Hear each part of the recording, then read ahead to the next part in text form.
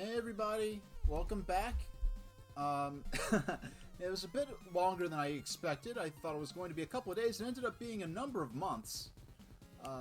Yeah, first stream since the very early first week of July. And my 99th stream wasn't a bad episode for the video card on the computer I used for streaming for those first 99 streams to cut out on.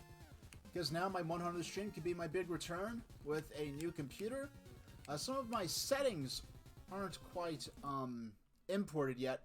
Fortunately, Streamlabs OBS does import a lot of my settings automatically over to the new machine, but some of my music that was hosted locally isn't quite set up yet. As you can see down here in the corner, I have my what was once my face cam is now my my console cam. I finally have a console cam. Hey, KalakaBoy75. Oh, you're watching on you got the new iPhone 12, huh? How's that working out for you? I'm a reactionary Luddite. I have this old thing. I don't even know what iPhone this is. I just know I got it for free, and it still works, so I just don't care. But that's more. It makes it easier for the people who do care about having the latest and greatest to get theirs, right? So for those who are unfamiliar, I'm stream retro, and I'm gonna be every once in a while I like to go back to my favorites fairly regularly.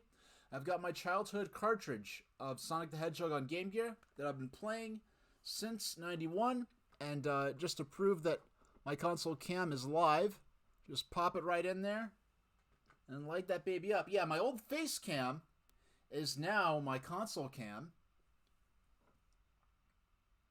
and my face cam is an all-new cam. There was a webcam shortage at the beginning of the pandemic. Hey, Mecha Kong, I see you there.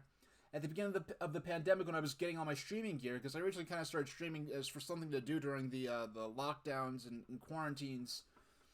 So I've got my former face cam is now my console cam, which is something I wanted to have from the very beginning, especially with my Mega SG stuff, because I like to show off that I'm really happy that I'm able to play with my own childhood cartridge. So for my 100 stream anniversary, we're going to play Sonic the Hedgehog on Game Gear, but for the first time ever, I'm going to attempt perfect runs. No deaths allowed. If I die, I reset. Now, if I'm in a tough level when I take the death, I'm going to let myself practice a little bit, just to maybe get a little practice in on those tougher parts. So let's start. Yeah, let's see how I feel after 90 minutes. Now, what I'm also going to do today, I'm going to start the timer. Yeah, I'll start the timer when I start the game. I'm also going to be ranking. I've played a total of 32 different games so far. 32 different... Oh, you need my voice up a little bit? Alright, yeah, I'm getting all my new settings, a feel for my new settings. I turned it up by 2 clicks. Tell me if you hear me good. And I've been filming a lot of Let's Play stuff, some pre-recorded stuff that's being doled out onto YouTube. I turned it up 2 clicks, Clackenboy. Tell me if that sounds good. And then when I start the game, tell me how that sounds. Yeah, the Game Gear here is playing on the... Hold on, I'm just going to type the command. Mega SG. Oh, no. I didn't type it in right. Okay, I did type it in right. There was a bit of a delay. Yep, so that's the system I'm playing on. There's a cartridge adapter that lets me plug... Now, this console can play basically any Sega cartridge game or card-based game except for the 32X. It's also compatible with the Sega CD add-on. And fortunately, because they decided to make the cartridge adapters clear, you can see the cartridge clearly. It could play Genesis cartridge without an adapter. It could play SG-1000 games and Master System games with adapters, as well as Game Gear games and Sega My Card games. I've jailbroken the system, which lets me play games off of an SD card for some extremely rare games like Pachinko on the SG-1000. That I can play. Yeah, let's get started. So I'm just going to be doing single credit runs. Yeah, losing all that time. Oh, yep, there we go. Now tell me if I need to turn the music up or turn my voice up. Unless my voice specifically needs to be louder, what I'm probably going to do is mess with the game audio rather than my microphone audio. But yeah, let's get started. Yep, so I'm playing this game since '91. This is one of the few retro games I could consider myself. This is one of the few retro games that I'm really able to pretty much beat on command. Every couple of months, like, we go back to this at least once and play through it beginning to end, which takes about an hour. My streams don't tend to go on especially long, but I'll be streaming for the next several days. At least I plan to. I don't have an end card ready for this stream because I plan now. Woo! Now, one cool thing about this game, I really like showing showcasing this game because it doesn't get a lot of play on Twitch, especially not from American gamers, and when it's played by European gamers. Now, look, I got an extra life right there, but that's not going to matter because if we die, we're going to reset anyway. So really, I only genuinely need more than a single ring at a time. I really don't even need to go for the bonus round. Now, I don't see myself ever speedrunning the game. If I ever get proficient at beating this with no deaths, maybe I'll start for the speedruns, because speedrun attempts they accept 0 deaths anyway. Now, one thing I do think is cool about the Mega SG, if you look at the LED light there, next to my Porygon 2, you notice the LED light is dynamically changing, and there are a lot of cool settings with the Mega SG, and the one I like to use, I swear this was made specifically for streamers using a console cam, is that you could have a setting, you could set it for any single color you wish, and you could just choose the hex code for that color on the LED, but you could also set it so that the LED will change dynamically for whatever the center pixel of the screen is. And that's what I have doing here, which helps showcase that, I'm playing this live in real time, and plus it reflects off of the cartridge adapter, which is pretty neat. Now, what I want to do, you'll see in the background the corner of my Super Mario Brothers Game & Watch, and what I wanted to do was have that set up and have that display the time to show that, well, first off, just having the time on screen is useful if anyone's watching full screen. So, Serial Wars, you had a Sonic game for your Game Gear. Do you remember which one it was? This is my favorite Sonic game for Game Gear. Sonic Triple Trouble is the only one I think is really better than this one. But I don't have Sonic Triple Trouble. Well, no, I don't have my childhood copy anymore. I think I sold it years and years ago, unfortunately. Now look at I'm going through my. Oh yes, and beating this, I am going for the max special bonus. The best, like, honestly, by the time, like, this game, they played it kind of safe. Instead of, you see this is kind of a very loose adaptation of Green Hill Zone, but they really made an entirely new game. They scrapped certain zones that they felt they couldn't do justice with the 8-bit hardware. When Sonic loses his shield in this, you'll notice that, when Sonic loses his rings, he loses all the rings at once. They didn't bring the rotating special stage. They hid the special stages within. They hid the Chaos Emeralds within the within the normal stages, and special stages are just for collecting rings and getting extra lives and continues. Now, for those who may be new to this, one of our regulars, Kalakaboy, one of the traditions of this is for him to let me know, in delicious, mouth-watering detail, whatever food he's enjoying while watching my stream, and that might seem like a silly thing for me to, like, take a particular affection to, but a lot of my favorite memories gaming memories might be associated with a certain food.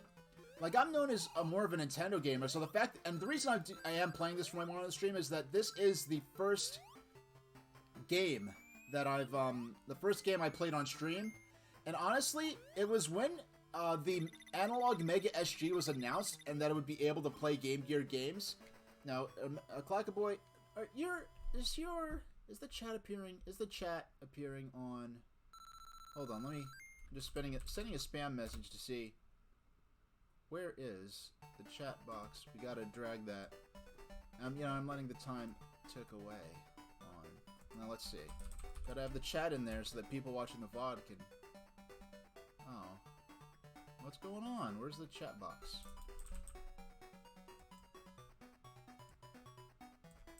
Why isn't my chat appearing? That's okay. Yeah, this is part of the wonders of live entertainment and me setting up this new computer and stuff still. Oh, you poor people watching the VOD, you're gonna miss a lot of this. Yeah, I started a trend of everyone spamming in chat right now. Oh wait, is that it?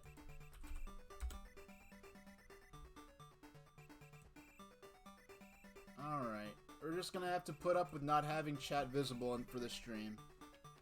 Shucks. Yeah, so you see they played to the Game Gear strengths, just made this more pinball, loosely pinball themed special stage. Now, this version of the special stage is much easier than the Master System versions. To accommodate for the initial version of this that was developed was the Master System version. And then they went back and adapted a Game Gear version to accommodate for the screen crunch. Some levels were redesigned, platforms were placed differently to make it a little better balance for the smaller screen size they have to work with. Certain things were made easier, but everything... I feel like a lot of people who are used to the home console version of this 8-bit Sonic game will say that the Game Gear version is much easier. But me being more familiar with the Game Gear version, and then having gone back and gotten familiar with the Master System version later, my take is that for everything that makes the Game Gear version slightly easier... Where's my...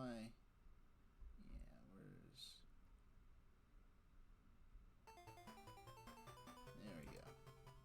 Just want to move that bad boy over a couple pixels. Yeah, for everything that's easier about the Master System version, about the Game Gear version, there's something easier to make up for it. So I feel that both versions are about equally matched. Now, to accommodate for the screen crunch, this boss right here, which, mind you, is the first boss I ever faced in my video gaming career back in '91, you can take out Robotnik very easily. You could just spam him. He won't even get through his first cycle. In the Master System version, you have to wait till he swoops down at you. He does not have a wrecking ball in this version. He just charges at you with the ship. You know, I'm still barely settled into my, that's one good thing. I was enjoying streaming, because as soon as I moved to my new location, because I changed regions, my first stream when I moved to my new location, was Nintendo's E3. Yes, my glasses do have a blue light filter. The vision correction on these glasses is actually very, very slight. And the reason I even I got prescribed these glasses, and that's actually, frankly, the main reason I'm wearing them now. The only reason I have these glasses is I was at a place where one of the supermarkets I used to shop at in my old region. They opened a new optical department. And they had a test. They were testing some equipment that would allow, an eye doctor in a remote location to perform eye exams on customers and prescribe them glasses. And they just needed people to test it out on before they started charging people, so it was free. And no one who goes to the supermarket is like, oh, I'm just gonna sit down and have like a 40-minute eye exam out of nowhere. And I never thought of myself as needing glasses or needing to squint or having difficulty reading or seeing things up close or far away. But I'm like, these people, they need, they're giving this away, and so I'm like, okay, I'll help them out. I have nothing planned. I'll go ahead and do the eye exam just to help them out and be nice to them. Oh, wow, you can see the blue filter in the glasses. The glasses I used to wear, that I wore from throughout high school, up until about halfway through college, those glasses were a very dark filter for scopic sensitivity syndrome. Because look at all these extra lives I'm grabbing, and I don't even need them. Because if I lose this is a single credit. We're sticking to that. If I lose a Sonic, we're restarting the game. Unless I lose the Sonic on a particularly hard stage, then I'll practice a bit in there before resetting. Yeah, and so I went for this free eye exam.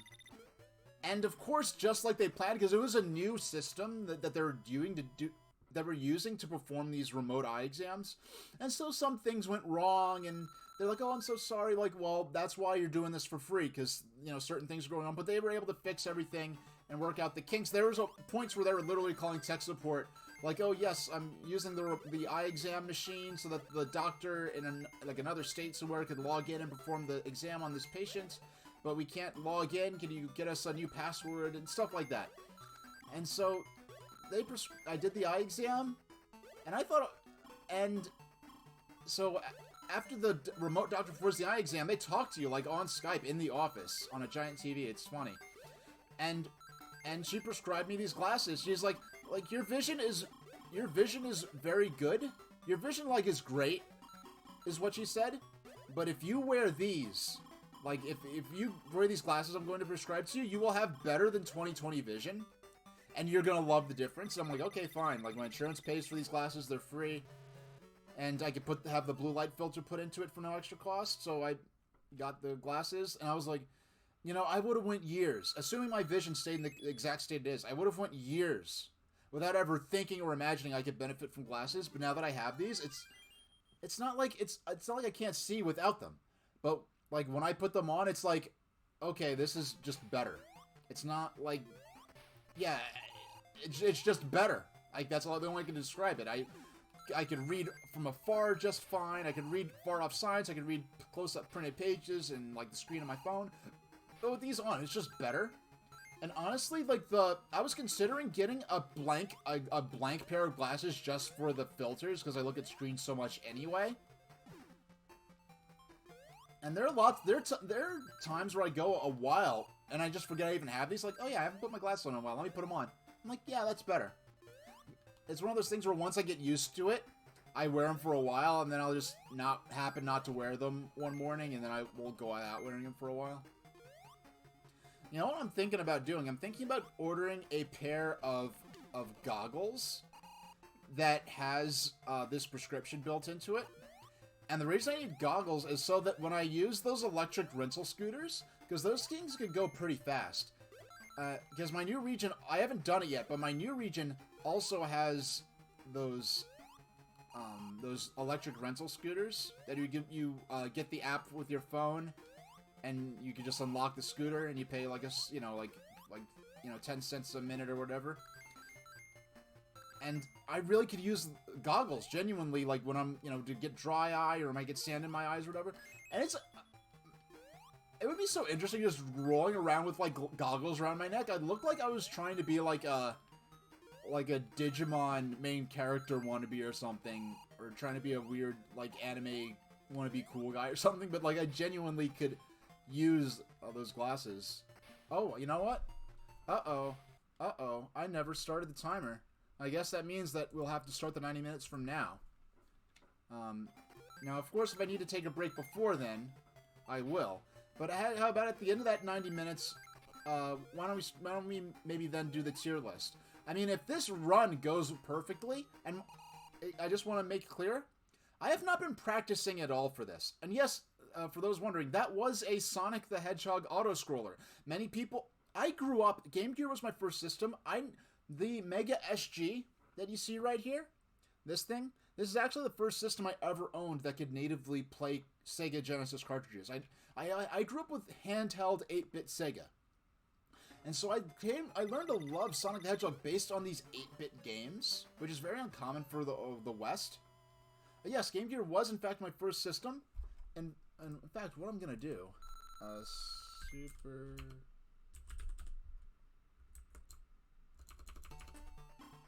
And yes, I am farting time away in this bonus stage, and I do not care. I just want to drop this into chat real quick. Walrus, I know you're a big fan of my website, so you probably saw this already, but for those who haven't, that's an article I wrote years ago on my website about my experience with the Sega Game Gear. Now this here, this is interesting because this may well be... there's no practical need for me to go into these bonus stages, but I'm glad I did, because I want to show this off. As you see here, this is probably the first ever depiction of Sonic, or the first ever incorporation of pinball elements into Sonic the Hedgehog in such a literal manner. So this bonus stage here is kind of the... Oh, you didn't see it, huh? Okay. Yep, my website is supertrainstationh.com. It looks like it hasn't been updated since 1999. Trust me, I updated it as recently as 2016. It is not... So, which is getting to be quite a while ago now. Alright, let's now collect that extra life. Now, in this 8-bit version of Sonic, no, that's what I was getting at. A lot of people who know Sonic based on the Genesis games were sort of scandalized when they go back now and play. Like, what were they thinking? Why would you put an auto-scrolling stage in a Sonic the Hedgehog, auto-scroller in Sonic the Hedgehog? Oh, shucks. Now, that's a serious hazard right there. I shouldn't... if I was being careless, I should not have lost that shield. Now, if I duck here, or duck here, I will be safe from the bullets. Now, as you will notice, the third stage of each level is the boss fight with Robotnik, but there's no lead up to it. Like in Sonic on Genesis, it is a proper third stage, and then the Robotnik boss fight is at the end. In this version, the third stage is nothing really but a lead up to the arena where you fight the zone boss, which is always a Robotnik fight in this game. And because the stage is so short, I guess they tried to make it more... They balanced it out by... Even this, because the stage is so short, they balanced it out by having no rings available in the stage. Your only option is to beat it in a single hit, unless you bring a shield from one stage to another, which, as I understand it, in Sonic the Hedgehog on Genesis, you are not allowed to bring a shield from one stage to another. But to sort of counteract the fact that you have to beat the stage with no rings, and to basically do a perfect run unless you happen to bring a shield with you, they were kind, and what they did is they included a hidden one-up in every single third act of these stages. So, yeah, this version of Sonic... Now, this map here, for those who aren't familiar, you may have seen the Sonic the Hedgehog feature film with Jim Carrey and James Marsden. That film, at the beginning, when they show Sonic's Island, that was close, I almost died there. When they show Sonic's Island at the beginning of the game, the island on Sonic's planet, and when I do disagree with the use of planets, like going from planet to planet, they could have made it like either... Oh no. And we have our first reset. Boom. Yeah, because the whole idea of Sonic is like, the zones are supposed to be like parallel universes in a sense, according to certain continuities of Sonic. And plus, when there's a place called Green Hill Zone, they could have like set it up where like Green Hill, like Minnesota or Nebraska or wherever, was that world's version of the same area. Where, like, yeah, I feel like that was a missed opportunity. Instead, they go for like, oh, it's like Sonic's from a different planet, which makes him an alien, which is kind of an interesting way to go about it.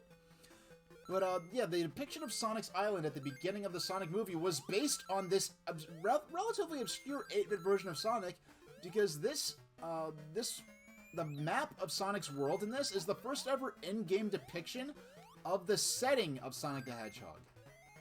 Now, to save... You know, I should have had a death counter on screen. I should have thought of that.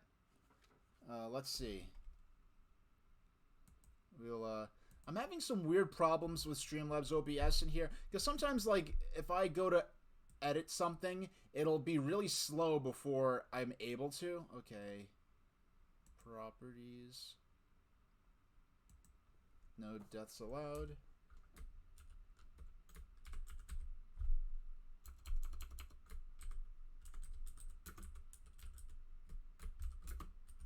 Death count 1. See, like, I typed in death count 1. It's taking... I don't even see it on the screen yet in the... Oh, it's starting to type in DE. Yeah, the reason I don't have an end card is because I was really kind of down to the wire because I decided to go to the supermarket right before I streamed. I didn't really have a lot of time to set things up when I got back. You know what? I'm just going to keep playing. Oh, the parentheses loaded in. If the rest of the whole death count 1 thing... Oh, it did. Okay, hold on. No deaths allowed.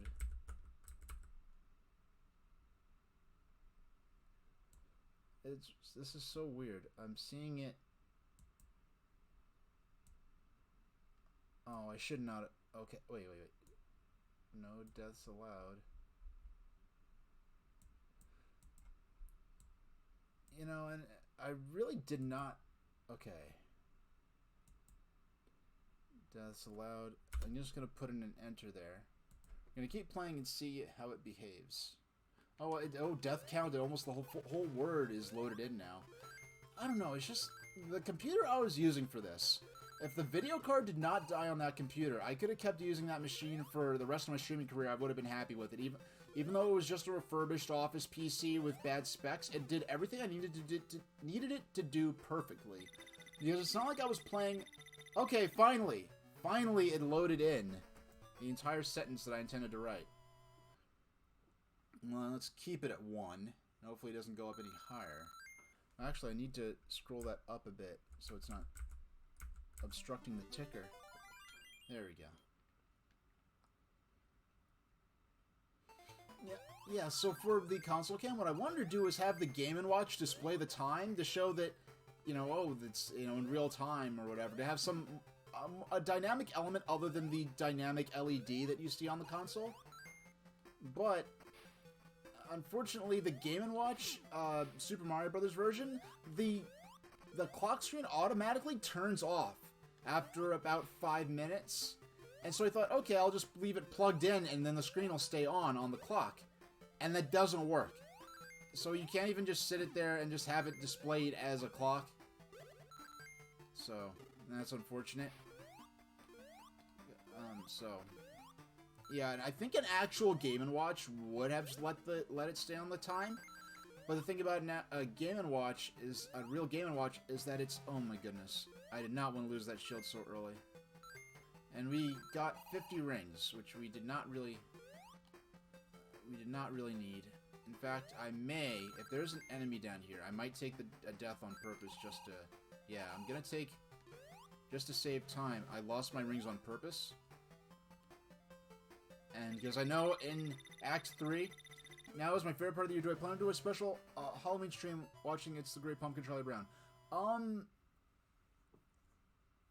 Let's see. If it's on... some Peanuts things are on Amazon Prime. If it's on Amazon Prime, I will. If it's on Amazon Prime, I will. Now, I recently went back to my old region, because in my old region I had a storage unit, and I didn't bother emptying the storage unit, because... Alright, that was just me being careless. Okay. That's it. I don't think I've taken that death since, like, I don't think I've taken a death at that spot since the Clinton administration. But, we're going to...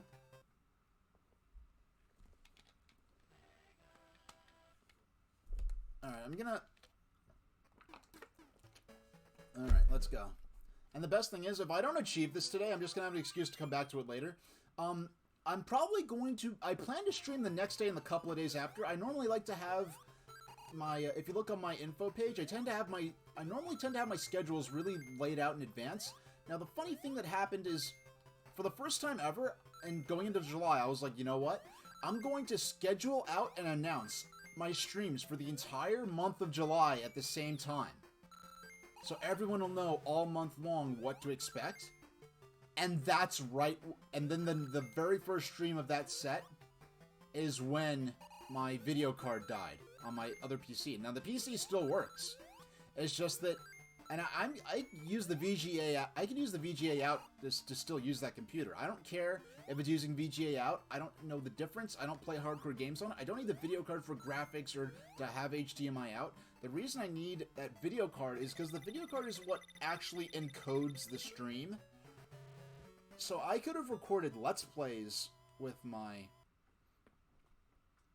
I could record Let's Plays with my old computer, but I cannot do anything live, which is unfortunate. Now, if anyone is new, if you type in !VODs, you can see there's a link to a playlist on YouTube of my first about 80% of my past streams are archived up on there. Most of the videos are otherwise unlisted. And they're unlisted just so it doesn't spam up my videos that are made specifically for YouTube with pre-recorded content. Right now I'm doing a Let's Play... I finished a Let's Play series of Deltarune, Chapter 2, which I did over the last week. I actually finished recording it last night. I've been I put up an episode yesterday, I put up one today. I'll probably I'll just dole them out here and there. I won't take too long. You know, it's not like I have any real reason to. I'm just spacing them out every few days, maybe. Now, I'm aware there's a alternative path, a secret run to Deltarune Chapter 2. What I may do is, well, I know what I'm going to do. With Deltarune Chapter 1, I made a Let's Play Integrated Graphics Are Lame. I'm honestly not sophisticated enough to know the advantages or disadvantages. And my new machine is a notebook computer, which is the first high-performance laptop I ever had, because normally my laptops are just like, let me get a random piece of junk refurbished thing off off of Newegg, and just with no operating system, dump Ubuntu on it, and basically just use it for word processing and watching YouTube. But because of my form factor of my current setup in my new apartment, and the fact that I still wanted to have my PC, my old PC, set up, my desktop that I used to stream off of. With the way I do things, the best form factor I could get is basically just to get a laptop. One of those ones that's marketed as a gaming laptop. And effectively, like, the screen has been off 99.999% of the time I've owned this machine. And I've only owned this machine 2.5 weeks at the absolute most, maybe about 2 weeks. And I'll be streaming a lot this next week, more so than normal, just sort of to break in my schedule, because there are a lot of plans I had that changed radically. A lot of retro arcade games that I plan to play. I plan to play Ninja Kid, Mr. Goemon, a few other games. Now, but because of some of the games that got announced at E3, I want to maybe get back into... I wanted to play Metroid Fusion. I have not played that since 2003, 2004 on my Game Boy SP. So I remember the gist of it, but it'll be a lot of good news surprise for me. Get ready for Metroid Dread. And plus I want to prove that when Metroid Dread, with all its modernized melee counter nonsense that they're putting into it, is probably going to be too much for me to keep up with. I want to show, yes, look at me playing and beating Metroid Fusion. I can handle a Metroid game. It's not that I suck at Metroid games, just that they have to feel the need to put in all this other stuff that complicates it, and I'm probably not going to be able to keep up with it well. Which, but, alright. This time, yes, we've officially outpaced our last run. You know what I should have done? I should have did the math. Because I think there's 6 zones in all, and 3 stages. And if I divide that out, I can actually figure out per stage how much % of the game I've completed. Some of the new integrated GPUs are decent now. Yeah, then that's another nice thing about this setup I have here. Might I stream the Pixel remakes of Final Fantasy 1 through 3? Frankly, I'd sooner experiment with playing the original Final Fantasy on my NES Classic Edition, which I've yet to play on stream, even though I got it specifically for streaming. But yeah, I'm probably not going to play those. I've never played the original Final Fantasies. The oldest Final Fantasy, or the oldest 8-bit RPG that I've played. It has almost said the oldest 8-bit RPG, but I've played 8-bit RPGs like the original Pokemon is an 8-bit RPG, but the oldest 8-bit RPG I've played is Final Fantasy Legend for the original Game Boy 1989 release, which is actually the first game in the Saga series. And I got about 75-80% of the way through that game. Deltarune and Deltarune Chapter 2, the only games I've... well, and then there's... Well, the graphics glitched out a bit on the left there. That's interesting. And that's one thing about this console. I know there are other consoles like the Retrons, for example, that pull the ROM off the cartridge and then play it in an emulator. This is playing the game in real time off of the cartridge. So because of that, this type of aftermarket console is really valued.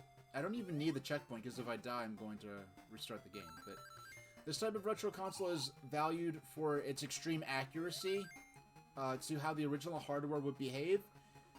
It's not running an emulator. The easiest way to put it is what they call a field programmable gate array, for those who aren't techies, and I can barely explain it myself. Basically, it's hardware emulation instead of software emulation. That's the most simple way to put it. This isn't a program that's running an 8-bit Sega, like a Game Gear. Now, the beauty of the Pixel remake of Final Fantasy 3... Oh yeah, FF3 was never in North America. The 3D DS version was the first time that was released. And I knew that the oldest mainline Final Fantasy I ever played was FF6. Which I played via an emulator on my old iBook. My G3 iBook. I played FF6 on an emulator. And my first mainline Final Fantasy was FF7. So it was kind of astounding, after playing FF7, to go back to FF6 and realize how close FF6 and FF7 are in terms of graphics and presentation and the interface and everything. I was not really aware of how closely related they were. And you could say, in a sense, that Final Fantasy 6 or 3 in North America was like the ultimate in hand-drawn pixel graphics. And so they went from the mastery of two-dimensional sprite-based graphics to the very rudimentary, most simplified version available of 3D graphics.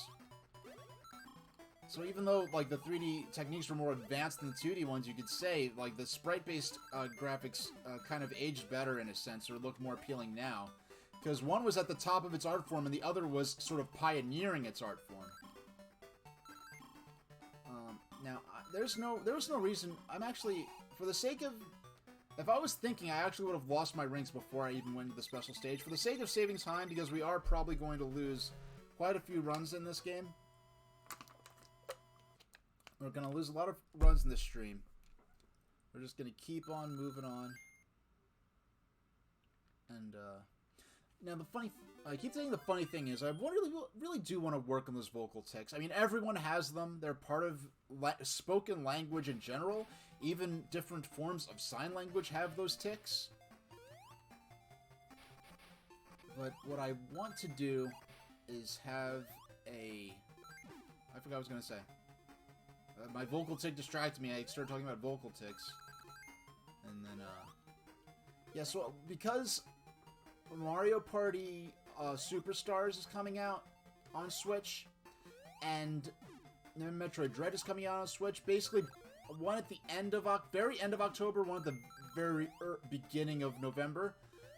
What I'll be doing is playing Mario Party 2 and Metroid Fusion, both on the Wii U Virtual Console.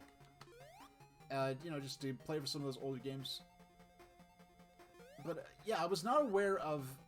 I wasn't a close follower of Final Fantasy games. I was more into the music of the games and listening to the soundtracks in the games themselves, you could say.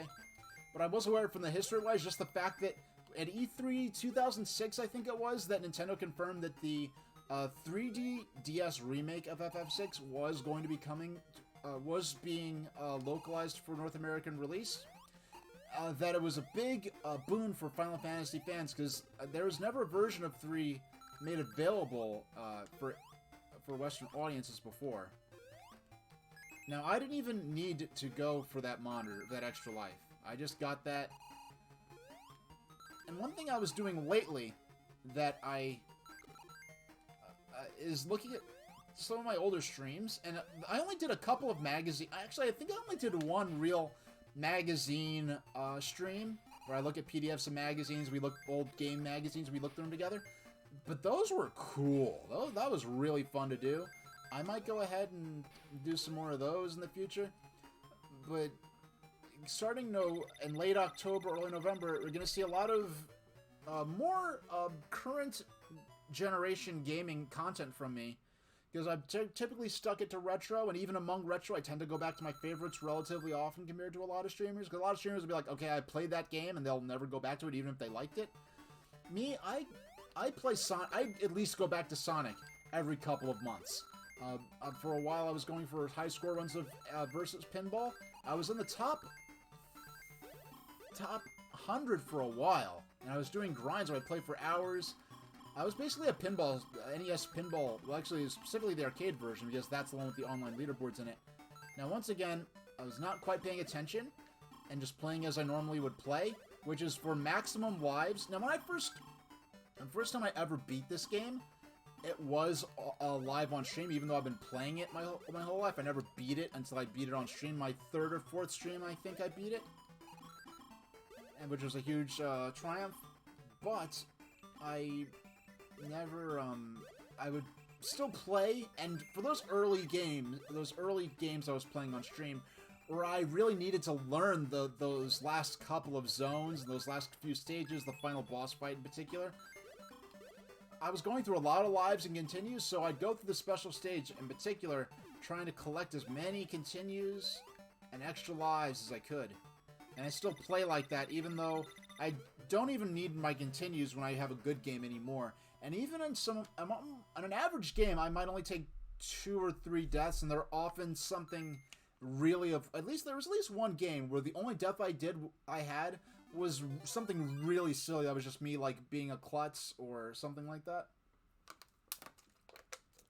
Yeah, but Kalakaboy, you didn't, you were saying you weren't feeling the 3D remake of FF3.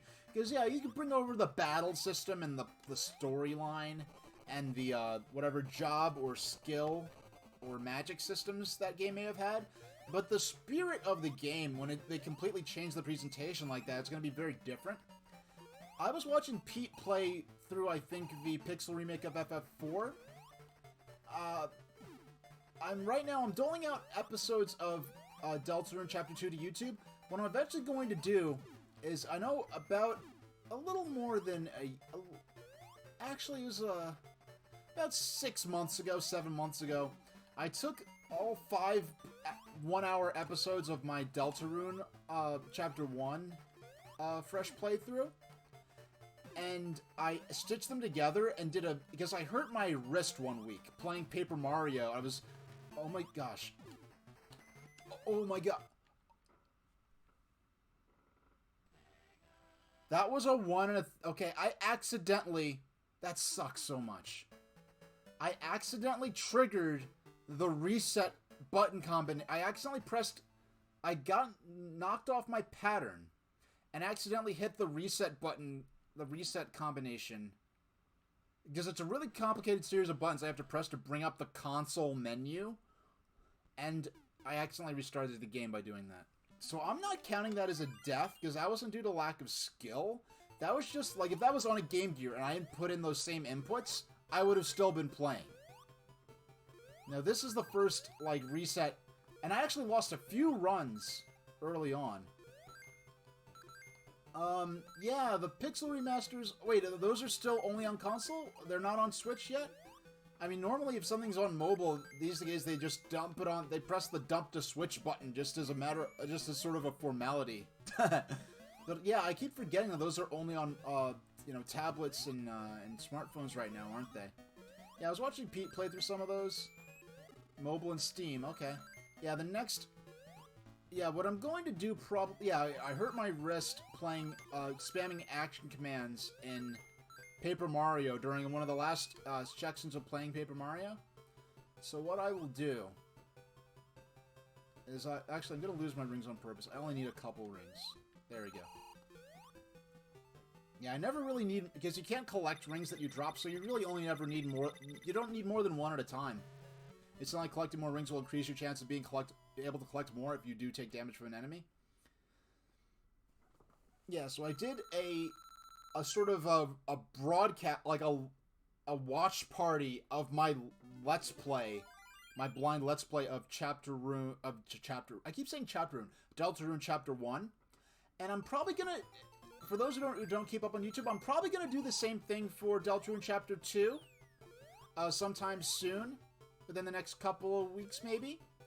And there's also an alternative route that was discovered that I don't know much about, that sort of unlocks a different sort of more horror-themed progression of events compared to the more lighthearted normal gameplay. And I may either play through that live, but if that's like the alternative playthrough that was made available in the original Undertale, there's going to be a lot of dead air that might not be that interesting to watch. So what I may even do is just film a Let's Play segment of me playing through there and just have my reaction to the whatever plot elements are different, what interesting parts, and sort of just maybe have a let's play or have a watch party of my video of that here. Because the reason I didn't do Deltarune Chapter 2 live is frankly because I was worried about trolls coming in just trying to spoil stuff just to mess with me, and more so than that, I was worried about like Deltarune and Undertale fans coming in and like bothering me, like, oh, you have to do this, or getting upset at me because I didn't talk to a certain NPC or find a certain secret or play the way they would want to. Unfortunately, Undertale and Deltarune fans are, a lot of them are, well, not a lot, oh, enough of them are infamous for that that game has a reputation on Twitch. Like when Pete played Undertale, he turned his chat onto emote only mode.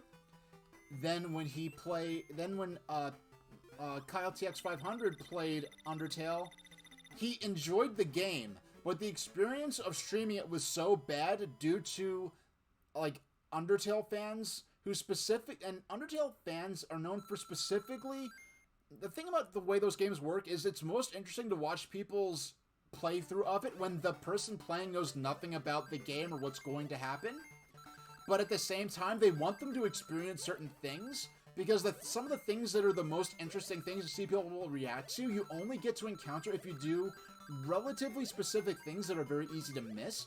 So you have a lot of backseating, and you also have a lot of unintentional spoilers. Like, people who've played the game 100 times, like, saying, like, oh, you're almost at the end of the game, there's an hour left, to encourage because they want to see them get to the ending.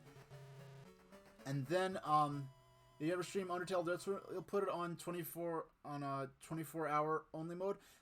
With the size, I'm not trying to compare here, because this could get very, like, sort of weird-ish, like, quickly, but judging by the level of activity I normally see in your chat, what I would say, because I've watched a number of Undertale streams, what I would suggest, I think 24-hour mode would probably do it. And another thing about Kyle's stream, oh yeah, basically he enjoyed the game, but he ranked it as a D-rated streaming experience just because of all the bad chat interaction. And then also you'll have like regular viewers, like in Kyle's case, who were just upset that he was playing Undertale partially because of the fandom itself. It has a bit of it's sort of a cliche, or I guess a meme, for lack of a better term, to just hate on the game just for the sake of being. There's certain people among whom it's fashionable to be seen disliking that game. Like, my vocal dislike or disapproval of this game validates my standing as a gamer. Which people get about all kinds of things, but some things like Minecraft, I know, has a bit of a thing like that, where it's that whole cliche that it's so popular that everyone hates it, which is obviously ironic or oxymoronic in nature. But yeah, I think 24 hours should be good enough for you. I think 24 hours will be a problem. If you're like a huge streamer like Pete, I would definitely go emote only. And even Kyle's watchers can be closed-minded and annoying. Oh yeah, the Pokemon stream. I don't hope this isn't considered like indecent talking about another streamer in this way, but just like, and I'm not trying to diss on his community, but it's just like, it's unfortunate watching a streamer basically have to admit on stream that yes, I have to basically decide. I basically stream games with the permission of my audience, which is really kind of sad. Like, there's certain stream people I watch that, like, let's say I watch it. This is a hypothetical. Like, but let's say I watch a certain streamer. Let's say maybe a certain streamer is a motorsports enthusiast, and so when they're streaming like a motorsports sim or a racing game, they have a lot to say and they're really interesting and engaged. But then when they're playing a first-person shooter or an RPG, they might not be as fun for me to watch. So I might watch them, and I might follow them, but only watch them when they're playing motorsports games. Or they might be a certain streamer who maybe they play variety, but every once in a while they're known for speed running a certain game and grinding to improve their time every once in a while. I might only watch them when they play to improve their time on that game. because maybe their knowledge or interest in the game, or maybe they're particularly lit up or excited when they play a certain type of game. There are all kinds of reasons people, or sometimes it's perfectly fine. People feel bad about it. And people I know have done it to me, and I encourage them, don't feel bad about it. Like when I was playing Mario 64, I know people were following me just because they like watching people play Mario 64 for the first time, and I think with Mario 64 there's a bit of a unique situation, because I feel like maybe a lot of the Mario 64 content on Twitch in particular, because it's such a popular speed game, is people who are experts at the game grinding at it. Whereas when I played Mario 64 a year and change ago on stream, it was the first time I had played through the N64 version of that game since playing the original cartridge on my N64 when the N64 came out. So due to that, I maybe had a unique perspective on the game. You could watch something you normally don't get to see. You know, because it's one of those, Mario 64 is one of those games everyone plays, so it's maybe not as easy to find someone who's playing it, but isn't like an expert, knows it like the back of their hand. And so I know people are following me just because of that, and I was saying, hey, people who stopped watching after Mario 64, I don't hold a grudge after them. I was probably sitting around, and they saw me playing all these games they weren't interested in, go ahead and unfollow me. If you wanted to see me play a particular game, and that's different from going in someone's stream and complaining, oh, why aren't you playing Mario 64 anymore? Or, oh, you tricked me, I only followed you to see you play racing games or fighting games, why are you... Yeah, that's uncalled for. And another thing I feel about, is sometimes what I've noticed in certain streams is that, like, if a certain streamer has, like, a sort of a reputation for playing games that are of particularly low quality and sort of laughing at it, oh, it's so bad, I can barely play it, haha, you know, jank this, jank that. But then it sort of bred this can breed an atmosphere within the chat where basically, whenever the streamer then goes on to play any game that isn't particularly famous or well-known, the chat will treat it as always, yay, another jank game. And it's like, no, this isn't a jank game. There's nothing wrong with this game. This isn't defective or poorly designed. It's just not a top 100 or top 500 tier game. That doesn't mean it's a jank game. You see something sort of similar with, I mean, the whole lack of the sparing nature of releases on Nintendo's online service is its own thing. For Nintendo Switch Online, for NES and Super NES. But what I feel like, a lot of, maybe, and I don't want to sound ageist either, but I guess a lot of people, and there's a version of it, I'm sure that I do, that people who are maybe 10 or 15 years older than me, or 20 years older than me, will see in me, that they won't want to complain about. But what I see a lot with Nintendo Switch Online is that people whose first experiences with NES or Super NES were stuff like the NES Classic Edition or the Super NES Classic Edition, or basically any non-Nintendo published game that wasn't big enough to make it on the NES or Super NES Classic, they'll treat as like a third-rate game. Stuff like Mighty Bomb Jack, just all these different games, that third-party games that aren't particularly famous, that were well regarded in their day. People will say, like, oh, why is all this shovelware getting dumped onto Nintendo Switch Online or Super? And it's like, dude, just because you never heard of, like, Adventures of Lolo or Mighty Bomb Jack, those are not jank games just because they aren't first-party Nintendo. Or a game that's particularly famous, like, say, Castlevania or Goose. I almost said Goose and Goblins, or Ghosts and Goblins. Yeah, Nintendo's here. There's an upgraded Nintendo Switch Online service.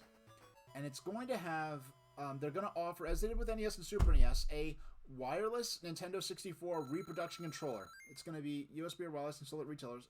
No, it's going to be sold only online. You have to go to the Nintendo, Club Nintendo website and buy it, and you have to be subscribed to Nintendo Switch Online. And you probably also have to be subscribed to the upgraded package. Like with the NES and Super NES wireless controllers, you had to be an active member of Nintendo Switch Online and go to the Nintendo Switch Online website, log into it, and or the Club Nintendo website, log in, and then you had the right. You have to pay for the right to purchase this controller, because the controller is specifically intended for use with the Nintendo Switch Online Classic Game Service thing. Now, the thing about the new N64 controller is that from what I saw, it looks like the analog stick mechanism on the N64 controller looks like it's the original mechanism. At least it appears that way. And there are a lot of... And retroactively, people will go back and say, like, oh, the N64 controller was so bad. And the analog... But some people who never used the N64 controller at the time it was new will be like, oh, this is the worst control... And for a while, I don't see it anymore, but like on clickbait things like, oh, lists of the top... On YouTube, too. List of the top controllers, the worst controllers ever made, and I'll have a picture of the N64 controller. And I'll be like, oh, what was Nintendo thinking? Why would they make a controller that with... What were they thinking? People don't have 3 hands. Was this made for an octopus? Was it made for an alien? What was Nintendo smoking? And you have to remember, at the time Nintendo was designing this, the DualShock 2 doesn't exist yet. There's no... they had to create a controller that could work with an analog... That have an analog joystick for 3D games and a D-pad for 2D games, have them both be equally accessible, and there's no guarantee that... that free-roaming analog stick-controlled 3D adventure games or racing games were ever going to become the standard. So they had to make a controller that worked equally well with 2D and 3D. And that's why the N64 controller was the way it was. But there's also something with the N64 controller where the... hey, let's hear it, Super Train. I mean, let's hear it, Serial Wars. Let's hear it. And if you do hate the N64 controller, that's... I mean, you say you're going to get it again. You say you were gonna get the Nintendo Switch Online version. Yeah, you can be honest. Let's hear it. Oh, okay, we've made it to... It's crazy. We've only died twice. Just 2 deaths, and look how much time that's cost us. You won't play N64 games on your Switch? You just want the controller? Hey, you get that controller by any means necessary. And in fact, if, like, maybe 10 years, actually more like 2017. Yeah, in 2017, I was at a resort casino for my friend's bachelor party. And at the gift shop, they had a USB reproduction N64 controller. It was the weirdest thing, because it looked just as good as a brand new N64 controller, but it just had a USB at the end. And I came 90% of the way to buying it. I almost made it to the register. I was like, what do I need this for? I don't play PC N64 games. Like, why do I need this? So, yeah, there'll be ways to use it with PC. You're just going to have to subscribe to Nintendo Switch Online whenever, and probably for the upgraded... I don't need the monitor. I don't need the monitor. If I die, that's the end. We're just resetting. So at this point, we've made it further than ever before. Yeah, so... Yeah, the analog stick mechanism on N64, it had a tendency... I guess they were new at the mechanism for it. It had a tendency to, like, deteriorate rather quickly, like, within the lifetime of the N64. I remember our family having to buy a couple of new repurchase controllers a couple of times. Because the analog stick would gradually grind into dust, like this white plastic dust powder from the stick grinding against the well of, I guess the well you'd say, of the controller that the analog stick was set into would build up, and eventually the stick would become loose and, like, floppy and bad. I think it's, yeah. Okay, it's after. Is it here? No, I don't want to overshoot it. Oh no! Alright. That is 3 deaths.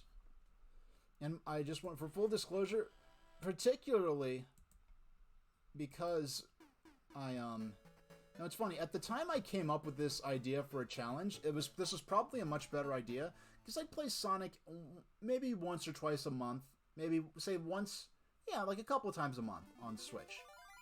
And, you're subbed to Switch Online? I don't think they're going to sell the N64 controllers until they actually offer the upgrade plan, because you have to pay some extra money to get the access to the N64 games. No. Properties, death count 3. So our current high score is is our current furthest point is Jungle Act 1. Yeah, at the time I had a lot more, I guess, muscle memory and familiarity, and I have not played Sonic the Hedgehog since I last streamed it. So it's like, because normally, if I was doing a casual run where I just go through it, I could have beat the game. Could have beat the game. Where's the time? Where's my uptime in this version of? Okay, there we go. It's up there. Okay. It just occurred to me. Yeah, I don't think I set it to record. Did I set it to record? I don't know if it's record. Yeah, I don't know if I. Yeah, okay, and it's just me thinking out loud. Excuse me. Yeah, normally by now I could have I would have beaten the game at least once. Okay, 10 rings. We could keep moving. Which reminds me, I have to see Shang-Chi sometime just so I could talk to. No, we're doing that again. We are. Yeah, that's more like it. 25 now. I don't. Oh yeah, that's what I was getting at with the N64 analogs, the new version of the N64 controller. Now they went. Yeah, but what I was getting at, the analog stick on that thing looks like the original analog stick mechanism, which means it's not going to last that long. Because that controller lasted maybe a year or two with very casual play back in the day. It's getting harder and harder to find original N64 controllers with good quality, with good conditioned sticks on them.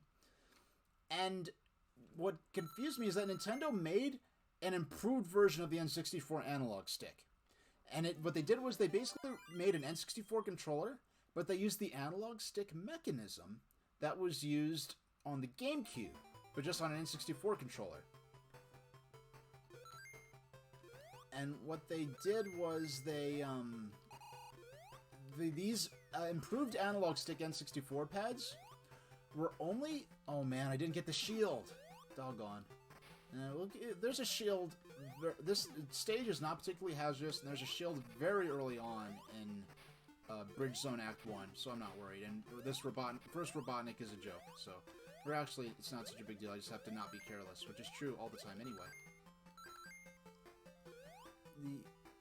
They only use the improved analog stick N64 controller in these hotel units that were, if you were in TV, like in a hotel, I guess it was up through the mid-2000s perhaps.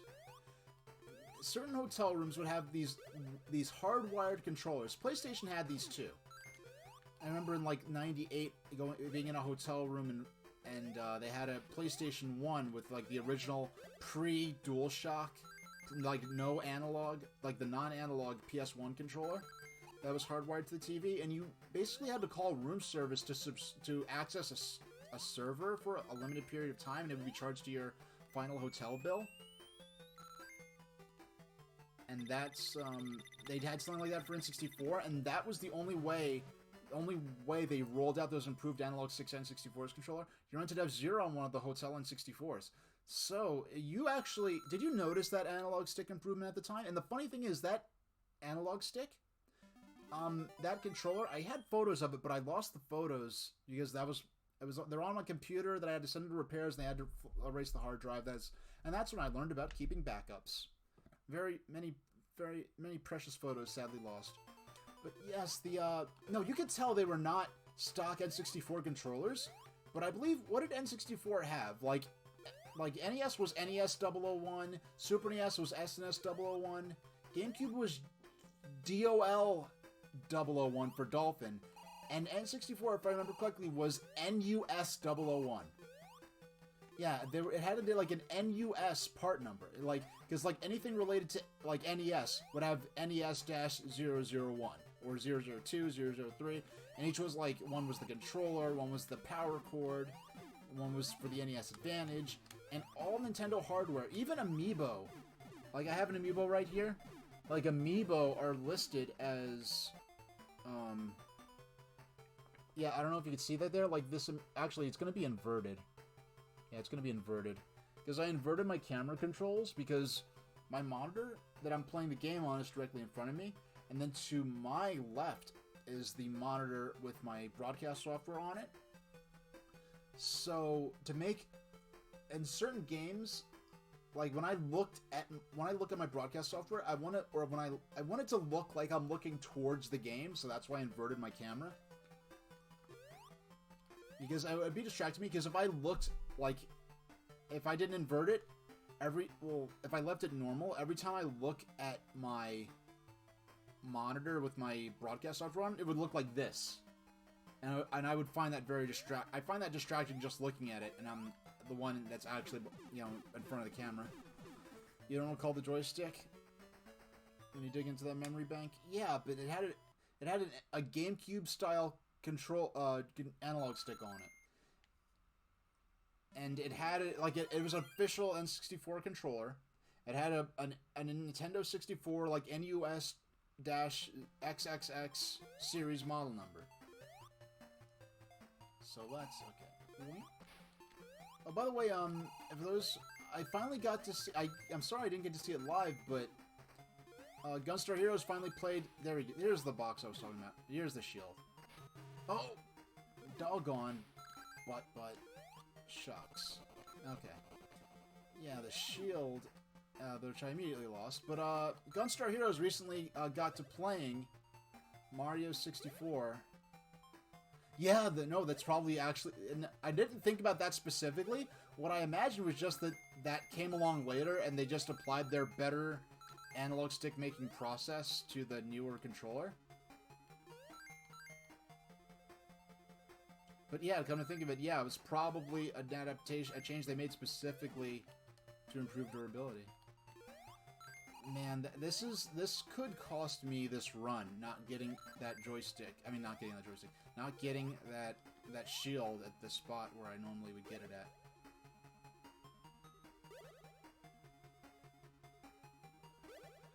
Yeah, and the funny thing about Mario Party 1, the Mario Party 1 glove, it was not Nintendo branded in any way. It was just a generic off-the-shelf glove.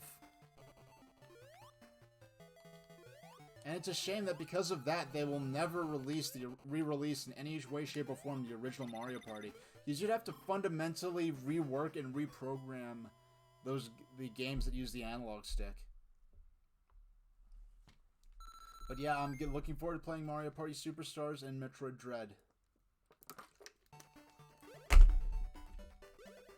So I will,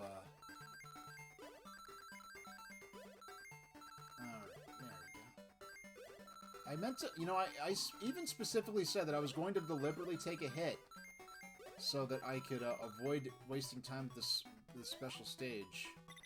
And I just forgot and kept playing good. It's amazing. I can't believe I've been playing for basically an hour and 10 minutes, and I still have not. Now, in 40 minutes... yeah, in 40 minutes, that's when I'll do the tier list.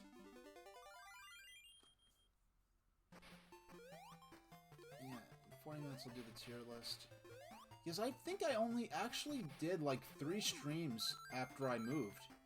Because the first stream I did was only like a day or 2 after I moved. Because I moved like I think the day I arrived here like 2 days before E3. And I wanted to... It was the first time since I started streaming that Nintendo was going to have an there was going to be even an E3 to stream. And that was just me being stupid, once again. But I have rings. So, I have a ring. I only ever need 1 ring at a time. And that doesn't really apply to auto-scrolling stuff, but on a normal stage, if I could get 1 ring... Yeah, if I have 1 ring, and I don't collect them all, then if I take a hit, I can just run back locally and just grab that, re-grab the other rings. That's a strategy I do use later on in Skybase. Yes, I am still Eastern Standard Time. I will say, I am further west than I was before. So it does stay lighter out much later.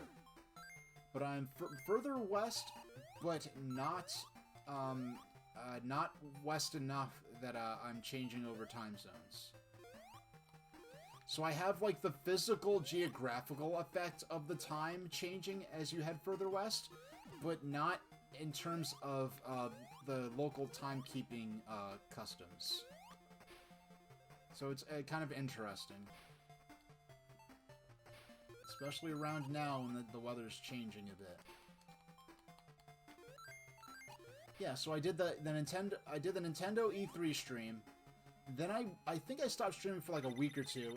And that's when I came back, and that's when I put together that ambitious schedule for myself, where it's like, alright, on week A, I'll stream Wednesday and Saturday, then week B, I'll only stream Saturday. And I might try that again. And it was like the first Saturday stream when I went into that, yeah, it's a roboticized Magikarp. Oh, and by the way, I never finished this thought. I'll tell you about Deltarune stuff.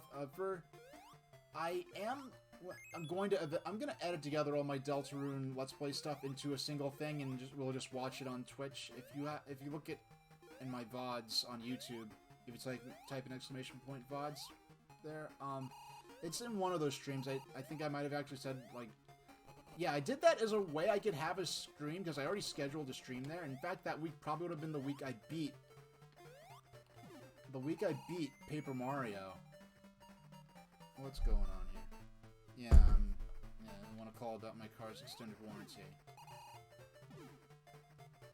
So, so I already scheduled a stream. I didn't want to not stream at all. So I found a way that I could have a good content that most of my viewers hadn't seen, and still have the stream, and just being able to casually chat in there. So I'm going to do the same thing with Deltarune, and I'm going to...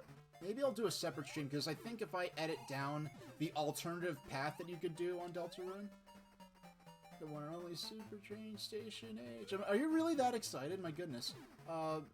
Yes, you are. You know, I hopped in on a couple of your streams, but there were really quiet streams where you were into other stuff, and I don't think you were maybe expecting to see anyone pop into chat, because you were just... like, on a screen, just messing with settings and not actually doing anything at the time. So you might have missed me, because I've had that happen to people when I hop in their stream. They aren't necessarily expecting anyone to be watching, so they weren't looking at chat. I've had it happen to me actually a couple of times. Okay, in between stages, let's hop in. Yeah, test stream. But, like, my test streams are more explicitly, like, I'll have actual test pattern and stuff. So those are all my VODs. Well, not all of them, but, like, about 80% of them. Alright, this time we're beating the stage. Yeah, this time we're beating the stage. You're still known for putting on some of the best streams I've ever seen. Well, thank you very much. I mean, I'm really honored to... I mean, yeah, looking at some of those early streams, of course, when you look at the early ones, it's going to be a little cringy compared to, I'm not as comfortable on camera, or the tech is good. But my basic setup, like this right here, is like the busiest setup I've ever set up. Something I want to point out, that ad for Sonic on Game Gear there, or the ad for the Game Gear, I'm going to risk ruining everything, but look at this. Look at the screen of that Game Gear. Look at that. That is not the Game Gear version of Sonic the Hedgehog. That is the Genesis version of Sonic the Hedgehog. This ad flat out lies. The advertisement is... This print ad is a flat out lie. To the point where, like, they could... You know what? I just thought of this. That ad might be from the United Kingdom.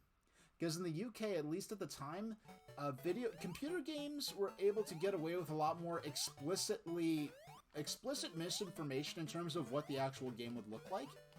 If that ad was in the US, even back then, I think they could have gotten in trouble with the Federal Trade Commission, because that is clearly not an ad of what the Game Gear game, an image reflecting the appearance of a Game Gear game. That is an ad. That ad is depicting the Genesis version. And the thing is, that really disappoints me, is you're selling the Game Gear short there, because this is a darn impressive version of Sonic the Hedgehog for a system with arguably half the power. The effort you put into the test streams, yeah. Because what I did with... The reason I, like, I set up the test stream the way I did, because the bars, the test pattern actually likes to make sure that, you know, everything's not being distorted. And then the scrolling elements, especially with the numbers, like 1 through 200, I think, those are specifically so that I can look back on the VOD and see if the frame rate is good. That's what that's about. Alright, we're officially further than we ever have been in this.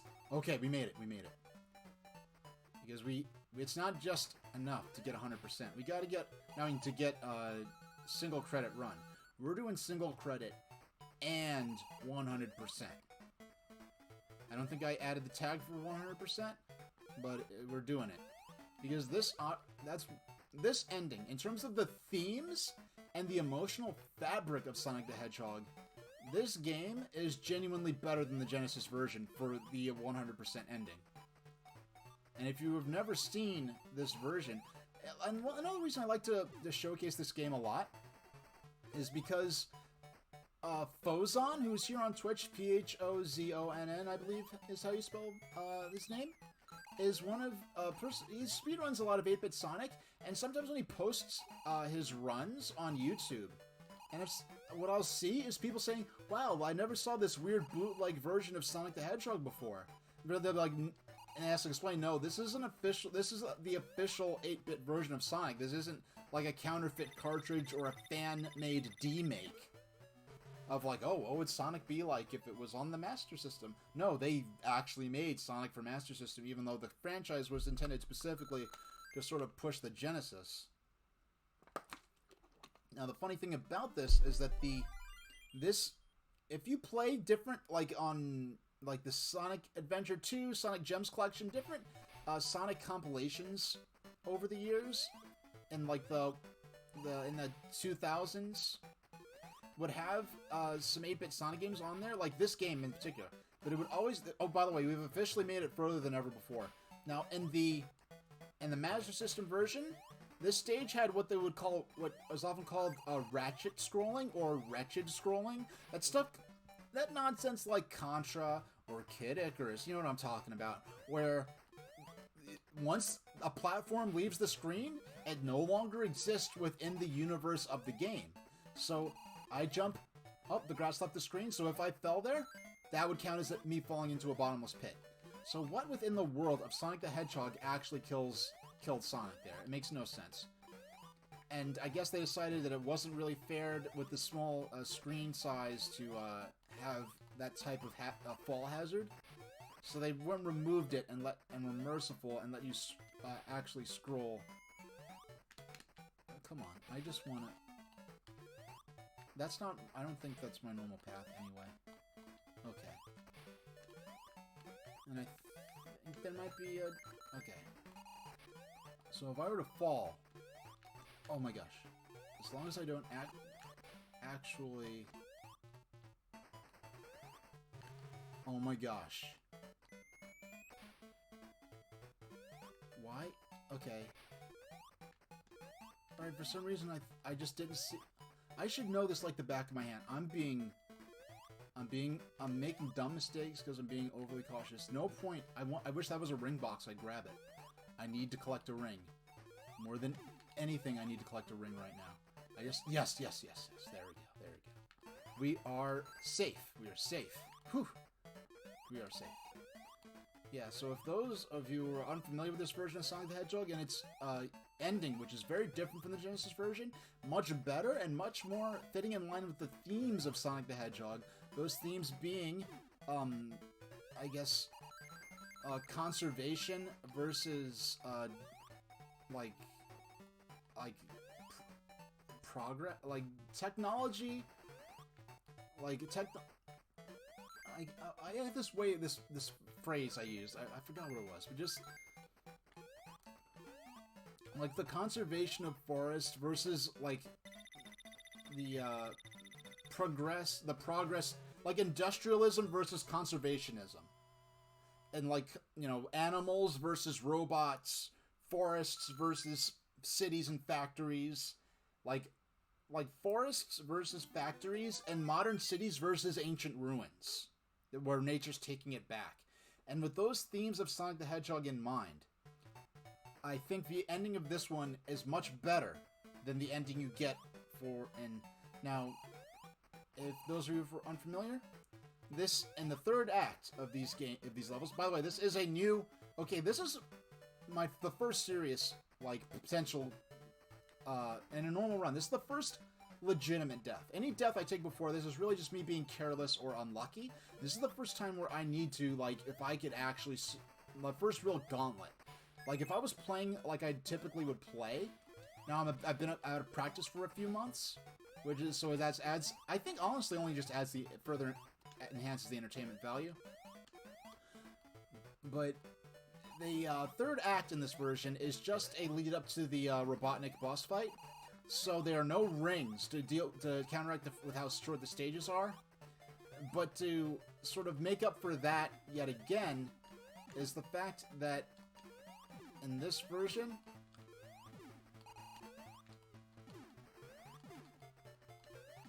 Yes. Oh, please. Okay. Alright. There's a lot that can kill you. Okay. You could fall off the edge there and die. The cannonball exploding. Even after Robotnik's death animation, even if Robotnik's off the screen, the cannonball can still take you out there. I have a lot of the deaths I take here are after I've beaten Robotnik. And because until the smoke from the bomb explosion has completely left the screen, you can still take a death there. And you can still fall to your death, because once you scroll up to that level, you can no longer fall down. There they do employ ratchet scrolling. Alright. We are now... This... Actually, if this goes like normal, I really should not have any hazards... If I play properly, I should not have any serious hazards to worry about until the last act of the game. Until the last 3 stages. I should be safe for a while. Alright, we grabbed our ring. There's a shield there. We need that shield. We need it. And by the way, I do like this version of Labyrinth Zone in terms of the music and the stage itself much more than the Genesis version. Okay. Oh, by the way, I didn't... I mentioned I have a console cam now. Does it actually look alright? Because the console cam is using my 720p webcam. What used to be my face cam and the only webcam that I had. Now that I have a 1080p camera for my face cam, I retired the... Now, I did actually buy a $10 webcam. It looks great watching it on a emulated CRT. Now these bubbles, the air bubbles here, are on a random timer. And I think, how I think what happens is, let's say if the game runs 60 frames per second, let's say every 120 frames, the game flips a coin, and if it's heads, it will release a bubble. So you can get to the bubble spawn point with plenty of time to spare, and if you're just unlucky, you can end up drowning at that spot. And I've had it happen. Only a couple of times, but... No. What's going on right now is I want to take this shield all the way to the Robotnik fight. The Robotnik fights, except for, honestly, the only Robotnik fight that really has this tremendously dynamic element to it, I would say, is the jungle Robotnik fight. Because all of the others, they move in very predictable ways, even for a video game boss. Yes, video game bosses tend to move in predictable patterns, but even, with most of the Robotnik fights, if you know where to go and what to do. Now check this out. You have a ring, you either get 10 rings, or you hit that switch, and it turns into a 1-up. Now,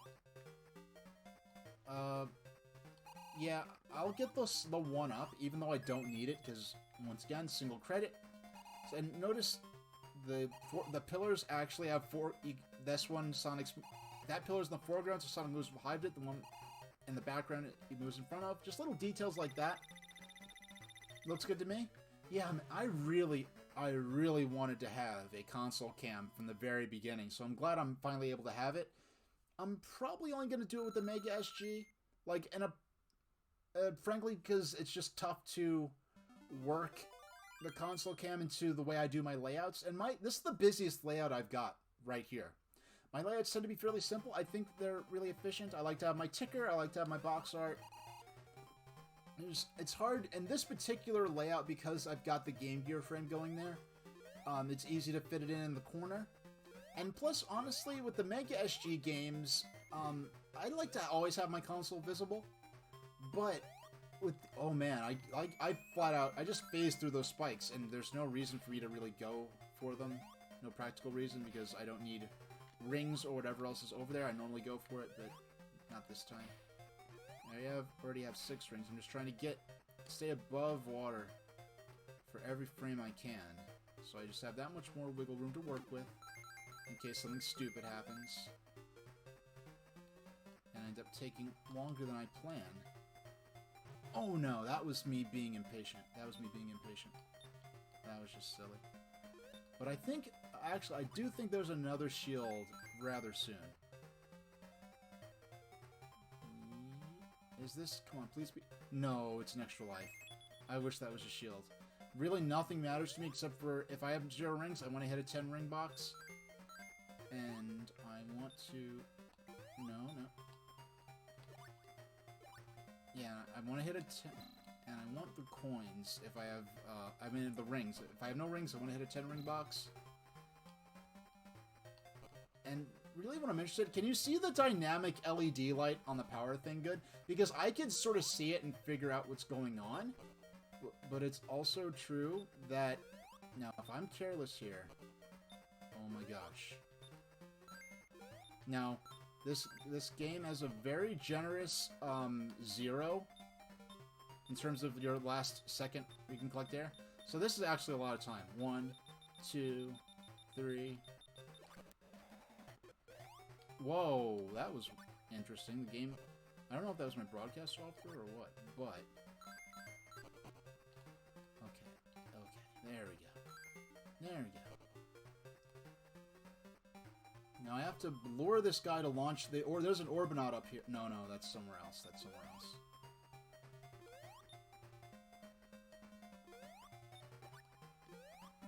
There we go. Please. Okay, there we go. Now, I want to go to the right. I have to stay calm. Oh, no. Now, this is the worst case scenario, because I've got the ticker going, and I've got the instinct to mess up. Okay. I'm going to stay calm. Wait till the fireball launches.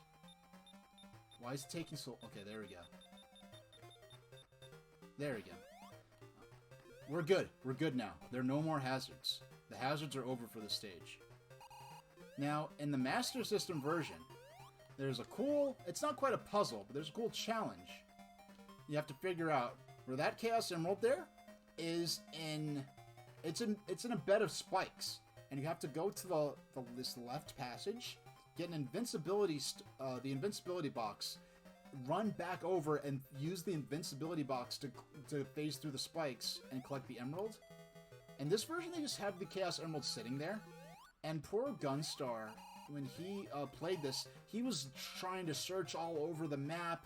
Oh, there has to be a hidden passage somewhere. Where is the Chaos Emerald? No, they just put it there. Your stream is in 648p.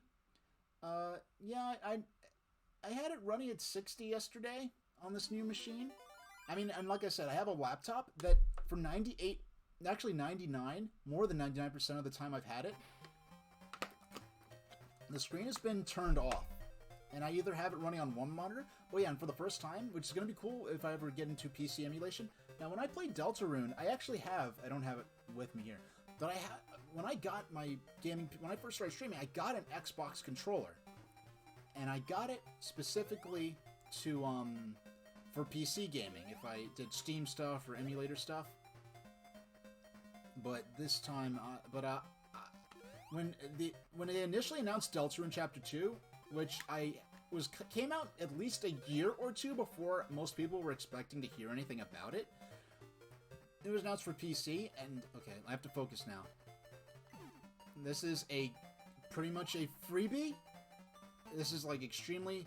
If I follow this pattern, it's not going to be fast, but it's going to be safe.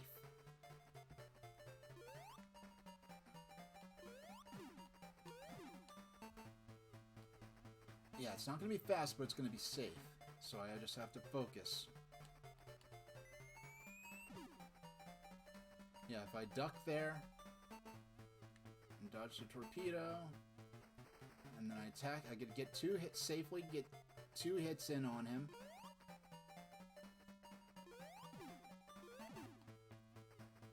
I have to be standing. If you're standing even 1 pixel to the left of him, the torpedo will shoot left. If you're standing 1 pixel to like the center of the Robotnik sprite, if you go 1% to this left of center, it shoots left. If you go 1% to the right of center, it shoots right. So I could use that to have him shoot the torpedo in a direction where I don't even need to worry about avoiding him. Okay. Okay, duck.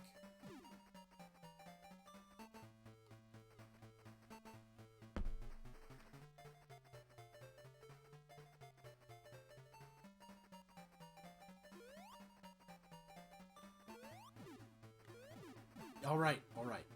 Okay. From this point onward, unless I just suck and just not paying attention, this entire next act, this entire next section of the game should be pretty much virtually risk-free if I play it safe. I'm going into Scrap Brain next, and believe it or not, Scrap Brain is more of the hazards are really more about, they're not dangerous so much as it's about puzzles and knowing the proper way to navigate the stages. In fact, one of the stages even has its time limit. It gives you infinite time. Normally you only have 10 minutes. Now, I just want to point out, look at the skyline here. Actually, there's a bit of this sky hype, this technological sky hype in Deltarune Chapter 2, which kind of has a technological feel. A cyber sort of feel like this, like Scrap Brain here, but just the dusky, smoggy sunset skyline, the lights and the domes, all the industrial facilities. I mean, if you were a robot, this would be a pretty cool place to live. And like the buttons, the control panels, the light, the flashing gauges. It's all so cool. I love the atmosphere here. And Uzo Koshiro, actually, I think this remix of the Scrap Brain Zone theme is better than the Genesis one. When I first played the because I'm being used to this. When I first got to Scrap Brain on Genesis, I was playing it and I was like, I don't care. That monitor there, on a normal playthrough, it's easy to get because I'm expecting it, but it's not even worth trying to go for because I know. Oh my gosh. Because I know that if I die, I'm resetting. I mean, I almost wonder if, yeah, the introduction to switches to open the gates there. Now, notice how the flamethrowers can't actually reach Sonic. Those are just there to introduce the idea of them as a threat.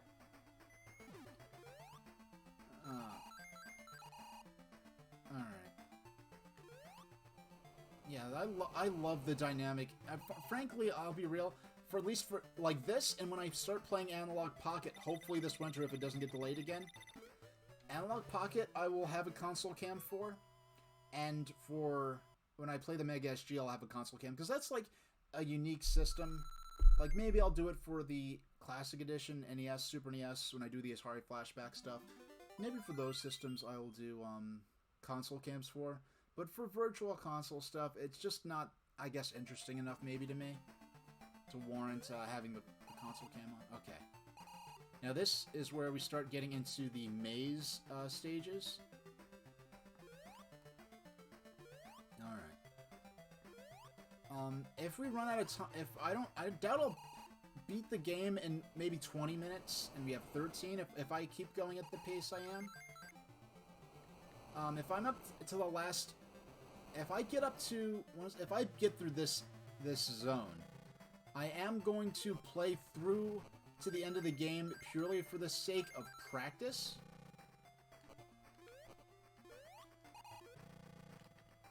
Yeah, for practice, because those last, like, couple of stages and the final boss are really gonna probably be where I'll need the most practice.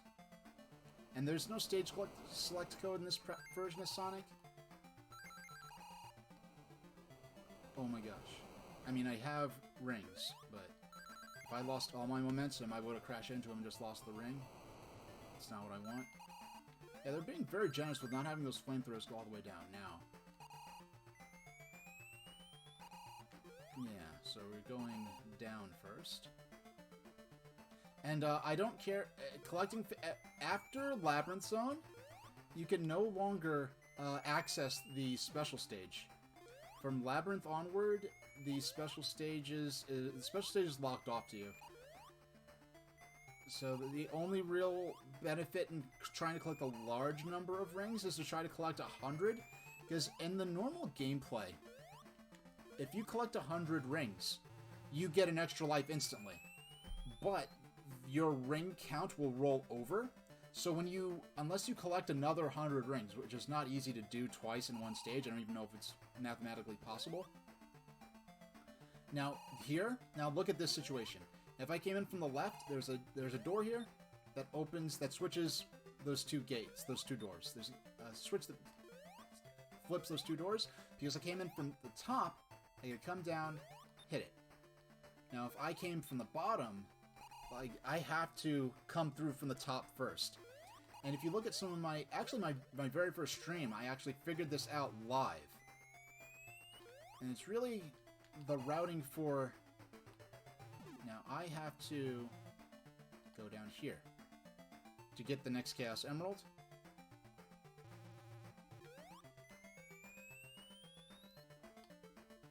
There we go.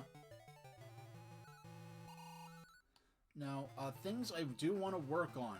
I know it's been a year. I finally want to commission artists to get me some good emotes.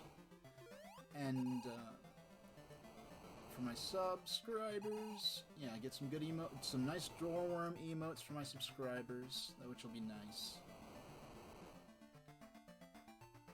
Alright. Okay. Now, I was thinking... Okay, I won't get ahead. I won't get ahead of myself. We'll deal with that We'll deal with that when that becomes a thing. But now we have to go... We have to go through the same path we just went through a second time. Now, what I did not notice until I was watching... Now, check out those lights right there. Those lamps show you what level of the stage you're on, which I did not notice. My whole life, since 1991, I did not notice or read or have pointed out to me that those lights indicate what level of the stage you are on, which is very useful for puzzle-solving navigation purposes. I just had to figure it out. See, look, now it's one lower down, and after this one, they'll be down on the fourth one. So that's cool, because actually what that's useful for, when it comes time to, someday I may end up speedrunning this, I don't know, but, there we go. Yeah, it's hard to make that jump from, like, when you're just walking along. Yeah, I only, okay, there we go. Wait, how did I do this? You know what? I was too busy showing off how the Switch worked that I fouled it up and forgot what I was doing and left the Switch in the wrong position. So now I got to do that again. But those lights will make it easy to navigate at least. I could navigate through there a lot quicker.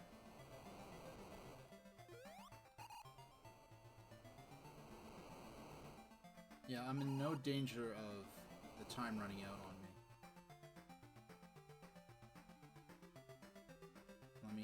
Let me stop. Let me get some water.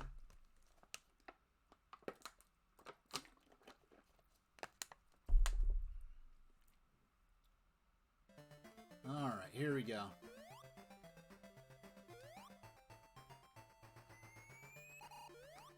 I'm so cautious because oh, it's the next area anyway.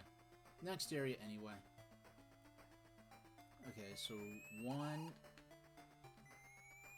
2, 3. So when I roll down to the right, this next one, that's when... Oh, yeah, we made it. Yeah, just enough momentum to get through. So that wasted a little time, but not bad. Yeah, so that's what was... Now I'm supposed to go to the left. Normally, I'm a little more... Oh my goodness. Okay, there we go, there we go. Alright. The stage is basically over now, I believe. Yes. Yeah, stage is over. And in terms of there being any more hazards to work... Oh, well, they are that, but you run right under them. You roll through the Caterpillar. Sky height.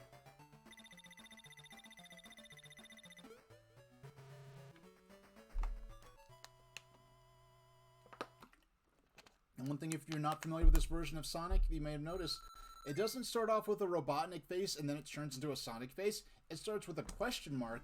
You can either get Robotnik's face, which is nothing. You could get a Sonic, which is an extra life. You can get a ring, which gives you 10 extra rings, or an exclamation point, which means you've gotten more. You ended the stage with more than 50 rings prior to any stage prior to Scrap Brain, which means that you can now enter the bonus stage.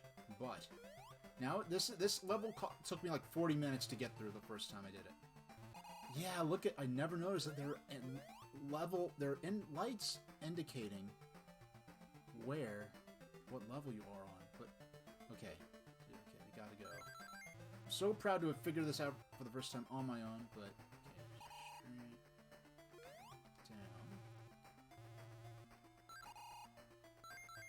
And notice there's no timer here. This is all about figuring it out. Straight down.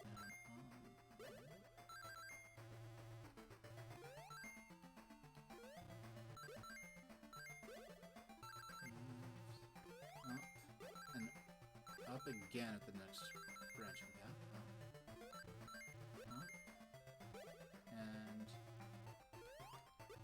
if you do not know what you're doing, that right there, that's a good 40 minutes of gameplay. Now, that switch makes the door come down, so you just have to not hit the switch. And we are on Act 3 of Scrap Brain, and Act 3 always ends with a encounter with Robotnik, and oh, there he is.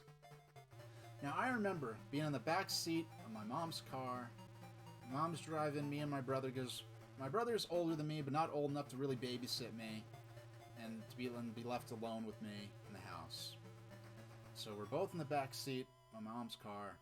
I'm leaning over, watching my brother play the Game Gear and get to this point, because the thing is, when you're younger, there's no battery save, and I was a little kid. So you don't always it was a really big deal if I made it past Jungle Zone. Okay, this is serious time. This is where the run will live or die. These stages right here. Now, I'm going to say my main strategy for this is I'm not worried about falling to my death as much as I am about the lightning and the bullets and the cannonballs that are going to be flying around. They're also bomb-like enemies that are very hard to dodge their ordnance when they explode. My strategy is to grab as few rings as possible, because in this game, when you take a hit, you instantly lose all your rings. So if I grab as few rings as possible, and I just take a hit, hopefully there'll be another ring nearby. Whereas if I try to grab that whole cluster of rings, if I grab that whole cluster of rings and take the hit, then I will be in some trouble, because I won't have anything nearby to grab to protect me so I can take another hit. Okay, that's my strategy going into this. potential seizure warning. They were not as aware of photosensitivity and calibrating their flashing light patterns to be safe for photosensitive people. So no joke, potential actual seizure warning if you are photosensitive. Orbinaut will follow you. If I'm... Look at this, I'm almost exactly in this... I've never actually seen this before. I'm exactly in the center, so he doesn't know whether he wants to go left or right. I've never seen this before. Okay.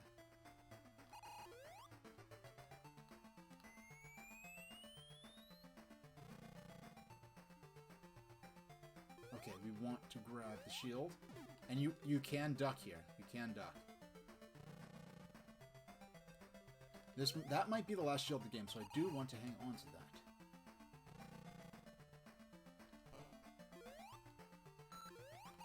Oh my gosh. Okay. Gonna be getting quiet as it gets more and more into serious time. If I beat... No! Doggone. Oh boy. That was just me being frustrated, then getting careless.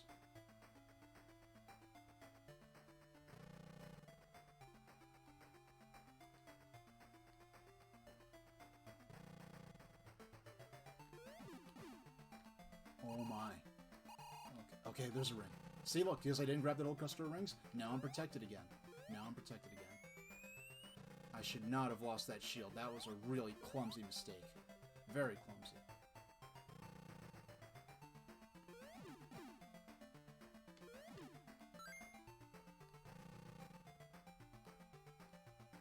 I'll leave every ring I can in place until I need it.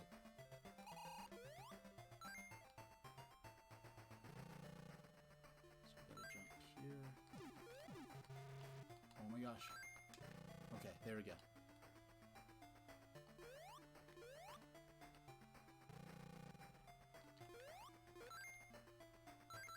No.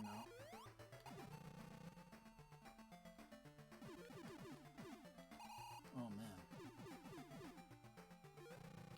Okay. No, I want to be far from you. Okay. Now, this platform messed me up the first time I encountered it, because I assumed when he touched the wall, it would fall away, and it doesn't. It just stays there, and you could hold the platform only moves when Sonic's feet are actually, like, touching it. So you can plan your movement. I have made it... okay. Not quite. Not quite. Not quite.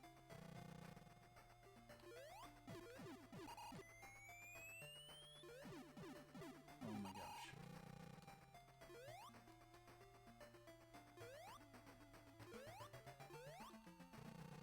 Okay. Now, this is... Now, notice where we are here? This, we just boarded Robotnik Zeppelin. With this being... Oh, excuse me, Jeremy. Yeah, Jeremy, thanks for the GG on 100 streams. With of course, Gunstar Heroes' infamous GG sprite. May assume Sonic may have been a seam on an object we didn't know which way to get. Yeah, sorry, I was so into it. I normally don't miss chat for that long. But, yeah, okay. Alright.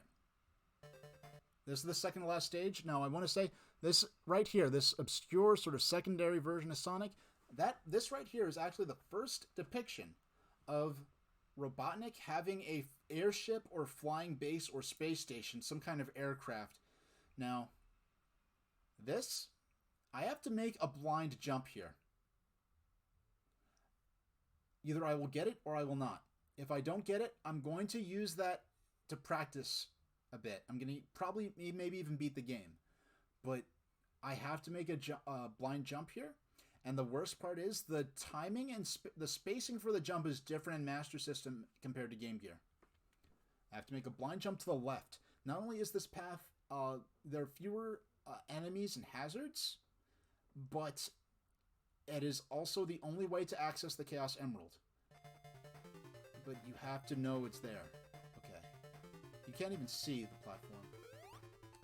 Oh, we made it. We made it. Okay, we made it. Because I do not have that memorized. I just have to just let the rings guide me, I guess, if there's a part of the cards equivalent in Sonic. Let the rings guide me. Okay. This is a much easier path, but it's also very easy to mess up. If you, I think all these, there are various mounted guns, like gun batteries and cannons, and these are on timers and cycles. And if you get a bad cycle, you could be in a situation where it is very, very difficult to avoid the bullets. Oh, please, please. I hear... Okay. Alright. Oh, please. Oh, please. Oh my gosh. We made it. I think we got it. I think we got it. Okay. I gotta grab the Chaos Emerald. And right after that, there's a cannon that often shoots me out. Okay. I have to go up and to the left. Oh my gosh. Okay, we made it. We made it. We made it. Okay. Grab the emerald. Okay. Oh my gosh. Oh no! Oh no! Pain. Pain and suffering. Okay. We'll just practice a bit. Use that as an opportunity to practice. I'll use that as an opportunity to practice. Maybe get some muscle memory down. Yeah. Get some muscle memory down on that, Man, if I was a little more outgoing with that. But since we're on the second to last stage, use this as an opportunity to practice and get some practice in on that last, I do need to, however, update the death count to 4.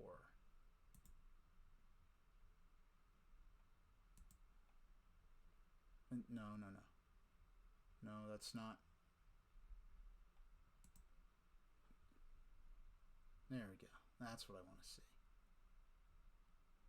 No, that's not what I want to mess with yet. I want to mess with no, no, no. Properties, not interact. This is not. Okay. Change that to 4. We made it like 95% of the way through the game. Well, let's see. Hold on. Let's see. 3 times 6. There are 18 stages. So 17 out of 18 stages we made it through before I took the death. Man, it doesn't feel like I ran through 17 of those bonus panels. Gee whiz. But I'm going to use this as an opportunity to practice, because now I can practice and the heat's not on. Like, my main threats... Well, well, well. Yeah, you just missed it. I made it... Whoa! What time is that? That's 2 minutes... 2 hours and 1 minute into the stream? That glitched me. That was a weird glitch I've never seen before in Sonic for Game Gear. Yeah, 4 deaths. Thanks for showing up, TurboGrafx. I made it. This is my 4th attempt. Because I'm on the second to last stage, instead of just resetting instantly... Oh, and you see I've got a console cam going on now for the Analog Mega SG, so you can actually see my childhood copy of Sonic the Hedgehog. Honestly, like, for a casual person like me, because I'm not a speedrunner or anything, people like Fozon, they speedrun this with their eyes closed. Like, any casual speedrun of this is going to be deathless, and they will have finished it in several minutes. But because... So this is the 4th death I've taken. Technically, theoretically, it's the 5th time I had to restart, because once I accidentally got thrown off my pattern during Bridge Zone Robotnik battle, and as a result, I ended up accidentally, as I was jumping around, pressing the very specific button combination that's necessary in order to restart the Mega SG console using the gamepad. And by the way, I am using the 3-button Genesis pad, not the version with the red highlights, which I believe is the older version. So I already collected the Chaos Emerald, so we just have to... What that was? That was me forgetting that I'm not playing Mario and that I can't jump on bullet bills. For sure, I just recall my troubles with this game back in the day. Don't know if you ever played a Deathless run. Oh, well that's... Like, because that's a blind jump there. Like, that's something I just have to gain, like, the that was almost an intentional death. I just want to see, like... I guess I just have to jump to the left a fair amount of... So, look, I'm going to try to align myself with the center of those two propellers. Up there. If I align myself with those two... Okay, now I have... That's probably the most valuable thing I can learn for this run, is to have a concrete guide as to where to jump in order to reliably fall on the platform, which I cannot see until it's too late. And full disclosure, the only reason I knew about this path was I actually forgot about it when I was first playing it on my very first stream. Well, it wasn't stream number 1, but my first stream. Yes, for those who may be watching, each of my streams has a unique broadcast number. I guess in my quasi lore-ish, it's a broadcast number that's issued to me by the Commissar of Communications of wherever I'm supposed to be broadcasting this from. But, of course, because we live in a free country, you don't actually need to register with the Commissar of Communications each time you want to stream a video game. But, yeah, the numbers do... There's a... The stream numbers on the ticker do have a system behind them. They're systematically numbered, but it's not a strict sequential numbering. But it is a numbering. I originally started as a joke, but then later on I found it was actually genuinely useful for being able to catalog like these streams. Okay. If I had done that, we'd still be gold. Because once I normally don't die to that cannon, but normally I'm not... I don't have so much on my mind there. Yeah, so... yeah. So this really... I really did need... At this point, what I'd like to do is once I get to the stage, I'm going to pretend that it's still a Deathless, and practice... And I'm going to go against Robotnik as though it's a serious Deathless run. And once I either run out of lives and continues or beat the game, I'm going to pull up my list of every game I've played on stream. I started streaming in May of 2020, and my 100th stream would have been in early July, but the computer I was streaming off of up to that point unexpectedly died. Well, it didn't die, just the video card died, so I could use it for everything except for live broadcasting. Okay. Practice using that new orientation point strat.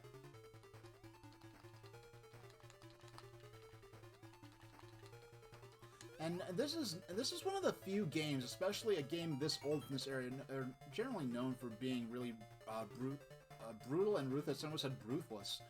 Really fierce with their difficulty. So this is known to be a very easy Sonic game. Almost to the point where even period reviews that I've read from magazines, and you basically do have to go to British video game and computer game magazines to get a lot of coverage of this game, because, oh no, that's not something that's normally a problem for me. Like, I don't think I have any continues. Nope, no continues, so we will use this opportunity. What we will do is we will open up. Now I had a special setup specifically for, a special setup, like a layout specifically for doing this tier list. I'm having weird problems where I can't reliably, well, let's try it. Let's try it, and if it doesn't work, we'll just move on to, okay. If I can move this camera, I mean, my webcam, as I ought to be able to. Now that's my alerts. Actually, I need to turn that camera over, that calendar over, because I have appointments and stuff on there. Some of that stuff is not my info to disseminate. So, and normally the calendar isn't in view. Okay, so I blow it up. Come on. Don't be shy. Don't be shy. Come on. Yeah, it's just doing this weird thing where I'm having trouble, like, enlarging the cam. Okay, oh, there we go. I complained about it enough and it just fixed itself. Alright.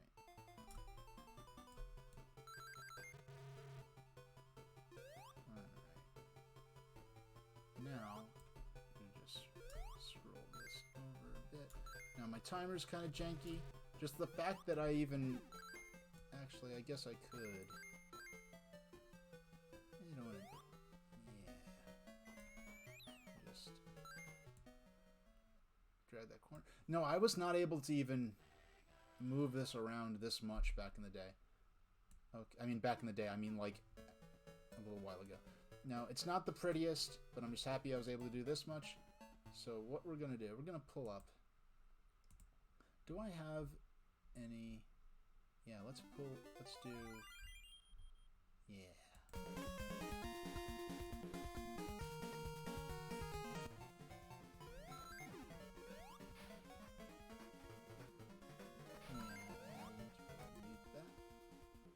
Mute the game. And let's do my list. Now, this is in sequential order here. So I played Sonic the Hedgehog on Game Gear, using my own childhood copy of the game, which is running in the Mega SG right now in the corner there. Yeah, that was the first game I played. I almost beat it on stream, my first stream. Undertale, I had already played beginning to end on PC. The reason yeah, and that was actually part of my first stream too. I'll often double up and do 2 games in one stream. I'll often have a arcade type game I could play for a half hour, an hour, and then move on to something more in depth. So that way, if I'm playing something bigger like an RPG, it's not just that RPG all the time. I could play half hour, an hour of pinball or something like that, and then switch to that, or even just something like Mario Party Advance. So Undertale, I played through on Nintendo Switch, so that I had a friend who got through like 80% of the main campaign, what they call the neutral playthrough, and then his PlayStation 4 save file got corrupted. So I played through the game over the course of several streams in order to be able to just show him what the true ending was like. Now, Sonic the Hedgehog 2 for Game Gear, that was fun because I got to watch... We watched a Sudafed commercial I was in back in the day. I was a little kid then. And this behind the scenes, it was a classroom setting, so there were lots of little kids. It was about the teacher having a headache or something, or being drowsy and needing to take Sudafed so she can get cold relief without getting drowsy and being able to keep up with the crazy kids. I was actually kind of the star of the commercial. But when we weren't filming, we had, Game Boys and Game Gears and stuff, and I had my Game Gear and I had Sonic the Hedgehog, and this other kid had Sonic 2, and it was the first time I'd been exposed to the idea of a video game sequel. Yeah, actually, and it's funny, I was in Norm the Game Historian stream, and he was streaming, he was testing his Mega SG, and he was doing Game Gear Sonic games, and, let's see,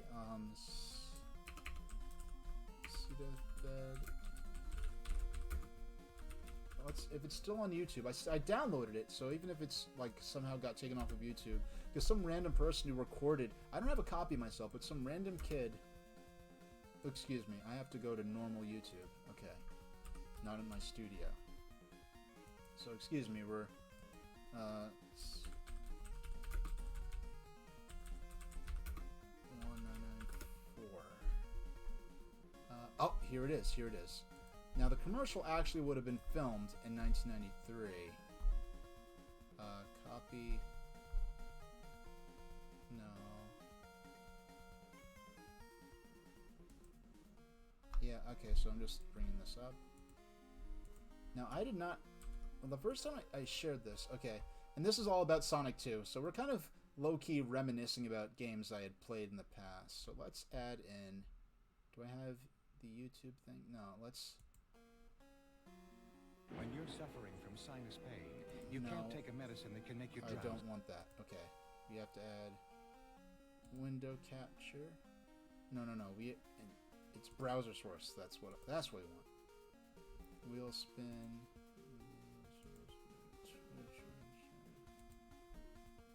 YouTube. There we go. And so what we want to do now, I right click. Properties, and I just put in the link for the video.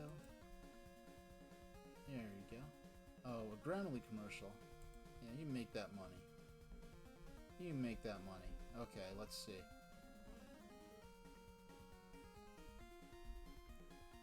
Yeah, so this, yeah, if you were 17 years old in 93, yeah, you might have saw this on something that might have been. Now, where's, there we go.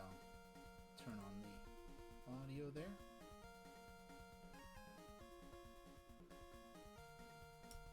Just shrink up. Actually, while it's still playing, I guess I have to, yeah, monitor and output.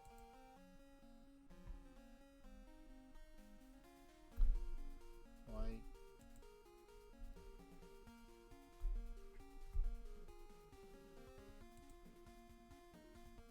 No. No. Hold on. Monitor and no. Monitor and output. There. I don't know. Well, the point is, you'll be able to see the video.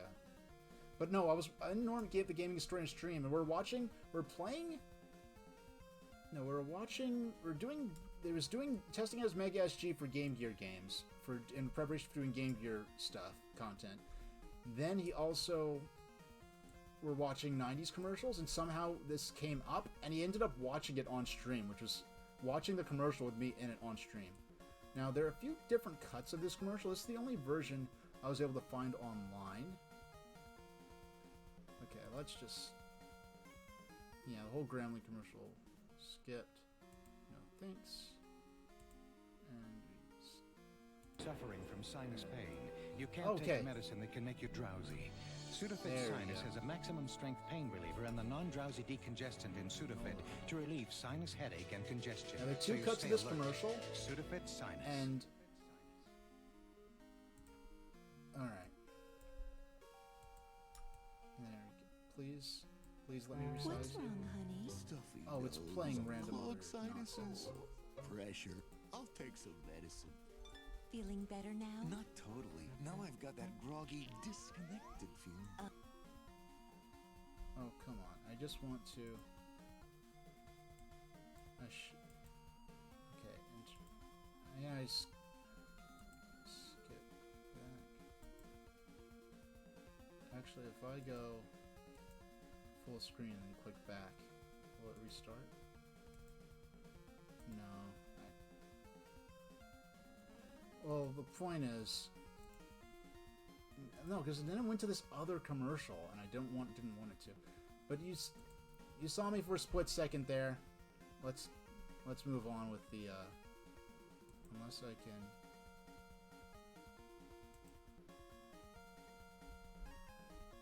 You just have to find. Okay.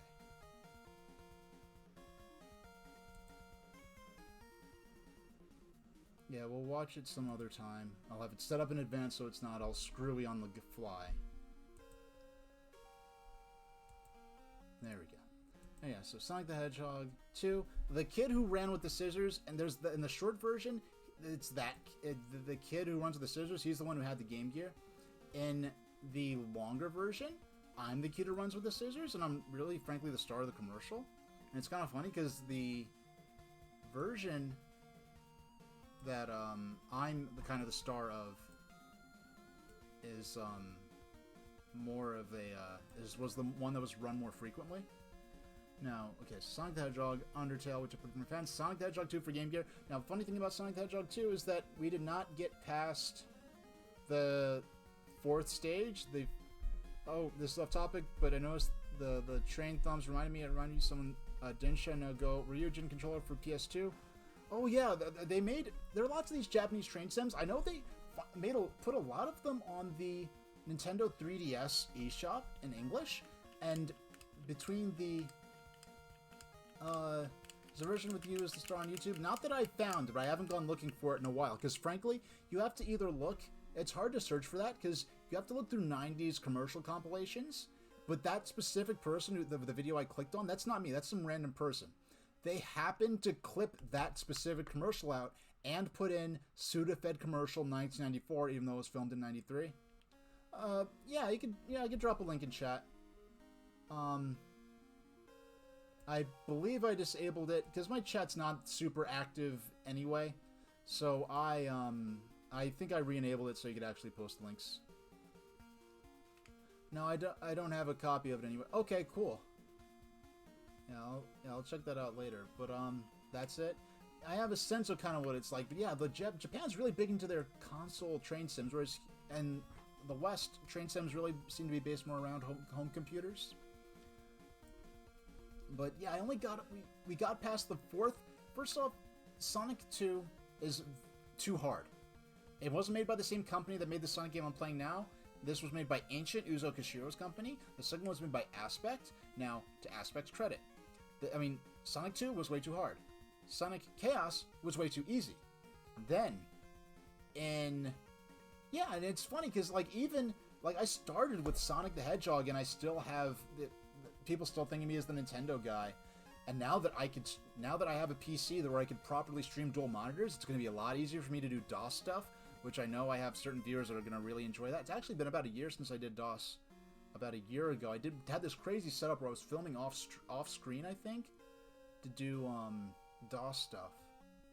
It actually worked out pretty alright.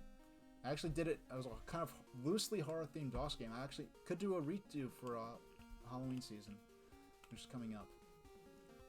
Well, it's actually already here, but so Sonic the Hedgehog 2 for Game Gear, it's too hard. So Sonic for Game Gear, too hard. Some say it was too easy, but it was made by different companies. Sonic 2, way too hard. Sonic Chaos, way too easy, where you could just storm through the game effortlessly. Sonic Triple Trouble, they got it just right. Then Sega wanted them to do that crazy Donkey Kong Country style thing with an 8-bit system, and you got Sonic Blast out of it, which was that is a legit jank. But anyway, so Sonic the Hedgehog 2, the game's too hard. It was too hard on Master System with a big screen. Then for Game Gear, they just crunched the battlefield down. Hey, Fanboy86, how you doing? You remember this? Remember sneaking this one RPG that involved sneaking to a school at night and getting chased by guards? But I can't remember the name. I don't know if that RPG ever got a name, but what I will say is that it's a good thing that we didn't do that nowadays, because back then it was much harder. Oh yeah, I just kind of exposed, Fanboy's talking about an RPG Maker game that we made back in the day. But it was much more complicated and difficult to distribute games and stuff like that now, because if we did that now, it made a game about that now, I imagined we'd get in, so much trouble. We'd probably, get, SWAT vans sent to our houses and crap, thinking we're trying to plan a shooting or something ridiculous like that. So, anyway. So, Undertale... Sonic the Hedgehog 2. Too hard. We didn't get past the fourth stage. It was just entirely too difficult. The first boss was too hard. And then, in the fourth stage, the first stage after that first boss, there's a hang glider item that Sonic's supposed to use, and there's no explanation how to use it, and we just spent entire streams, and the entire streams just trying to just get there, and I just ended up giving up. Now, WarioWare Inc. for GBA, that was a lot of fun. We played that on Wii U Virtual Console. Sonic the Hedgehog for Master System. I don't have the cart handy. But, I guess, Fanboy, I just want to show you real quick. This is me. This is the setup for my, that I was playing. Got my Sonic the Hedgehog Game Gear ad over there, even though the screenshot is of the Sonic version. We got 98% of the way through the game on the third life, and then we died. And I've got my live, there's my console cam with my actual childhood copy of Sonic, which you've actually probably held in your own hands, because me and Fanboy go back quite a bit. And life's not easy, but we're all still kicking in there. So it's because it's the little things. Right now, let's see, tier building. Now, Sonic the Hedgehog for Master System, basically very similar to the Game Gear version. We beat both versions. Sonic the Hedgehog for Genesis, I did not get past. It was 2 weeks, but it was 2 weeks of working from all day long. Yeah, my new console cam is actually my former webcam, and my new face cam is 1080p cam, my old 720p PSP cam is sit on the. Now the cool thing about the console cam is that with the Mega SG, the console I'm using to play this on, if you look at the LED on there, the LED there's a setting where the LED changes dynamically in color based on the middle pixel of the screen, so it helps show that it's a live camera feed on the thing. But anyway, so Sonic the Hedgehog, I did not get past what is it? I did not get past the Labyrinth Zone. Much more difficult game I'm not very familiar with. Don't have much history with it. The first time I owned a version of Sonic the Hedgehog for like my own copy was the Wii Virtual Console, and I did not own a cartridge version or play a cartridge version until the Mega SG, just within the last year.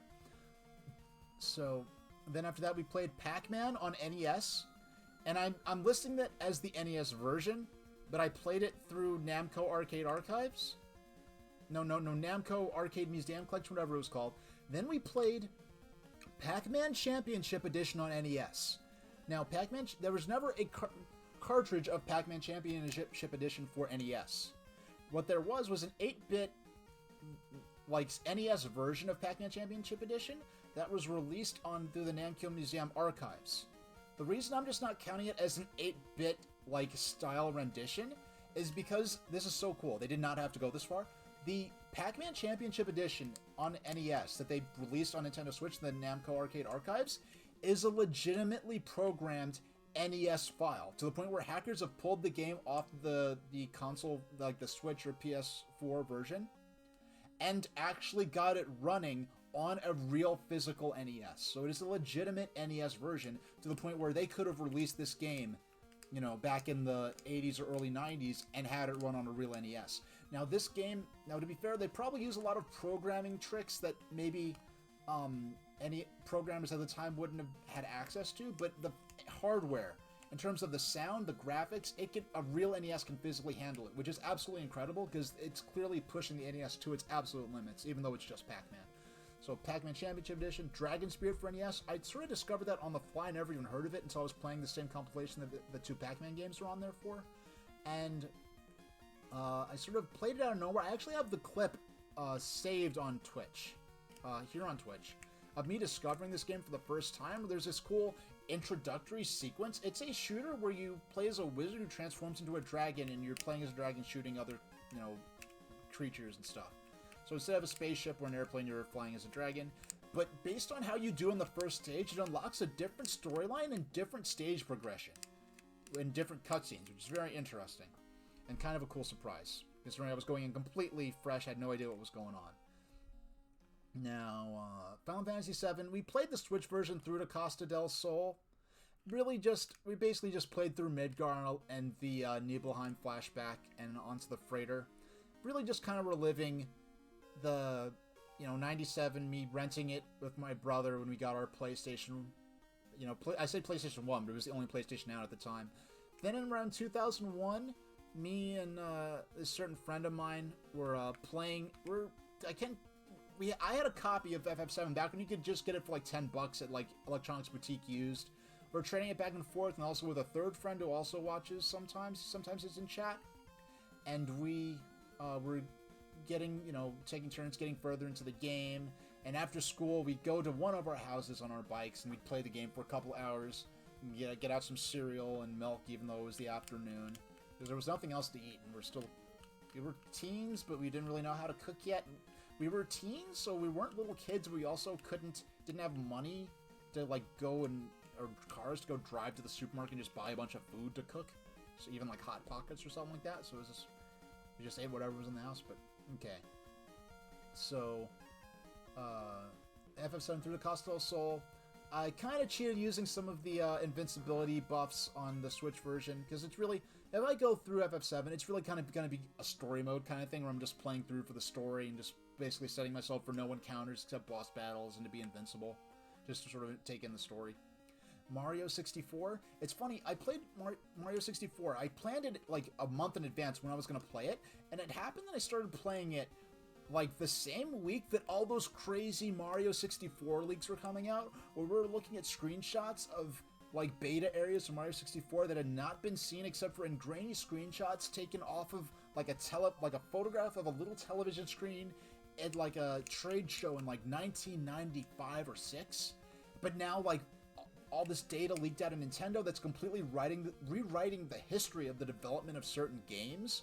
Where like it seems like now we know that Yoshi's Island on Super Nintendo might have started as a prototype called Super Donkey, which appeared to star the character Mr. U from the 1983 arcade game Sky Skipper, or like, and it didn't involve Yoshi, but it was clearly the Yoshi's Island art style. Like, but anyway, you're seeing fully playable, like pre-beta Mario 64 and Zelda 64 levels we never thought we'd see anything but grainy screenshots of. All of a sudden it's fully playable stuff where we could go in a Game Shark and see that these levels are missing and we don't know anything about them. Now we have them, right? Rewriting the development history of the games. But anyway, so it was a cool time to be playing Mario 64 again, and I hadn't played Mario 64. Like, I played it on N64 when it came out. Then I played the DS version in 2004, and even in 2004, going from 97 to 04, it's like, wow, it's so nostalgic playing Mario 64 again. And now it's longer ago that Mario 64 DS came out than it was when Mario 64 came out, and between then and Mario DS. Super Mario Advance kind of started this trend where for a couple of months I was playing a lot of launch window Game Boy Advance games, particularly the ones that were available on the Nintendo, the Wii U's Virtual Console. And so a lot of these games are going to reflect, you know, first like 5 or 6 months release for Game Boy Advance.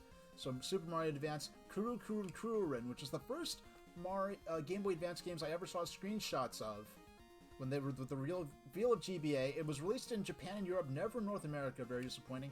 I played that on stream. It was very... And if anyone wants to look back, try to find some of these, on that playlist on YouTube, most of these VODs are archived there, and otherwise unlisted videos.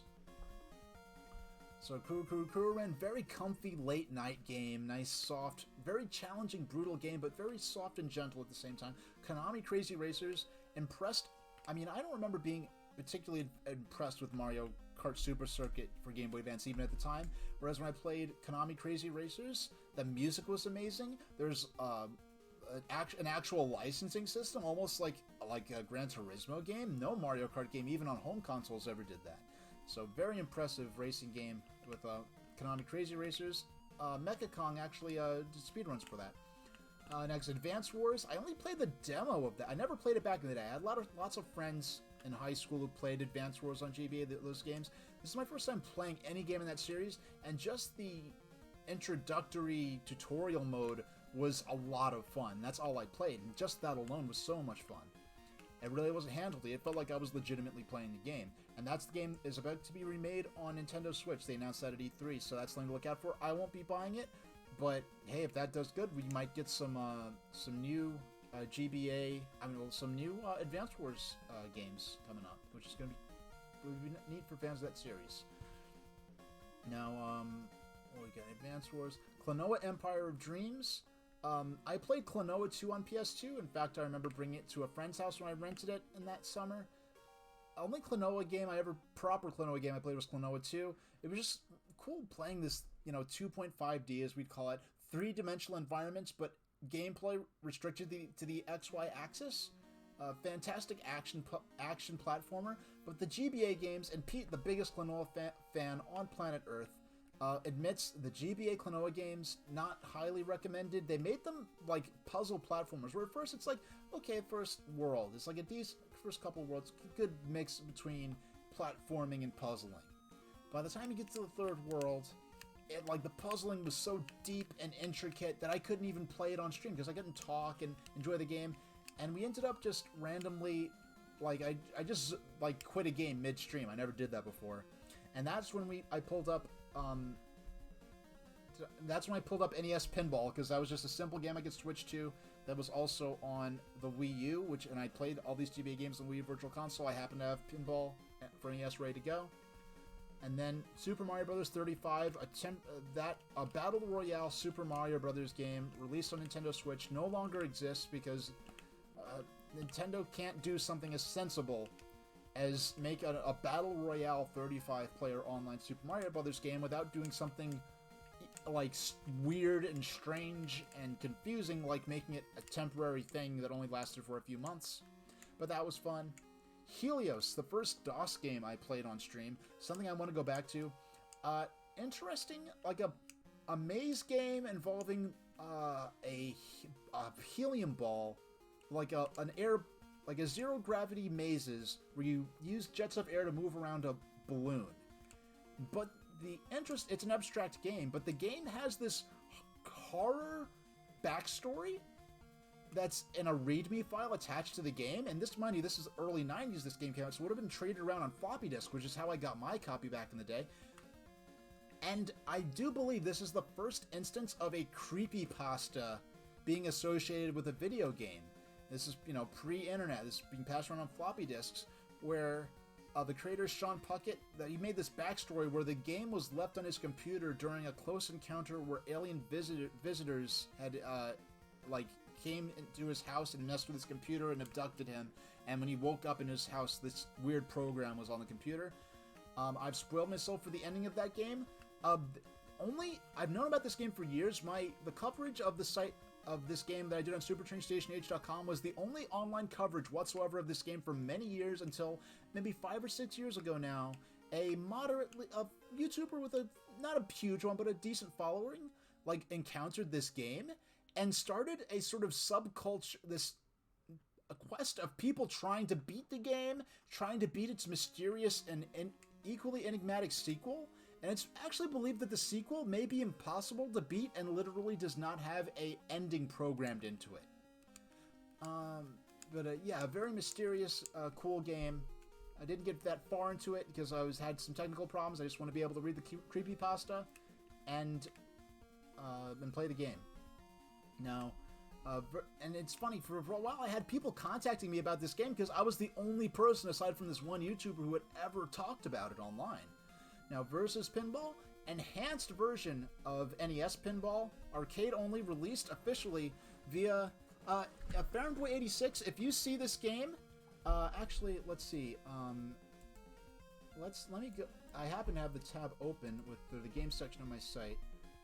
If you look at this game, you may actually remember it because this is something I definitely would have shown you back in the day. I definitely would have shown this to you back in the day. When you see the screenshots, you may remember. Now, Versus Pinball, enhanced version of NES Pinball. Usually, I'm not a hardcore gamer. I don't go for the most extreme challenges. I tend to like simpler, easier versions of games, or less challenging versions. This is one of the games where the game is the challenges increase compared to the NES version. But the game is better balanced and more fun because of the challenges they made. The scoring system is fairer. For instance, there's an upper and lower table. And on the upper table in the NES version and the lower table, the bumpers, I call them mushroom bumpers, the pop bumpers give you the same amount of points. In the arcade version Versus Pinball, the bumpers on the upper table and the lower table are worth more points than those on the upper table, because on the upper table you are at no risk of losing your ball. On the lower table you are at risk of losing a ball, so it's fairer that the pop bumpers on the lower table offer more points. Another thing is the bonus stage involving Mario and Pauline, which has kind of lended its imagery for the cover of the NES version of the game. The NES version tends to launch the ball in places where there's no way you could actually catch the ball with the Mario pad and serve it into play. The arcade version does the same thing, except for in the arcade version, the outlanes of the bonus table are worth 1,000 points. So even if you don't hit the ball, you're guaranteed at least an extra 1,000 points. Whereas in the NES version, you could lose the ball and you instantly don't get any bonus points even though you made it onto the bonus table, which is not an easy thing to do in either version of the game. Now, Pokemon Sword. And, that's forgettable.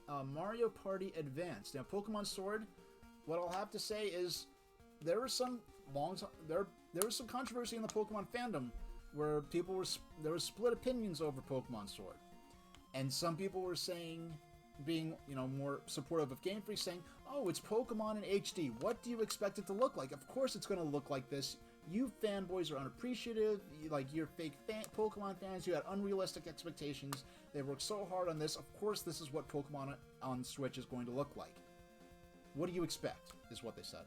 Then they revealed Pokemon Legends Arceus, which is coming early next year. That is what I expected an HD Pokemon to look like, and Game Freak has been weirdly forward in the promotional materials I've seen for Pokemon Legends Arceus, saying that Pokemon Legends Arceus represents, basically that the future of Pokemon as a franchise depends on the reception to this game.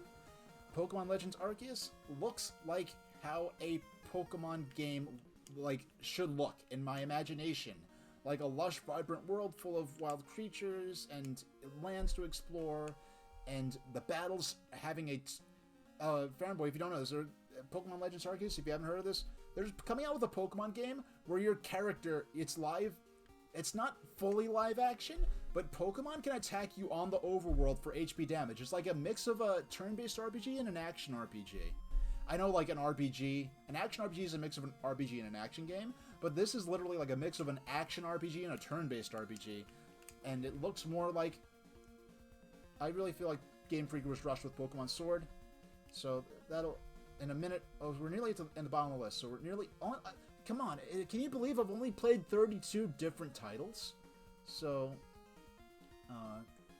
NES Pinball, Mario 35, Pokemon Sword, Mario Party Advance, game I had a lot of fond memories of playing on the GBA, a game I stuck up for years when a lot of people were really harsh on it.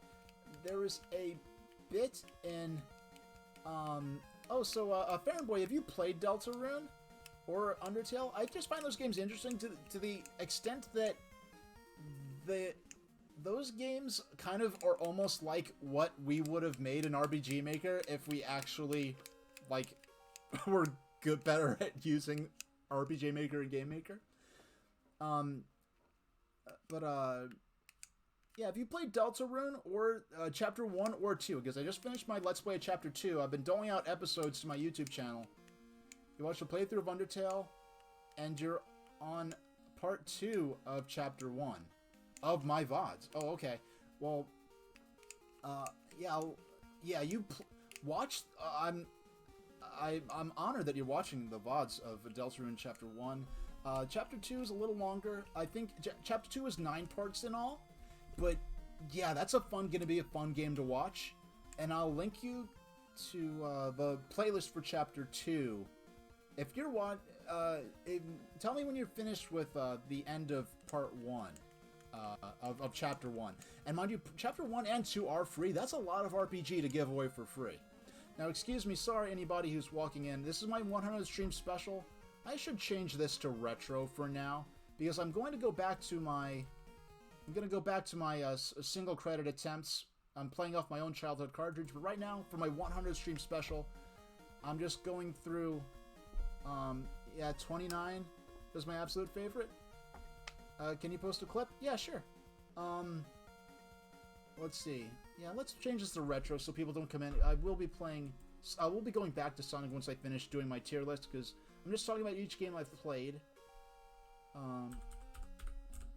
Retro. There we go.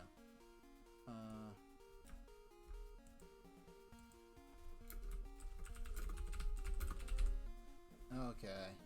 There we go. So sorry anyone who walked in expecting to see Sonic on Game Gear. I will be getting back to it. You see it there in the corner. But for now, I just want to finish going through this list and arranging it. So, what? Helios, Pinball, Mario Party Advance. Yeah, I was sticking up for Mario Party Advance when a lot of people, even at the time, were not into it because they were expecting a Super NES style version of the home console Mario parties. That's not what it was. They played to the strengths of the Game Boy Advance and made something very different. They had a realistic sense of, okay, GBA can do 4 players, but how often are you going to have 4 players with 4 link cables in the same place at the same time? So they really focus more on the single player adventure. So it's a uniquely single player focused quest game involving a board game and different quests and mini games. The gambling games are ridiculous, and be hard to the point where we used the Wii Virtual Console to cheat a lot for the gambling games, because there was literally pure chance, and it's something that could have held up the stream by like a half hour or more if we played it legit. I forgot how much I hated the gambling game, because the thing is, once you beat those casino mini games, and which they call game halls, because you can't say casino in a game because it'll get a T rating. They're even more strict about that stuff nowadays. But yeah, once you beat them, you never have to play them again. So I just played through the mini games that I liked.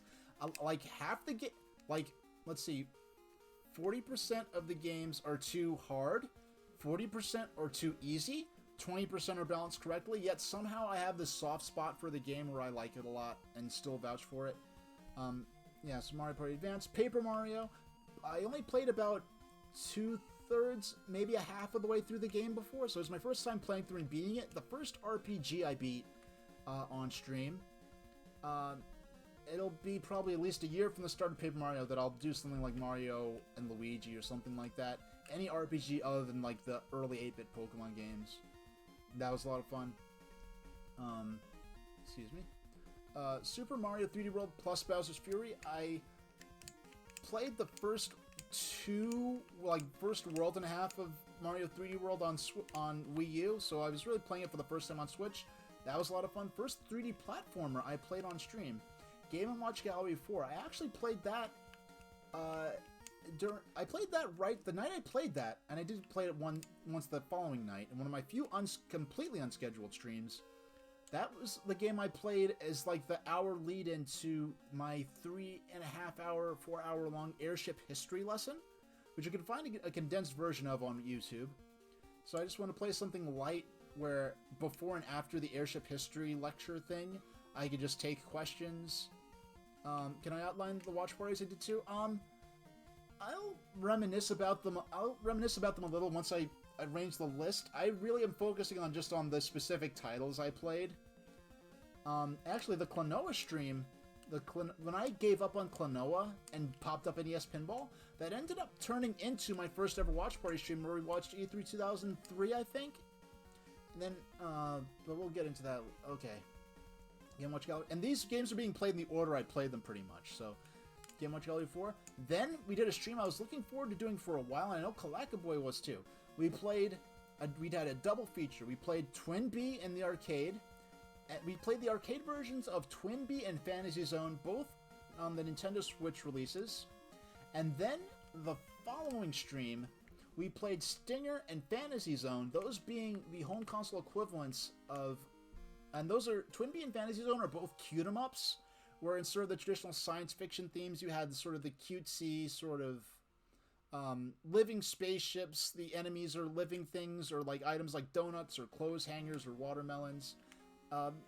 With Twin Bee and Fantasy Zone, where the ship itself is a living creature, and literally in Fantasy Zone, your character is a spaceship because his mother and father were spaceships, and the father is actually a major character. So it's kind of a funny thing like that. Now, Twin Bee, I know Kalakaboy has some history with. He played back in the day, and when the thing about Stinger, which is the home console sequel to Twin Bee in the arcade, the problem with that game is on Famicom, that game supported 3 players. You could play two because Famicom had 2 hardwired controllers and then a 3rd accessory controller you could plug into the expansion port in the front. So you got 3 ships on screen at once. So the enemy patterns and the bullet patterns and the projectile patterns are intended to be balanced for 3 players to play at once. The NES can't have 3 controllers plugged in at once at the time they released Stinger, because they later made the multi-tap thing. So you have the bullet patterns and enemy patterns arranged for 3 players. You're down to 2 players max on NES, and usually you're going to be playing single player. So you have a single ship against stage designs that are designed to be taken on by 3 players at once. So it's not well balanced for single player. It got to the point where, even to get past the first stage, by the 2nd or 3rd stage, we were abusing the save state function of the Wii U Virtual Console release, to the point where we were basically playing the entire game frame by frame. We were playing the game maybe 4 or 5 seconds at a time until we got to the end.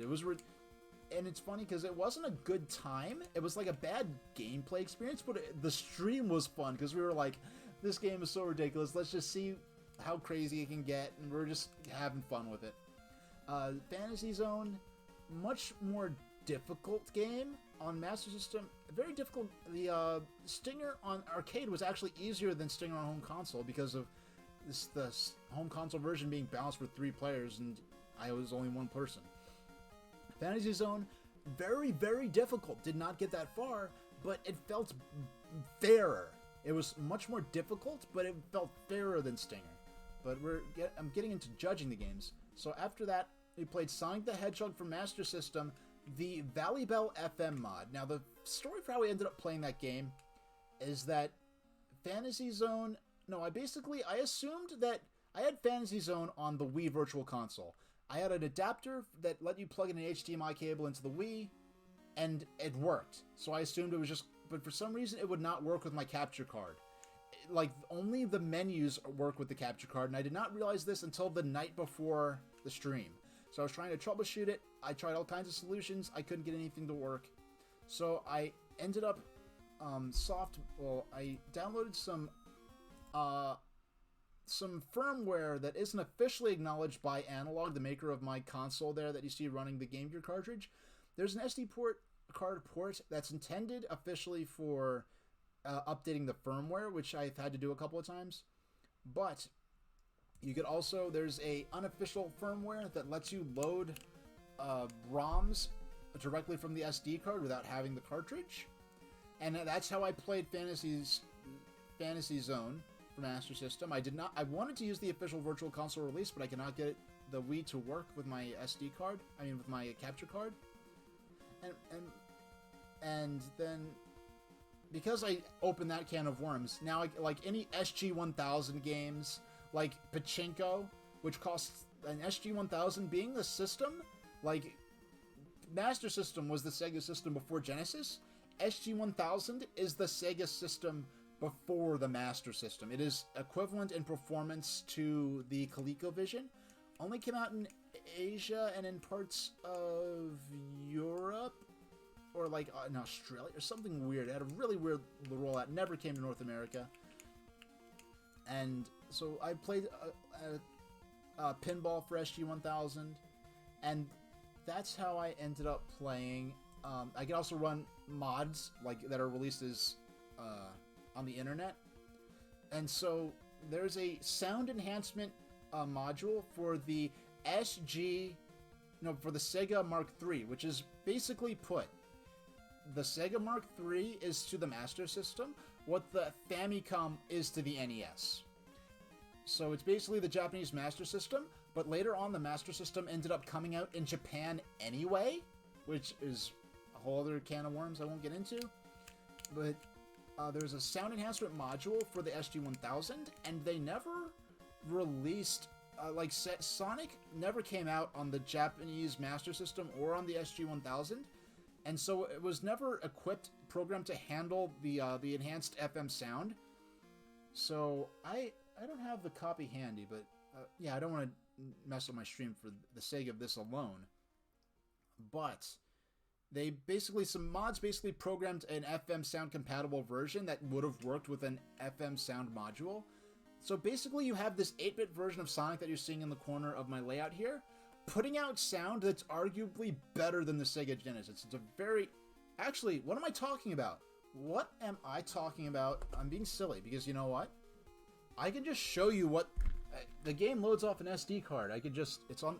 Although the SD card isn't in there. Darn. I only actually put the SD card in there when I'm about to use it, so I don't have it in there. So, yeah, let me turn the system back on. So, yeah, Stinger, Fantasy Zone, Master System, Sonic, FM mod by Valley Bell, and the last game we played before my 99 stream, we played Sky Skipper, an extremely obscure, arcade Nintendo game that was kind of made as a follow-up to Donkey Kong, and this game is so rare that there's only 2 or 3 cabinets known to exist only one original complete cabinet is in the hands of Nintendo. Nintendo actually allowed a preservationist unique access to their archived cabinet so that they could, like, photocopy the art. And you know how Nintendo is about copyrights? Nintendo was so recognized the unique significance of this game and how rare it was, and that there are only a couple of existing, like, there was an existing, this guy had an original board.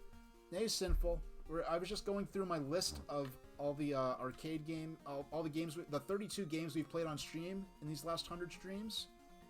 And just to give you a glimpse of my new setup here, we've got my console cam for the first time here. And we've died 4 times. We almost beat the game before. But, yeah, Nintendo, you know how they are about copyrights? Nintendo recognized, for preservation's sake, they actually gave this guy unique access to their archive cabinet to photocopy the artwork and gave them permission to reproduce it to create a complete cabinet of Skyskipper, of which there's only 2, I think. There's, like, I think 4 or 5 boards, not many. Only 2 complete cabinets, only 1 complete original cabinet, which is held by Nintendo of America, and only 1 cabinet, like, the restored cabinet, is ever, like, brought out on tours or anything like that for the public to access. And so I played this game. It was a very good game, Skyskipper. I liked it a lot. And if things had gone the way I originally planned back in July, I probably would have started grinding it a bit and playing it, you know, as a regularly recurring warm-up game. But the problem with Skyskipper, because this game did not test well, and that's why they never mass-produced it, even though somehow it got an Atari 2600 version, that was, if you just look at the Atari 2600 version, you would have no idea it had anything to do with anything Nintendo related. But the problem with Skyskipper is that the game was too complicated. And you're talking about 25 cents per play in early 80s dollars, right? Early 80s currency rates, 25 cents a play. And the game is very complicated. There are a lot of different elements to it, how to score, how to survive, different moves you could do. And so it was just such an expensive game to learn to play. It's not something like Pac-Man or Donkey Kong where you start playing, you understand, okay, I avoid the fireballs, I jump over the barrels, I hit the barrels with the hammer. Pac-Man, oh, I eat the dots, I eat the bonus fruit, I avoid the ghosts. If the ghosts turn blue, I can eat them. It was too complicated to be really appealing. But as a game where I'm not playing 25 cents in early 80s dollars each time I want to play, is a very good game. Now, the moment of truth. Let's rank these bad boys and girls and etc. Yeah, so let's... Okay. We know what our top tier game. We just get this out the bat right now. Just get this out the way. You know, our top game is just going to be versus pinball. We know that for a fact. And this isn't necessarily... Now, my criteria for this isn't necessarily how good the games are, though that does play into it. It's also a matter of how much fun I had playing it on stream. So versus pinball, one of my go-to games, probably most frequently played game aside from Sonic the Hedgehog Game Gear. So Sonic the Hedgehog Game Gear is right where it should be already. So right beneath versus pinball, Kurukurukururen. I want to move that up the list. We can move it again later. I just want it to be higher up there. I just want that to be higher up there. So Kurukurukururen will be up there. Now where's some? We'll move some of the ones we know we can get out of the way quickly. Stinger.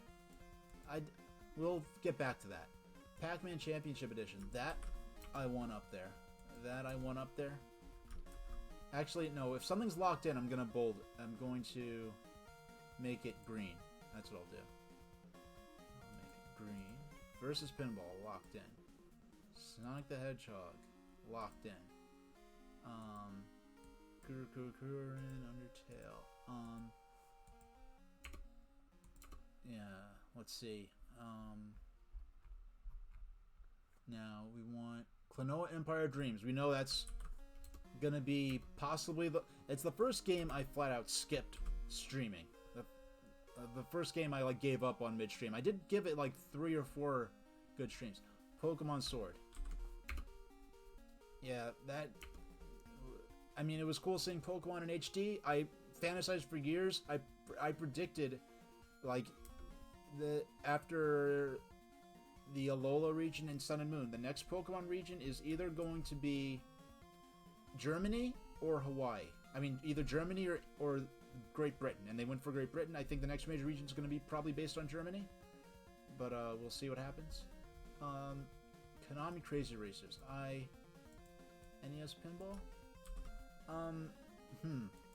I mean, it's virtually the same game as Versus Pinball, but Versus Pinball, like the balancing improvements just made it such a much better experience. Fantasies. Now it's okay. Sonic the Hedgehog Master System. We want to move that up. You gotta move that up. We played that a lot.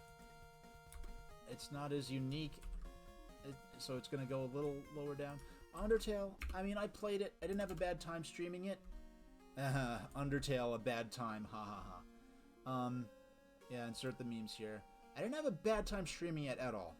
But I kind of played it. It was kind of a chore to get through. I mostly played it. Konami Crazy Racers should be number 1. Well, the thing is, I can't put Konami Crazy Racers in number 1 because I'm not number 1 at the game like you are, Mecha-Kong. Only you would have the authority to place that number 1. But speaking of that, we are going to move that up the list. I kind of played that. I honestly only played that at the time I did because it was a launch window Game Boy Advance game that was available through officially legitimate means. And that's basically why I played it at the time I did, because I was kind of going through a lot of launch window GBA stuff. But yeah, we're going to move that up on the list. We're going to move that up. I'm going to put it I feel like Sonic 2, I mean, I played it. I got exactly the experience I expected, but it wasn't that hot of a game. It was just more... I played Sonic 2, honestly, just to demonstrate my childhood experience with it, and even, you know, being an adult, it wasn't that much better of a game. Did I... Yeah, so let's see, what's next? How about Stinger? We're gonna move that down. It's not a bad game. Stinger is not a bad game, but the thing is, Stinger is balanced for 3 players. I was playing with 1 player, so it was not a good streaming experience, but I had fun with the stream because we were goofing off like, hey, we're just playing this practically frame by frame at this point. It was fun to do, but, you know, hey, I'll say this, I probably had more fun with playing Stinger 1 frame at a time than I did playing Sonic 2 on Game Gear. So I'll move that down. Mario Party Advance, Paper Mario, Dragon Spirit. It was fun discovering that game, and it's like the video I have of me playing it for the first time, being surprised by like the way the progression paths work. That was one of the reasons why I'm glad that I, you know, have footage of myself discovering these things, because it's a game I otherwise would not have. It's not one of the headliner NES games, you know, that you really think of. So I just played it. I just booted it up on a whim, pretty much. But we'll move that down. Let's move. Yeah, I had more fun with Dragon Spirit than Stinger, but I actually played through Stinger. Well, I played through Stinger because I just gave up on it and played Save State Abused. Whereas Dragon Spirit, I didn't get that far because I was actually legitimately trying to play it. Helios. That was an interesting experience. Something I'd maybe like to go back to, at least for one stream this month. Just to, even if nothing for... Yeah, because now that I have a PC where I could properly... Like, right now I've got my monitor in front of me, dedicated to... It's running Sonic the Hedgehog off my Mega SG console. But... with my new PC setup, I can finally do proper dual monitor, where I could have my broadcast software full screen and then have my software, my DOS emulation software on another, so I don't have to use another computer and try to capture it through HDMI and deal with all that. Mario Party 2, I had a lot of fun with Mario Party 2. It's been a long time since I played it. I'll be playing it again soon. I'm gonna put it... Do I like... Now, this is the first time I had to struggle a bit, because I'm like, did I like Mario Party 2 more than Pac-Man Championship Edition for NES? I'm not sure. And yes, for the purposes, like, some of these games I played in compilations that included other games, but I'm going to include, like, the title and the game... I'm going to judge the game based on the system it was programmed for when I need to specify the system. Like Super Mario Bros. 35, yes, it's an NES game, but it's obviously doing stuff that NES could never actually handle. It was on Nintendo Switch. There's no other version of Super Mario 35 to worry about, therefore I'm not worried about specifying the console. Mario 64, Super Mario Advance. It was fun rediscovering those two. I'll move those up.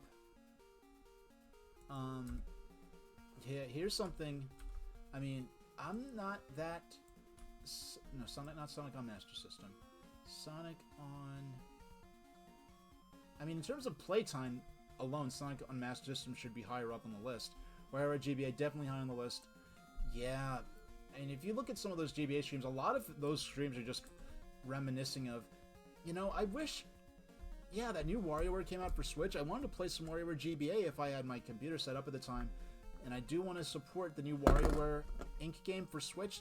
The gimmick with the new WarioWare game for Switch is that, like, in other WarioWare games, you're just playing the micro games, and this one, you're playing as Wario in the micro games, so you're kind of manually operating the micro games by controlling this character around in platforming style, and the different characters like 9-Volt and Wario and other Wario and Mona, other Wario expanded universe characters, I guess you could say, all have different powers you can use to approach operating these mini games. So WarioWare Inc. GBA. Let's see. Let's put that. I'll put it because when you get up higher, now we're getting. There's a certain point where being below something isn't necessarily here's one that'll surprise you. Many people. Sonic on Genesis, good game, great game. I'll go back to it. I didn't have a blast playing it. I'll put it above Dragon Spirit. I'll put it above Dragon Spirit. It's a good. Yeah, like of all these games so far that I've specifically mentioned, Klonoa Empire of Dreams is the only one I would explicitly not recommend. Pokemon Sword, I told you my problem with that was it's not like I hate Pokemon. And then there was there's scenes where like a Pokemon like Zagazenta or whatever the heck, the giant dog with the sword and the dog. There's a scene where in trailers where it's moving around, it's turning, and it doesn't pick its paws up and just move around. It like rotates like it's standing on a turntable, and that's like PlayStation 1 level animation. And it's I feel like I'll be charitable as I can to Game Freak. I think they were rushed. I think it's not fair for them to have been rushed like that by the merchandising and multimedia aspects of the Pokemon business on their first HD game for Pokemon. Because it's not like it's their first game on an HD system, because they made Kembo the Badass Elephant for Xbox 360. Because people forget they are free to make games for other systems. Just Pokemon is partially owned by Nintendo. And anyway, Pac-Man for NES, it was good. I really only played Pac-Man for NES as a baseline to compare the NES version of Pac-Man Championship Edition. Let's put that. Yeah, I had a fine time playing it. And the thing is, Pac-Man Championship Edition, the way that game worked, you can play it. You don't have to be that good at it to get far in it and have a lot going on and have a lot of fun in it. Whereas Pac-Man, you have to be good to keep playing. FF7 through to Costa del Sol. If you look at the VODs of that, some of the audio isn't that well balanced, unfortunately. Yeah, if I ever go through that, I'm basically just going to turn Invincibility on and be playing through it Invincible style. Yeah, one of those games I kind of just played because I wanted to. I had fun doing the commentary on FF7 through to Costa del Sol. If I play it again, it's mostly going to be for commentary, not for the actual battles and gameplay. Honestly, FF7 is on the far end of how deep and complex a traditional RPG I could get into. In fact, I'm honestly genuinely concerned if I'll even be able to keep up well with Pokemon Legends Arceus, because even regular Pokemon, it's not active. There's no active time sort of element to it. It's much more simple. Pokemon Legends Arceus, it's getting a bit more complex. I don't know if I'll be able to keep up with it on stream. Maybe that'll be a game it's better suited for a Let's Play. A pre-recorded Let's Play. NES Pinball. Okay, Advance Wars. Is it? Well, here, what I'm going to do, I'm going to go through this list, not the two green ones. I'm going to go through and decide which one is better of each two. Okay, so Kuru-Kuru-Ren Mario Party 2.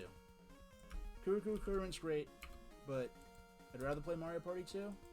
I might go back to Kuru-Ren someday, just for a one-off, or even as a warm-up game, that might not be so bad. Pac-Man Champion Edition versus Konami Crazy Racers. Pac-Man, okay, those two are good. Konami Crazy Racers versus Mario 64. I mean, Konami Crazy Racers was it was definitely a strong discovery experience. But I'm not good enough to get that much further with Crazy Racers in terms of doing licensing stuff, unlocking more licenses and stuff. So I'm gonna move that down. Super Mario Advance versus Konami Crazy Racers. Yeah, move that up. Now, Mario 64 versus Mario Party Advance. That's a tough one. There's so much nostalgia for both games.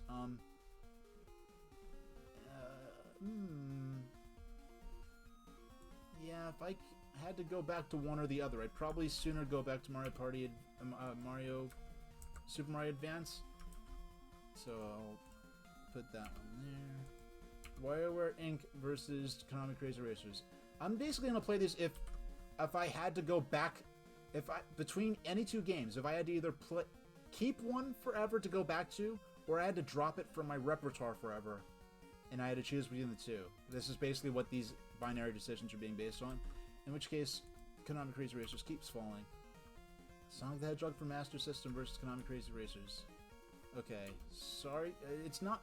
And the thing is, there are very few games I wouldn't recommend. These are all Advance Wars. Okay, here we go. Konami Crazy Racers finally gonna catch a break here. It happens to be in order I played them in here. Konami Crazy Racers versus Advance Wars. I'd probably sooner play Konami Crazy Racers. No, Advance Wars versus NES Pinball. Oh, no. Advance Wars versus NES Pinball. We know. Definitely. NES Pinball. NES Pinball versus Konami Crazy Racers. Yeah. This is going to be climbing up.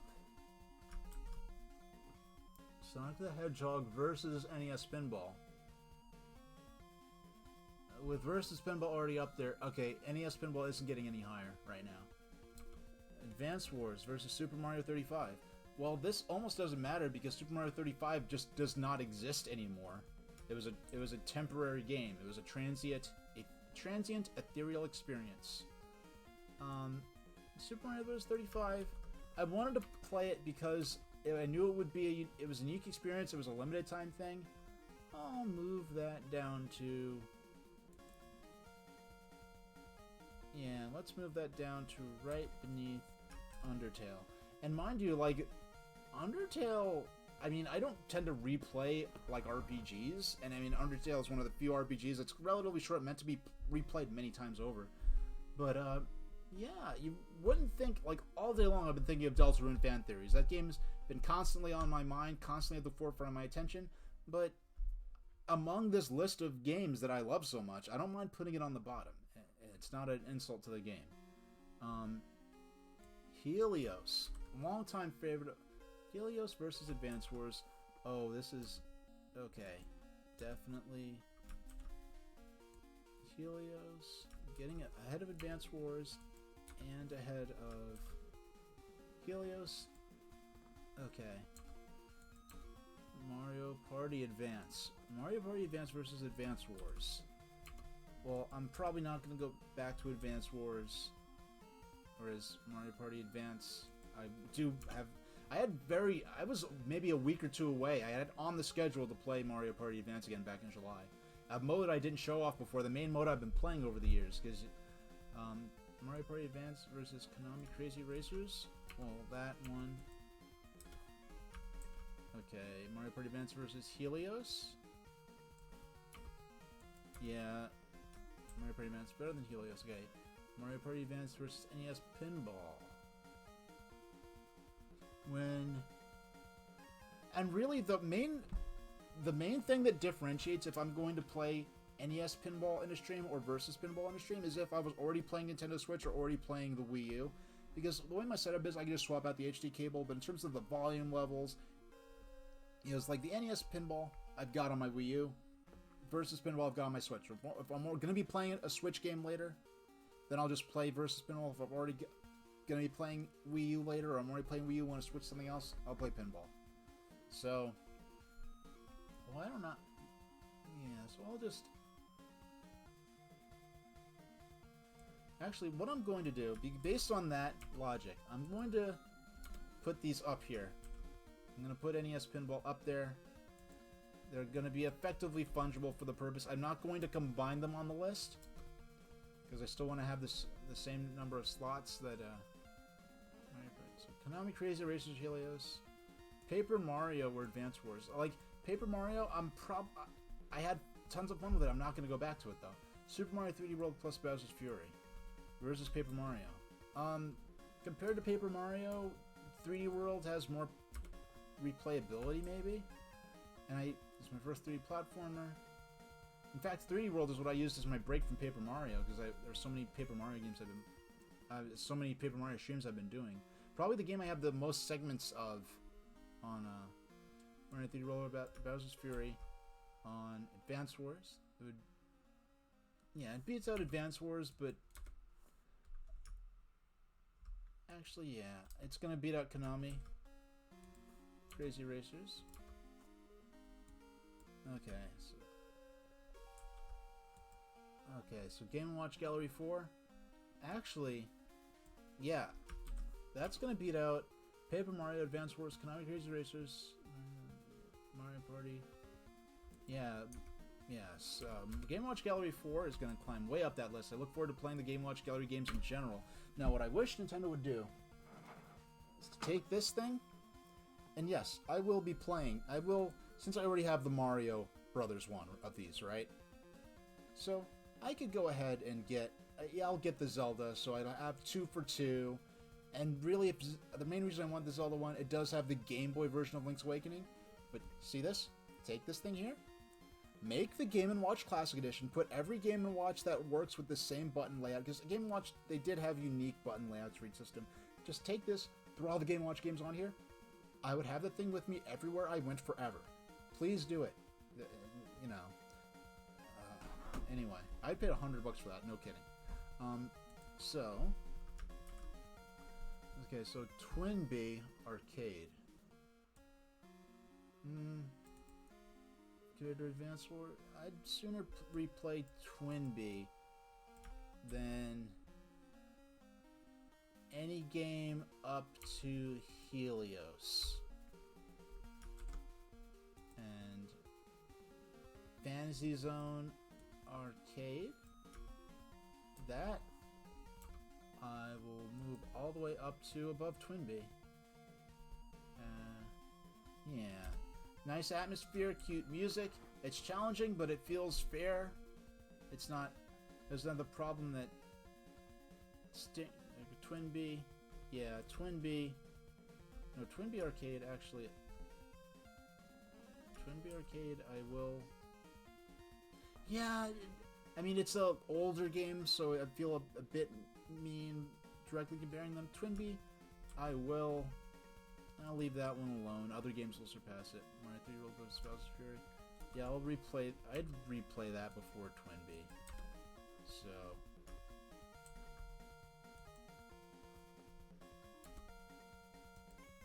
So Fantasy Zone for Master System. A good port, but I mean, when you have the arcade version, heck. Okay, so Sonic the Hedgehog, FM. So I'm gonna move the Sonic FM Valley Bell mod. I mean, it's fungible with the Master System version, so I'm just gonna move it up there.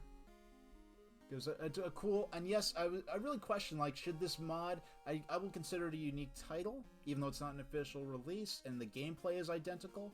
It's a good, like, it's almost the ideal sort of mod, where it's, like, really sort of looking at what the hardware could do and exploring that, and, yeah, okay. Well, so, Fantasy Zone for Master System. No, Sky Skipper, that's one. Do I want... I can't believe I'm missing a tier list creation. Yeah. Oh, and, hey, Kyle. Sorry, I was too busy trying to... I was setting stuff up to the last second before I went live, frankly. I just barely got this up. Actually, this setup I made pretty much live. And mind you, this stream, it was supposed to happen back in July. So here's my setup here. Got my lying Game Gear print ad, which I think is from the UK, with the stupid... They put the Genesis version of Sonic the Hedgehog screenshot on there instead of the actual Game Gear version, because it's about to show up now on screen. Look at what the actual Game Gear version looks like. It's just a black background, but they put the Genesis version on here.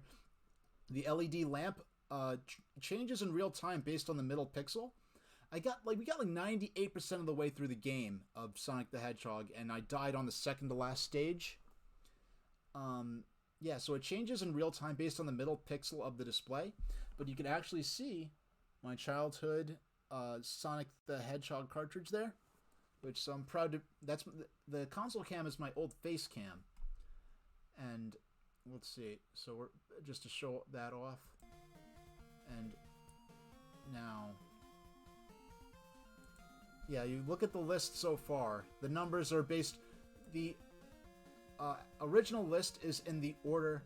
Now, I'm only going to probably be using... Excuse me, that's my launch. Now, I'm probably only going to be using the console cam when I'm using the analog Mega SG. When I'm using an original console, which hasn't happened yet. An original, like, cartridge era console, not a disc one. Or unless, like, the original PlayStation, maybe. But for Mega SG, just so you could say that I'm playing on an original cartridge... Or when the Analog Pocket come out. The Analog Pocket's going to look cool on stream to play that. But yeah, only probably for the analog systems and maybe a couple others while I use the... Because I mean, this unique setup that I have can let me be loud with everything, but generally... Yeah, all this is just a Word Libre Office Writer document. You can see the green ones are locked in. Even Klonoa Empire of Dreams on the bottom is the only one I would ever actually genuinely not necessarily recommend. That's the only game I ever like gave up on stream, and I still gave that like 3 good streams to give this a shot. Undertale, I already played it through it completely before. I basically just played that to show a friend who lost his save file towards the end what the game was like. So it's not that I didn't have and because I already beat the game, I played through the game, there's nothing the Undertale fandom could really do to annoy me about it, or the more unfortunate elements of the Undertale fandom. Mecha was talking about when he played Undertale, he might do 24-hour follow. I think your stream was a lot busier when you played Undertale, so it might attract a lot more attention, whereas with the speed of Mecha chats from the last time I was in his streams, I think 24-hour follows would be fine for Undertale. I did play through Deltarune Chapter 2 completely. I did, and I've been doling out the Let's Play episodes of that in hour blocks. Most of them are already edited together. I actually just finished that yesterday, and I basically had to retreat from the internet to avoid spoilers, because my circle of the internet tends to be really into Undertale. I found out there's an alternative route in Deltarune Chapter 2 that I might do a Let's Play of, just so I could edit out all the dead air. Kyle, have you seen, like, any video of sort of what they call the genocide route in Undertale? The alternative route where you're trying to murder every single character in the game? Because it's not just a matter of, like, oh, you're just playing through the game, killing everyone. It actually kind of opens up an additional story with unique lore, where characters will tell you about stuff you'd have no way of knowing that's important to the universe of the game.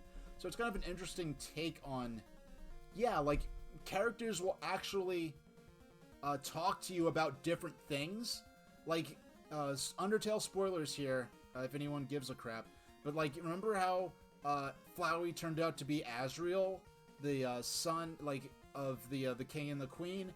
In the genocide playthrough, Flowey actually starts addressing you as Kara, or the named character, who was the person who died like 20 or 30 years before the game. Because the whole point of the first game was that you weren't that character, and this one, he starts referring to you as him and talking about stuff that happened when you were kids, and it's really messed up and interesting. And if you're And I will say, what I say about Deltarune, if you don't know much about it, I don't think you're ever going to play it on stream based on your experience of Undertale, and I wouldn't blame you at all. But it's probably the most interesting concept for a video game sequel in terms of plot and lore that I've ever seen in a game that I'm aware of. And if you're interested in seeing how that would unfold or how he's pulling it off in this chapter-based thing, I would recommend my Let's Play of it, which I did do a stream of, where we basically just watched my Let's Play of it in a single block, which I'm eventually probably going to do for Deltarune Chapter 2. I did Chapter 1 a year ago, and then he shadow dropped Chapter 2 like a couple of weeks ago now, and I just finished that yesterday. So, yeah, like, it's very, very interesting how he's telling this story, and to the point where it's like the sequels make the story of the original game better, and it's like, yeah, it's the most, not just in video games, in storytelling in general, I think it's the most interesting concept for how to continue or follow up a story like that. Yeah, I can't even say much more. It'd be interesting to see. I'd love to, if you're ever bored enough and have nothing better to do than to watch my Let's Play from a year ago of that, I'd be interested to see what you think about it. But anyway, and it was fun watching. Yeah, I'll send you a link to it on Discord. Would you like a link? I have a link to my single block stream of the Let's Play where I put videos of trains in the corner. And I also have links to my actual, like, Let's Play chapters where it's just have the box art of the game in the corner. Which would you prefer if you were to ever submit either of those versions to your approval? Because one's a playlist and the other's just a single-shot video. But, now let's get back to while you were talking about this. So, Konami Crazy Racers versus Advance Wars. I'm doing these, I just sort of grossly listed them based on fields, and now I'm just facing the games off against each other directly.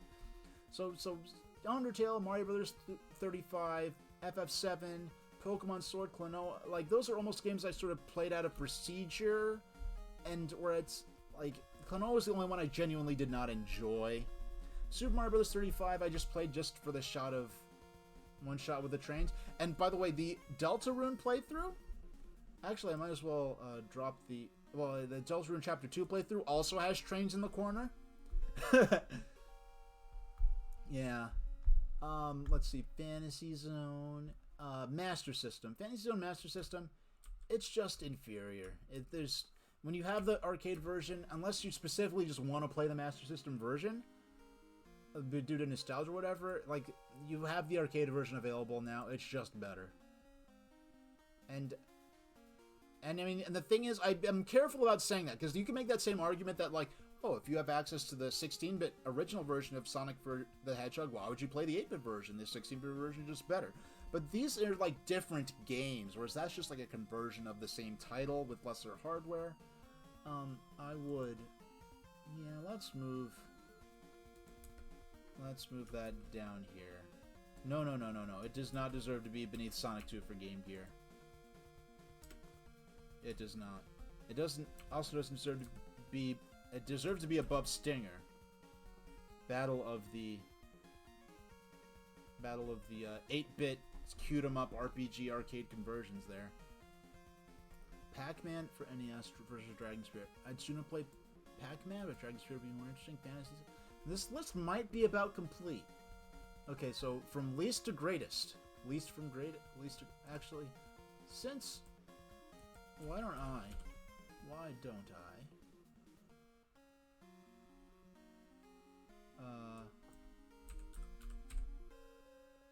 Yeah, why don't I pull this up right now, since I happen to have this open in another tab.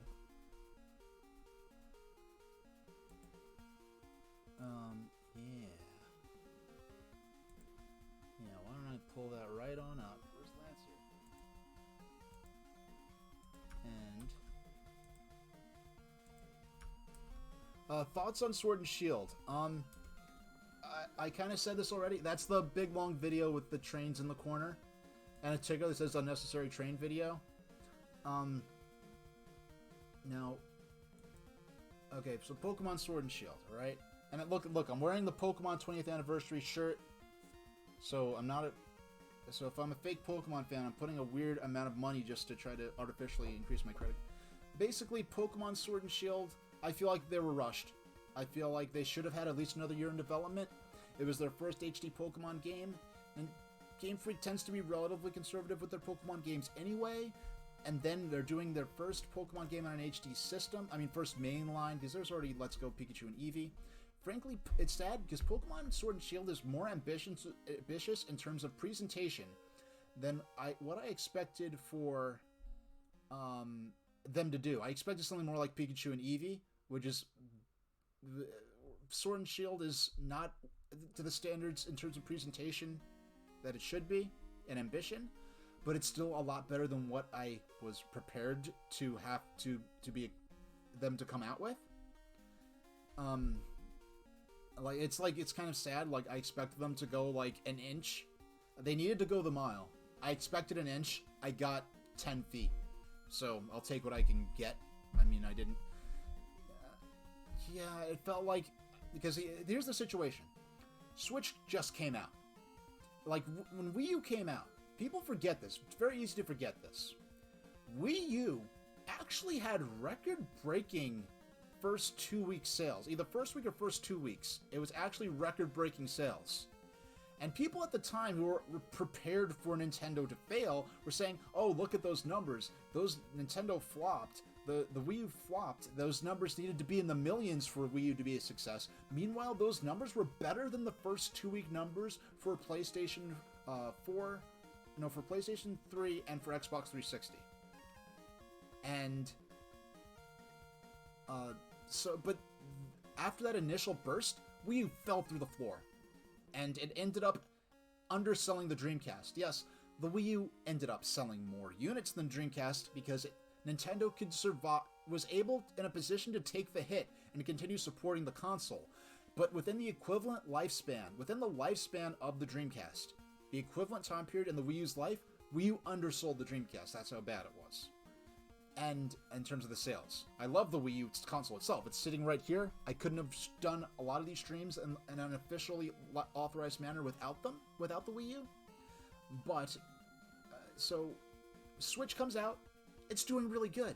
But there's no guarantee that's going to sustain. So Nintendo, I feel like they pressured Game Freak. They're like, listen, we need Pokemon as soon as possible. Announced it at E3 2017, along with Metroid Prime 4, which they flat out should not have announced then.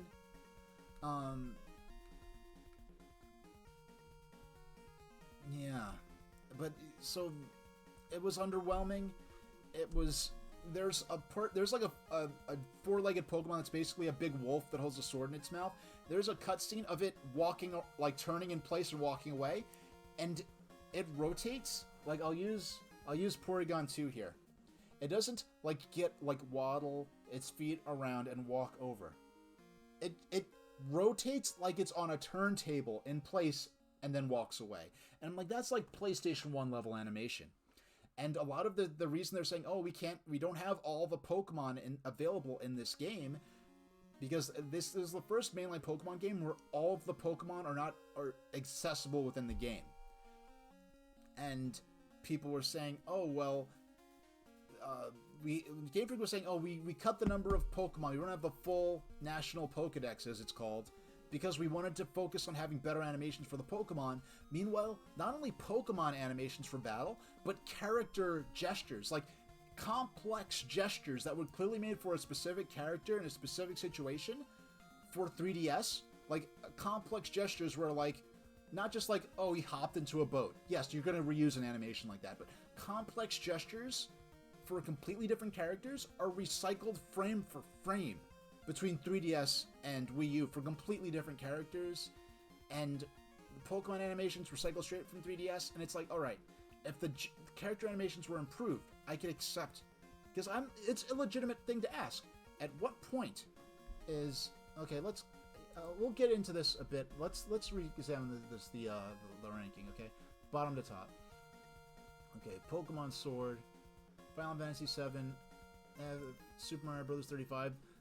These ones here, okay, these ones here I kind of almost consider like procedural games. Games I almost played sort of out of, I wanted to play it, I didn't have a blast playing it, I didn't expect to have a blast playing it, I just wanted to play it and talk about it and experience it. And Undertale I'd already played before. I'm rating these more on my experience streaming it and my willingness to stream it again, or my interest in streaming it again. I mean, some Paper Mario, like, yeah, it's a great game, but I'm just not going to play it again. I played it. I experienced everything. So, Stinger. Fantasy Zone for Master System. The arcade version's better. Even between, like, Stinger and Twinbee, at least those are different games. Like, Fantasy Zone Master System versus arcade, it's the same game. Master System's just a lesser version. Pac-Man, I mean, that was another one of those almost procedural games where I just played it. I basically played NES Pac-Man to compare it to Pac-Man Championship Edition on NES, which was only released officially on Switch, if that makes any sense. Sonic the Hedgehog Genesis, good game. I'll go back to it. It's just sort of really low on the list. I'll put it above the list of Paper Mario, because Paper Mario I'm never going to touch again. And Advanced Wars, I'm never going to touch again. Crayon Crazy Racers, I'm never going to touch again. It's great, but I'm not that great at it. Twinbee Arcade, yeah, that's about where I'll put it. I'll sooner play Twinbee Arcade than Sonic for Genesis. So that's a fair spot to put it. So Sonic the Hedgehog, Advanced Wars, Crayon Crazy Racers, Twinbee Arcade, Super Mario 3D World plus Bowser's Fury. I could go back to Bowser's Fury mode someday, not especially likely. I'm more likely to play Twinbee again than Bowser's Fury, so we'll drop that down a spot. Yeah, the number next to it is the order played. So number 1, the first game I played was Sonic on Game Gear, so that's number 1. Versus Pinball and NES Pinball are almost fungible, even though Versus Pinball is vastly superior, but I will play one or the other based on whether I have my Wii U or the Switch already hooked up and ready to go. Yeah, Helios, I would like to play. That's the DOS maze game that has the abstract maze game with the helium ball that has the creepypasta backstory, but this is like back in floppy disk days, how I received the game with the text file saying about the alien abduction backstory to this. So that's why I played it in October for Halloween. I can now play that better since I have a proper dual monitor setup. I can't believe 6 of you are watching this. Thank you everyone for my 100 stream, for joining me on my 100 stream. We'll be back to Sonic the Hedgehog shortly. So Mario Party Advance, yeah. We'll be going back to that. Sonic Master System and Master System Valley Bell mod, both effectively fungible. Warrior Ring for GBA, I will be going back to that. That'll be Snoopy and the Red Banner. Is that when you told me the story, when I told you the story about the Helios thing? About the DOS game? Yeah, Pac-Man, okay, so Super Mario 64. But it was a great game, right? Okay, these two right here. Mario, Super Mario Advance, and Mario 64. 2 great games, great streaming experiences. I'm not going to go back to them. So really everything below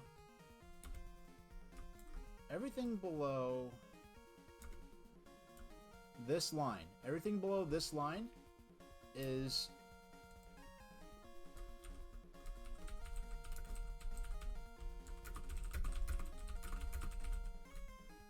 great games, won't go back to them.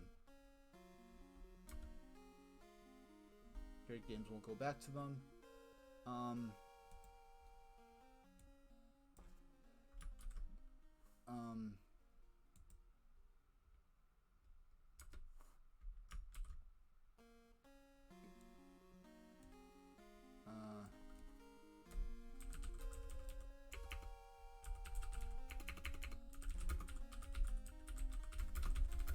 So I'm reaching over my microphone to do this typing, so excuse the typing there.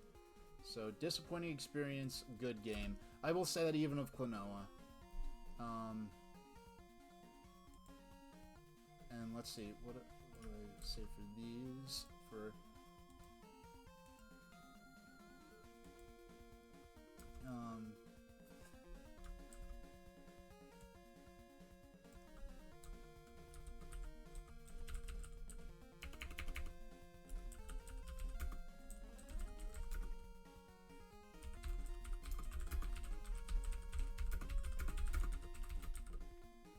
played for discussion, not for fun. And that doesn't even mean I didn't like them. The only one of these I really didn't like was Stinger, and I still had fun with the stream because of the way we were playing that. Yeah, and Snoopy and the Red Baron, that was the same day you were playing Star Fox 64. I was actually just thinking of that a few days ago. I was wondering if you'd ever go back to Star Fox 64, because that's one of those games you really can burn through in just like an hour and try to get a different... There are really only 2 main endings to that, but, okay, so... Something like that. Okay. Great games will go... Alright, so... I want to... I'll make the font a little smaller. No, that's too small. 12? Just so I can hopefully get these all on the same page.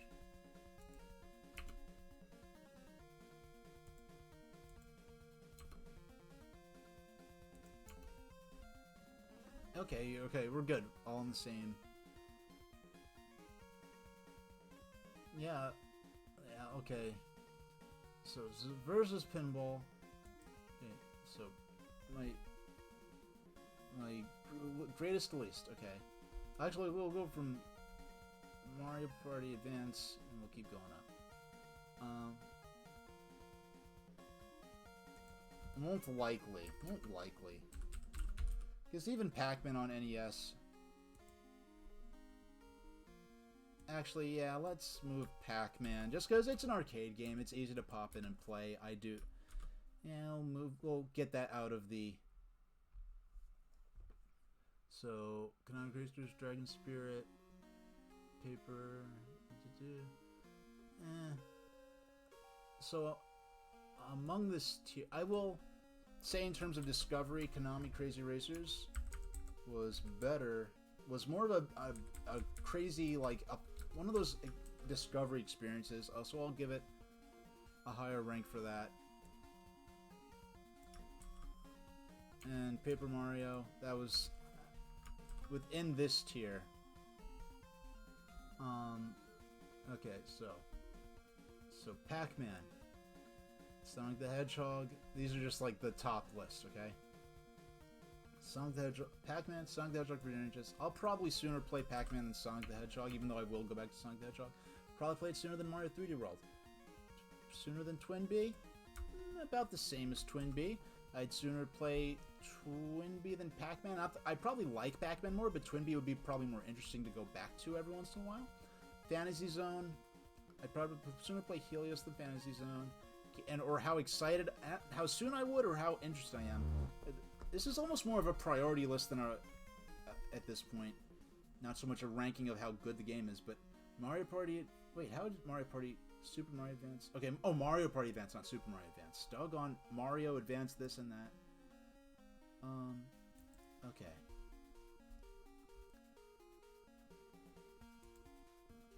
Okay, so now let's give them their new numbers. Yeah, I feel good about 2. I mean, 3. Hey, number 4. The 4th game I played is actually the 4th game on the list. How about that? Well, actually, Kuru-Ren. I mean, those were some fun late night streams. I don't stream late night that often. This is already a lot later than I normally would stream. Let's put that...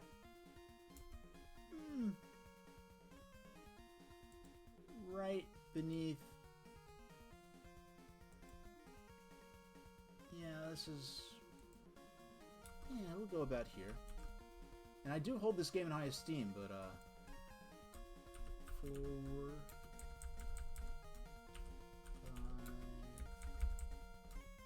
6... This is fun to watch, isn't it? 8... 9... 10... 11... 12... 13...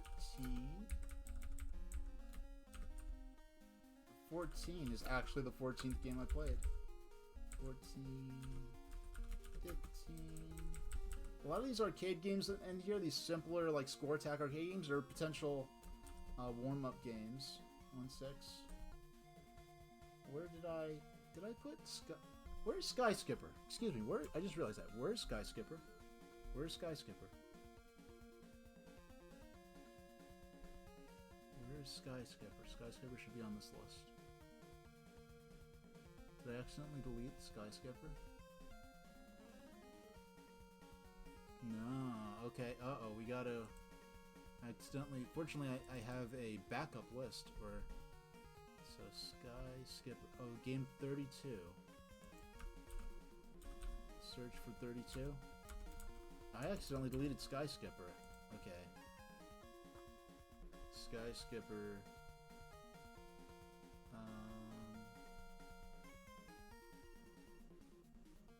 I'd put it above Kururin. Actually, yeah.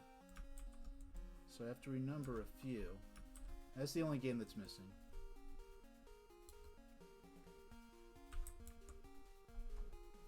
Alright.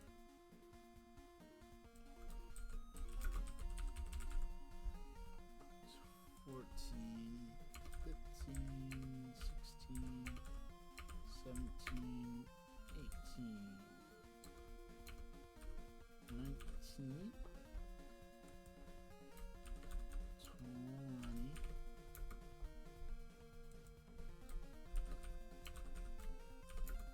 21, 22,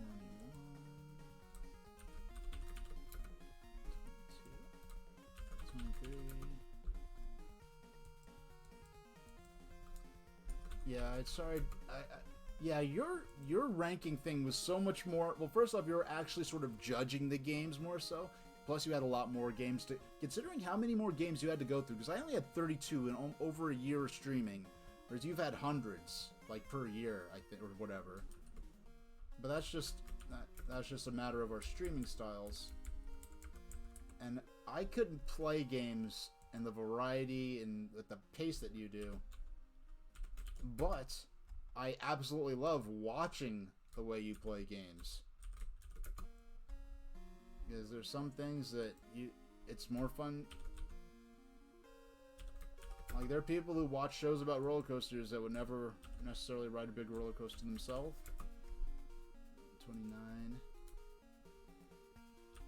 30. Yeah, you know, I think... yeah, I think sometimes it could be difficult when a streamer kind of gets a reputation of, like, you know, a lot of their audience. Hold on, I'll talk about this when I get back to Sonic in a moment, because we're almost done. 32, 31, no, 30, 29, 30, 31, 32, 30. Wait, I just have to copy it from... Okay, so this is... Pokemon... No. Pokemon Sword was 22.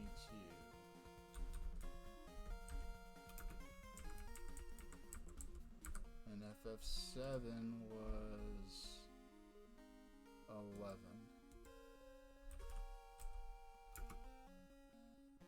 3, 32, 33.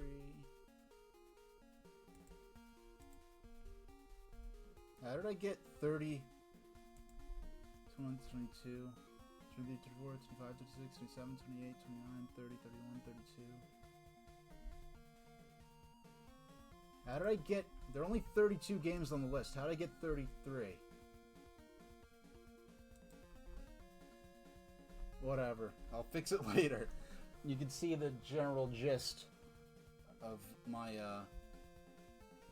my ranking here.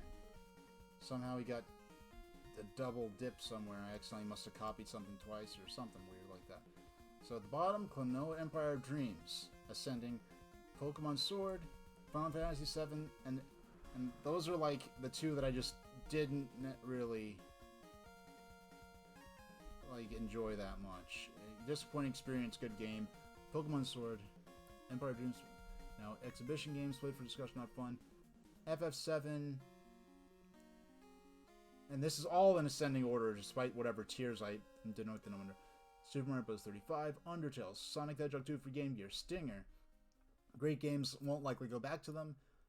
Fantasy Zone Master System, Dragon Spirit NES, Advance Wars, Mario 64, Mario Advance, Paper Mario, Konami Crazy Racers. And then ascending under my top 20, I guess. I didn't intend for it to be that way, but that's just what happened. Sonic the Hedgehog Genesis. And this is also most likely to go back to, and for repeat viewings or it's warm-up games, whatever. Mario 3D World plus Bowser's Fury, specifically for the Bowser's Fury part. Pac-Man for NES, Crew Ren for GBA, Twin B Arcade, Fantasy Zone Arcade, Sky Skipper. Wait. Yeah, okay.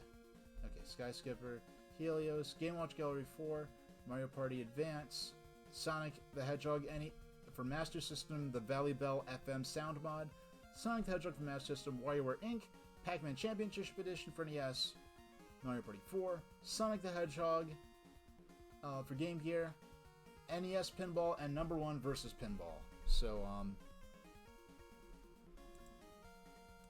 no, and it's funny because I do have some eShop jank in the weights on both my Switch and the Wii U. But we will, let's head back to Sonic. This is the longest I've streamed in a while in a single sitting. Effectively 3 hours. So let's get back into Sonic the Hedgehog on our 5th attempt. Now I'll talk about what I was going to say before. I shut off the sound to the game because I had the game audio running. Now as you see, I'm playing on the, I have to, my little Porygon 2 is out of frame now. There we go. Now I'm playing with the NES 3-button controller. No games I'm really into take particular advantage of the 6-button controller, so I'd rather stick with the 3-button one. Really, I didn't have much experience even holding the 3-button controller until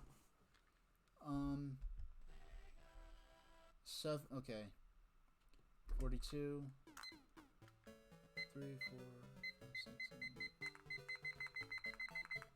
18. Okay, hold on. 60 times 2. Let's see. 1. Let's see if I could. 7, 8. So it should be 10 local. If I can't beat this by 10 local time, I'm probably gonna call it. I may break in. I might switch that over to end in. There we go. And I have to take a break before then. But when a streamer becomes known among their audience, or at least parts of it becomes part of their brand that they can enjoy a low quality game and have fun with it, be like, oh, I can't believe how bad the stages were designed, or this is clearly rushed, or this music is clearly a horse like banging on a keyboard, or whatever's wrong with the game, and it's not a polished game, it's a janky bad game, and that sort of becomes part of the streamer's brand. It can, especially with retro games, it kind of can turn into this thing where some of the audience that maybe what am I doing? That doesn't even count as a death. That was just so lame looking from the start that I want to start over. There's this video of like a horse. Like horses have these weird like prehensile lips, where they could like manipulate objects almost with their lips. There's a horse like playing on a keyboard, and I'm like, oh look, they're creating the soundtrack for Sonic Dark Brotherhood for Nintendo DS. But anyway, but it can get into some people's heads, I guess, when that's part of a streamer's brand, that then when there's that expectation, like any game that they play that isn't particularly famous as being like a top tier, super famous, like top 100, top 500 game, they just write off as being a janky game. And I could understand how that could be frustrating for a streamer, perhaps. I've seen a sort of another version of that with, I mean, the lack of releases. I talked about this earlier in the stream, but now, for strats here, I don't want to get more than 50 rings, because getting more than 50 rings means that, well, actually, no, I'm going to get the bonus boxes. Just so if I die in the last couple of stages, now I'm going to deliberately take the, lose my rings here.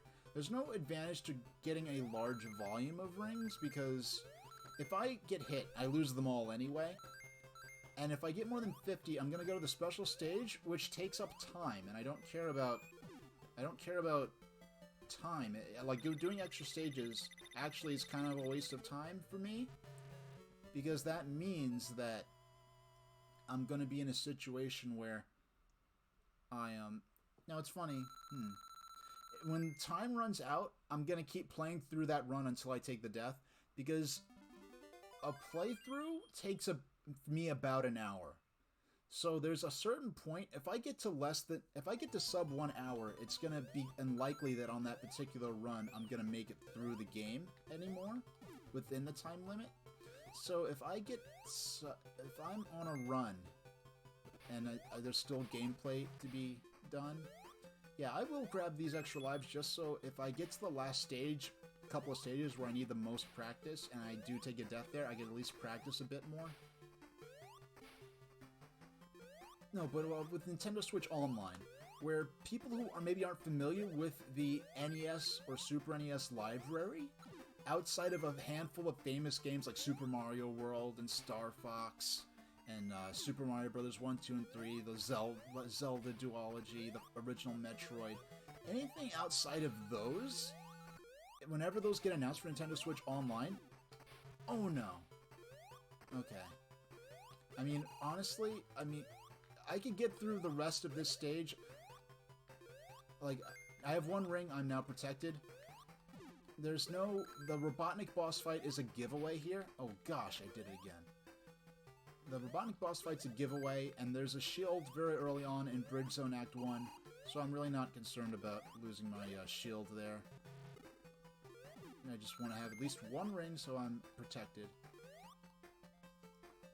Yeah, this is actually, almost 4 hours now? Well, pretty much 4 hours on the dot. This is actually by far the longest in a long time I've safely and comfortably felt.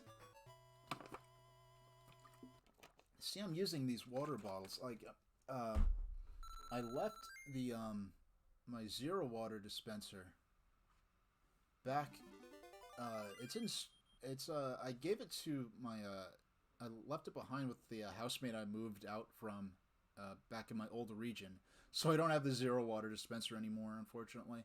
So I have the nice bottle with the spout on it, but I'm stuck using it for, it's just sitting in a suitcase still, actually. So I'm back to using bottled spring water for now. The main advantage with the bottled, with that bottle is just I don't have to worry about spilling anything. Now look at this boss fight. This is an absolute joke.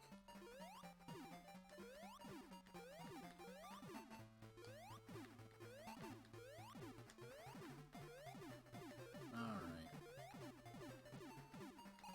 There we go.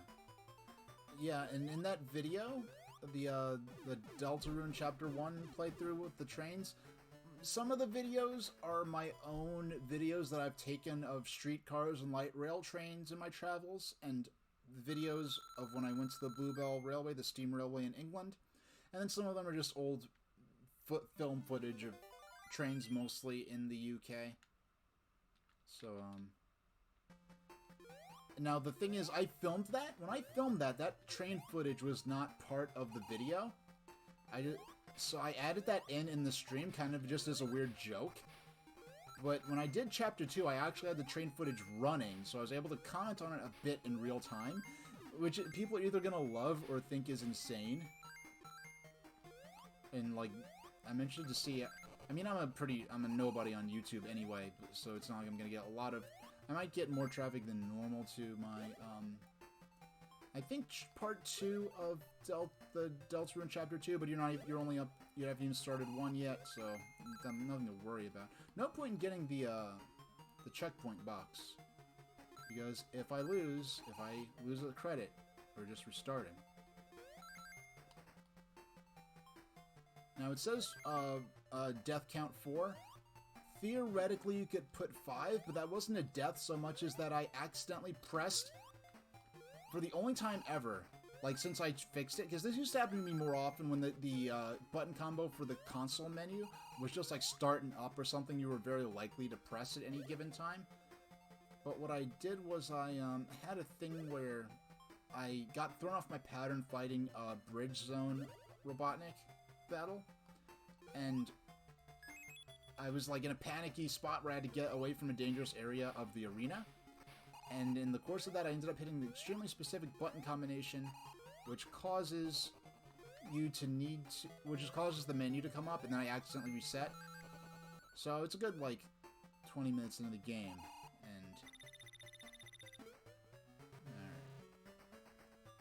So basically right now, like, it's 2 hours and 9 minutes, I basically am set up... I could do 2 playthroughs of Sonic, like, with deaths. So without deaths...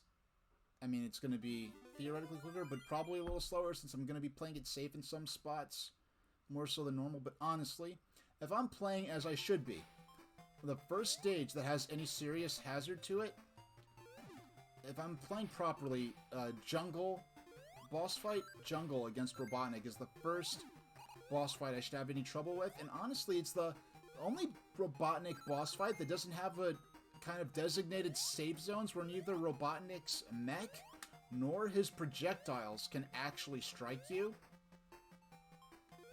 Now, no point in getting extra shields, they don't stack. Now, I'm not super familiar with Sonic on Genesis, but as I understand it, the shields either don't stay with you between zones or don't stay with you between even just acts. Bringing a shield with you into the Robotnik boss fight is the only way you could take a hit during a Robotnik fight, because those stages do not have rings in them. Alright, there we go. Yeah, those guys are in Spring Yard Zone in the arcade. In the Genesis version? Okay. And I was looking... Why was I even trying to do that? I don't even need the treasure up there. I think there's an extra life up there. The only roll extra lives play in this playthrough is so I can just practice if I do take a death in the last couple of stages. And honestly, after Jungle... I mean, Jungle Act 1 is dangerous. I lost a few runs there. Jungle Act 1 is dangerous, but really it's Jungle Robotnik that would have the first death that I would... like hazard, the first opportunity I think it's really serious to die. If I get through Jungle like, I did not lose a single credit in Labyrinth. Now, mind you, I only made it to Labyrinth once in this whole run today. Most of my runs have died in Jungle. And actually not at all to Jungle Robotnik, which I only fought once, but I lost them in the first couple of stages being clumsy.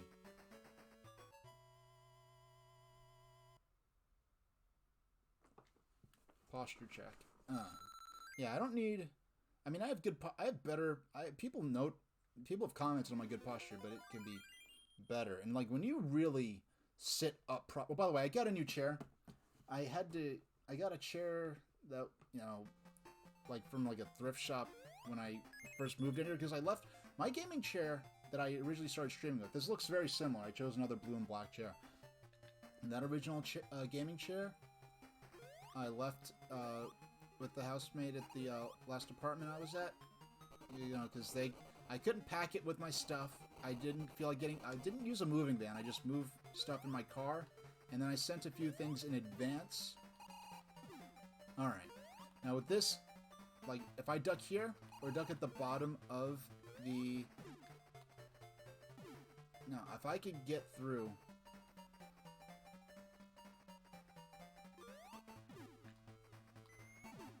Yeah, if I duck here or in the center, it's safe. There's a bit more of a risk in the freaking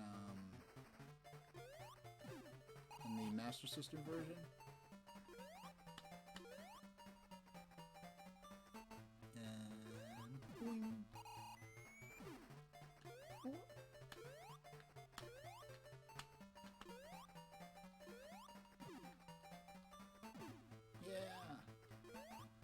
Yeah, now these are not, mind you, these are not speed strats. Speed strats would have had him defeated in moments, but with those strats, like maybe 50, like I've watched Bozon, one of the best 8-bit Sonic players I've ever seen. He held the world record at points. Because Summoning Salt was never going to do it himself, he made a Summoning Salt-esque video about the history of the progression of the Sonic Master System world record. And he held that record himself. And I actually saw when he got that record live, which is cool. No, but that game pretty much, like, he can, like, he uses an emulator and he practices frame by frame these boss fights, so he could beat those bosses in moments, those Robotnik fights, but he dies half the time. So it's fast, but it's very risky. I'm not going for risky. I'm not going for speed strats. I'm going for safe strats.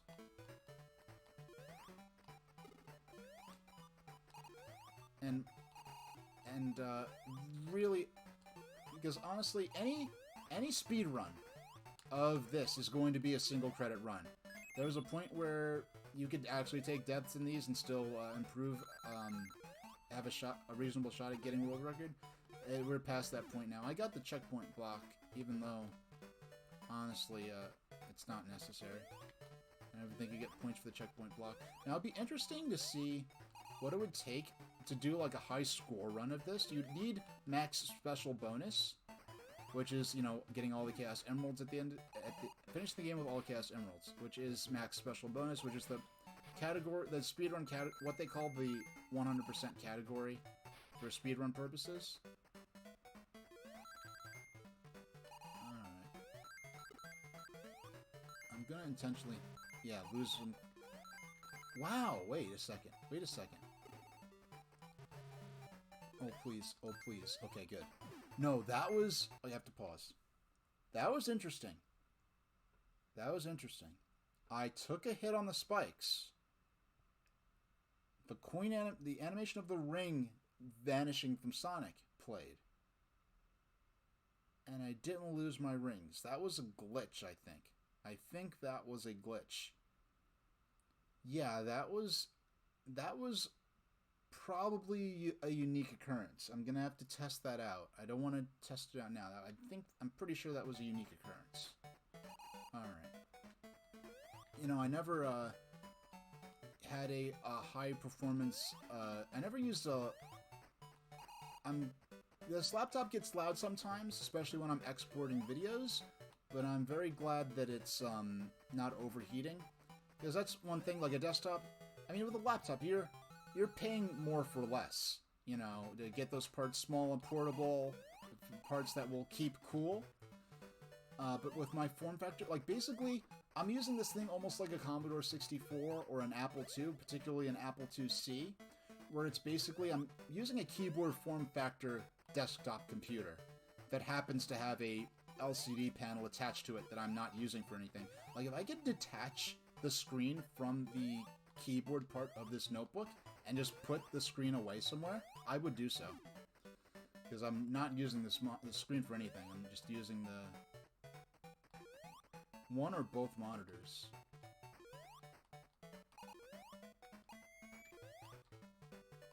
Okay. I just don't have it. There we go. I just knew whatever's going on, it's definitely safe up here. Don't want to risk that lower path. I'm watching out for the piranha bots, whatever they're called. Alright. There we go. And we made it. Okay. Okay, so they're... Let's see, they're... Okay, 6. Okay. Green Hill Bridge, Jungle, Labyrinth, so there's 6 worlds. There's 6 zones with 3 acts each. So 6 times 3, I think it's 18. So at 8... is anyone quicker at math than I am with my TI 108 here? Is anyone... So at 18... Wait, actually, no, I could do this myself. Okay, what times... 3 6 times 18? 6, how about 5 times 18? 6.5 times 18? No. 6.3 times... No, 6.3 times 18... No, 6.1 times 18. 5.9 times 18? No, okay.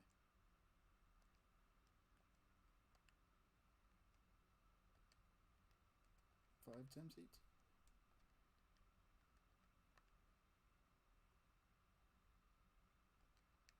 $5.9 times 18?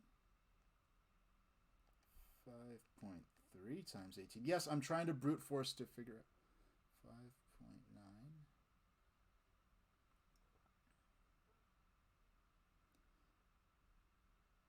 So, like, roughly each stage is going to be, like... each stage is roughly 5% of the game, pretty much. Is all I was getting at. And yes, I was using the Texas Instruments TI 108. The calculator that's remained literally unchanged since the mid-80s. Sort of like how the Casio DW5600 has been unchanged since the 80s, or actually technically since the mid-90s, but it's still just an update of the original Casio G-Shock from the early 80s. But oh yeah, no, this console, there's a reason the analog consoles are so highly desired. I got mine, like, I heard, it's like they're making a system and it can play Genesis, and there's going to be an adapter for Game Gear games. I'm like, oh wow, I could play my Game Gear cartridge from when I was a kid. That sounds great. I'd love to stream Game Gear on Twitch. This before I was, and that was really the moment when I pre-ordered this thing. That was really the moment that I began to work towards becoming a streamer. I'm just gonna jump over there. Yeah, there we go.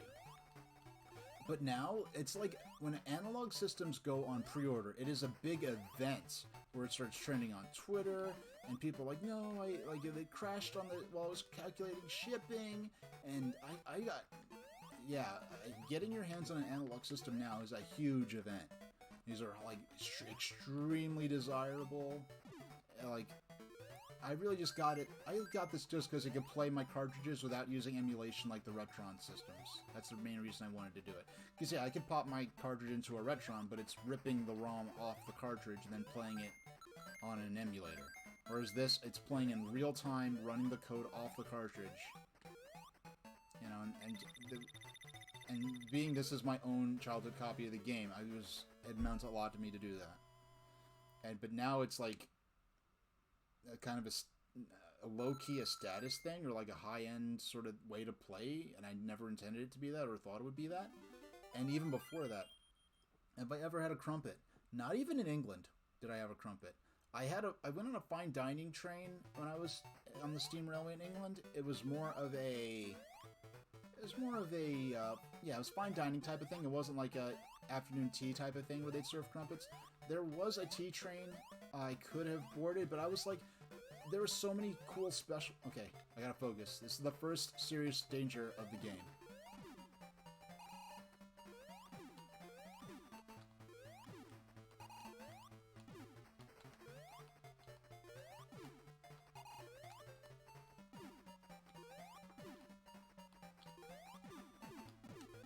Oh my gosh, okay. Whew. The cannonball, it does not really end. Like, you're not out of danger, until the animation of the cannonball exploding completely leaves the screen, even if Robotnik's dying, already going through his explosion animation, and then you have to safely jump onto the grass. If you do not do, you could still die. Like, about half my deaths to, no, maybe like 30% of my deaths to Jungle Robotnik are, and because that's the only Robotnik fight where there's no real safe place to hide, or a place where if you follow a certain pattern, you'll never get hit. Now these two stages are theoretically more dangerous. Well, like there's no fall hazards here, so in a sense it's maybe even less dangerous than Jungle.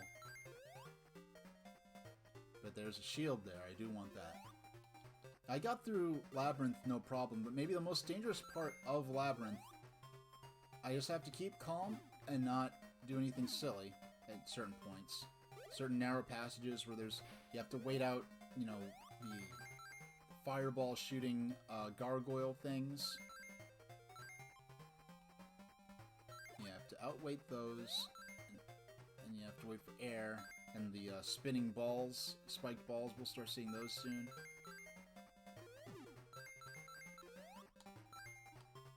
Alright, we're just gonna fall right over here. Excuse me, there we go. There we go.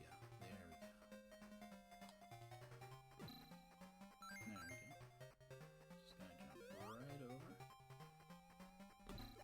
Ah, right on my schedule. And yeah, there we go. I mean, me jumping doesn't make it. Yeah, it doesn't. There's no. Yeah, so what, all that was to say about when I was talking about tree. Yeah, that was my main opportunity to have a legitimate English crumpet, and it didn't happen. Could have had those little cucumber sandwiches with the crust cut off. But yeah, there was so much cool stuff going on that week I happened to go. But let's get up here. Alright, we're good on here. We're good on here. Even when you get down to 1, it waits a long time before it actually, like, knocks you out. And even when at 40... Actually, we're going to take the extra Sonic. By hitting that switch, it turns from the ring into the Sonic head. Boom. There we go. Man, I can't believe I've done this 100 times. Now, mind you, the first 20 of them was just... I mean, the first stream went great in terms of frame rate. I was, like, running on unupgraded internet and off Wi-Fi. So with that being said, like, those streams went better than they ever really should have. There's still some things I have to move over. Like, I don't have I'm probably going to stream tomorrow. I can't say when. If I beat... Let's see, if I don't get this tonight, well, we'll see how it... We'll play it by ear. We'll see what happens at the end of the stream. No point in jumping up there. There's nothing I really need. No, we do need rings. We want those 10 rings. There we go. And I do still need to see Shang-Chi. When it comes to the Marvel stuff, like, they stuck the landing with Endgame. I saw Black Widow, which was the first movie I saw in theaters since the Sonic the Hedgehog movie, which was, like, right before COVID started shutting things down. And it's funny, because, like, Black Widow came out right in that window where everything seemed like, oh, the vaccinations are getting out there, things are reopening, it's super optimistic, and then things started getting... the numbers didn't improve, so at that point I really didn't do any... I don't go to the movies that much anyway, so it's not... Oh my goodness. That was clown tier. That was absolute clown tier embarrassment. I lost my shield. It was totally senseless. There was no reason for me to even make that jump there.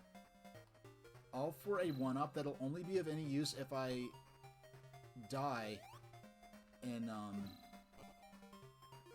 Jungle Robotnik. I mean, in the, well, if I die late in the game, to the point where it's worth it for the practice to get through the end of the game anyway.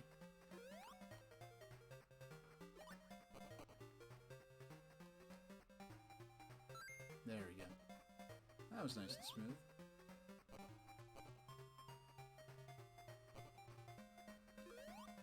I never noticed this till, oh, please, please, please, please, please.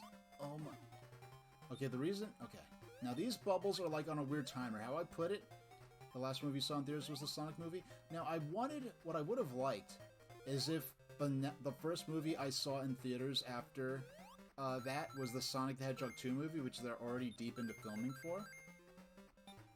But, you know, it was a social thing. Someone else wanted to go. So I went ahead and went to go see it. Well, Black Widow was good. Shang-Chi looks good. But after Endgame, I really have no particular confidence in Marvel's ability to keep these movies and spin-offs as good as they have been. Because that's probably part of the problem with comic books, I guess, in general, is that, yeah, the story arc has to end. You can't see it good on screen because of the way the frame rate thing works, but there's the Chaos Emerald. It's just sitting there. And it's a cool thing in the Master System version, where you have to, oh yeah, that's right, you said you filmed this, you filmed this, yeah, you were saying that either in another stream I saw you in when we were both in the audience, or in one of my last streams before things went crazy, go nuts, and my video card died. Okay, Labyrinth Robotnik should be, there's no air limit here. I have infinite air. So, and I'm not, it's a risky trap to go through here and get the, but this is unlike Jungle Robotnik in that if I follow the pattern correctly, I will never be in any danger. I just have to follow the pattern correctly. So, hold on, I'm gonna pause, stick my earbuds in. Now, just for context sake, I have my volume, my personal volume in my headphones on absolute minimum at all times, pretty much. I'm trying to preserve my hearing as much as possible. Okay, alright. What do I think about the Mario movie they announced? I mean, they announced that movie years ago. I was expecting it years ago. In fact, it had been like years since we heard any real news about it. But here's the thing. What's his name? Excuse me. Robin Williams. I think he specifically feared that this would happen. He wanted, if those are not aware, Robin Williams, when he did that first Aladdin movie for Disney as the voice of the genie, he really did not want his involvement with that movie to be emphasized and to be used to market the movie. And they had, I guess, what you could say is non-binding agreements, gentlemen's agreements, you could say, that, you know, his presence would not be used to market or sell the movie or to sell merchandise to kids. He just wanted to be talent in the movie. And Disney did not honor that in any way, shape, or form, and that's why he was not in the sequel. They had to give him a whole bunch of money and apologize and give him a Picasso and whatever else. Literally, Disney bought him, Robin Williams, a Picasso to get him to be in the third Aladdin movie. But basically from then on, there's a great YouTube video, a pretty notable YouTuber, I don't know their name offhand, it just showed up on my feed, did about this, but basically from then on, so most Hollywood released animated films from the United States at least are rely on celebrity voice actors, celebrities lending their voices to key characters as a major marketing thing for the movie. And it's really Hollywood, traditional, actual professional voice actors who aren't mainstream Hollywood celebrities don't get featured as talent in Hollywood animated films anymore, and it's a shame. And what's a shame in this case in particular is that Charles Martinet spent basically 26 to 30 years building up this character, Mario. He's the voice of Mario and a bunch of other characters in the Mario universe. It's Charles Martinet's performance that helped build Mario as a pop culture icon in the way he exists now.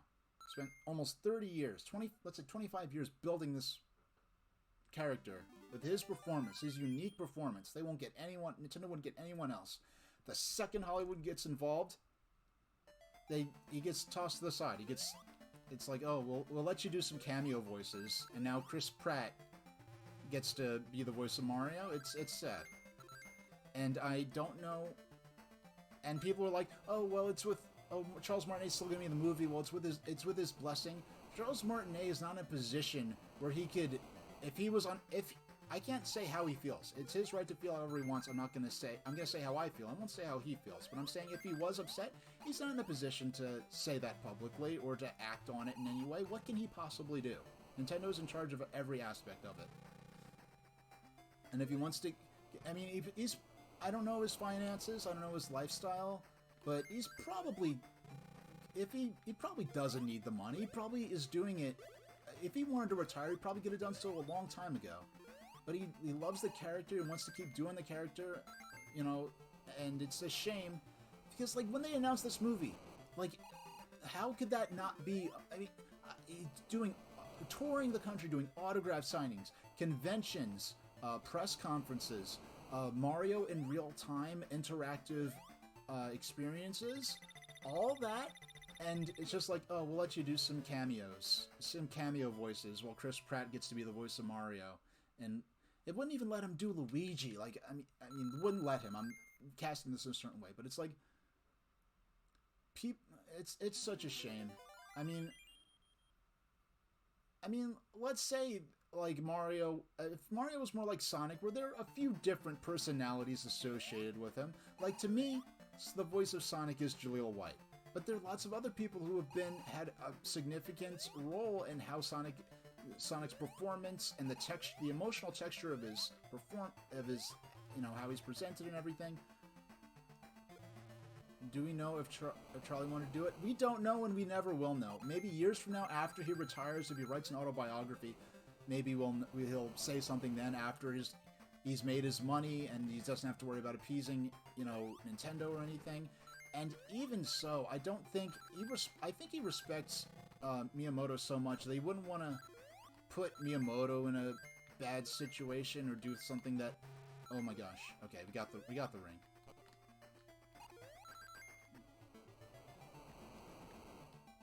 All right. So yeah, it's unfortunate, and honestly, I'm interested in what kind of performance Chris Pratt could do for Mario. I'm genuinely interested. I'm not. I have no opinion on him on this in terms of his personal life or his other movies, or because I don't care about Hollywood personalities that much anyway. I think it's reasonable. Well, they're gonna have localized voices at least for English and Japanese, because even in the Nintendo Direct they said, "Oh, this is the English voice cast." So I'm sure there'll be a Japanese voice cast as well. And which is, you know, and which is kind of fine if Mario's. And the thing is, I've heard people like defend this, saying, "Oh well, Charles Martinet, he wasn't really doing any real voice acting. He was just doing hoots and hollers." It's like, dude, waking up in the morning, driving to that studio, that's all real. That doesn't all that work.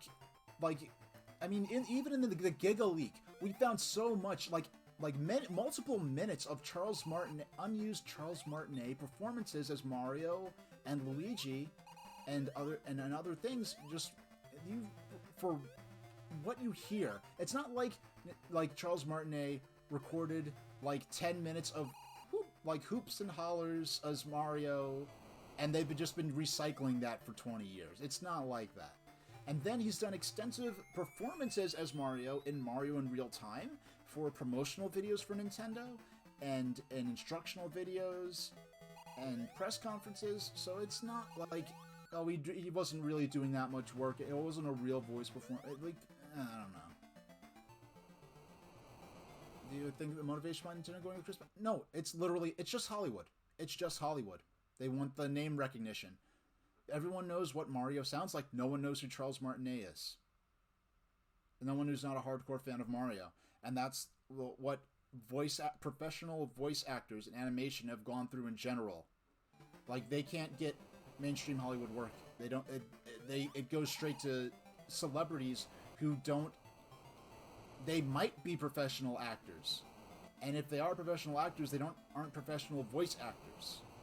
Like, they just want the name recognition. Like, it doesn't.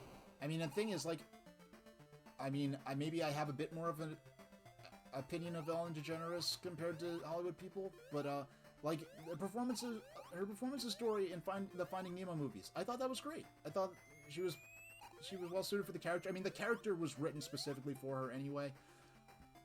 So it's not like I'm saying, oh, they can't act. It's just the idea that, like, they can't get to build up. It's one thing when you can't. Okay, fine. It's all Hollywood A-listers that get those voice acting roles in these big Hollywood movies anyway. Fine. But when you build up a character for 20 years to the point where they're recognizable enough that a Hollywood animated movie is viable, and then they get pushed aside for Chris Pratt. Yeah, I won't go...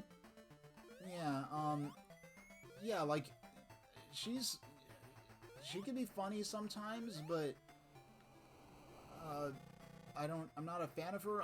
But I just I've heard stories, and then it got even more extreme. With I guess some of her housekeeping staff with like weirdly mean-spirited stuff she would do, and like setting traps to try to trick them. Like, oh, you didn't clean this and whatever.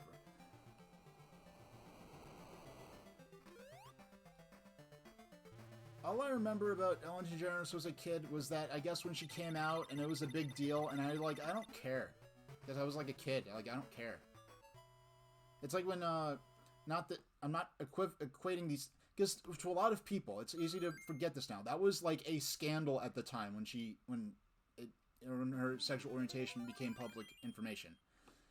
Like, in terms of like scandal, whether it's rightfully so or not, or, like, I remember when Pee-wee Herman, when, I forgot his name, Paul Rubens got involved in his scandal that got the Pee-wee's Playhouse canceled off CBS Kids, and I was like, Mom, why isn't Pee-wee on anymore? And my mom was upset, but she was upset at the way that the news was covering it. She felt the news was covering it irresponsibly. Okay, this level, notice there's no timer on this level. Yeah, that's what I was talking about. And it was an adult-only movie theater. Like, I won't go into it, but... straight down, up. Okay, but my mom wasn't impressed with the way the news was covering it.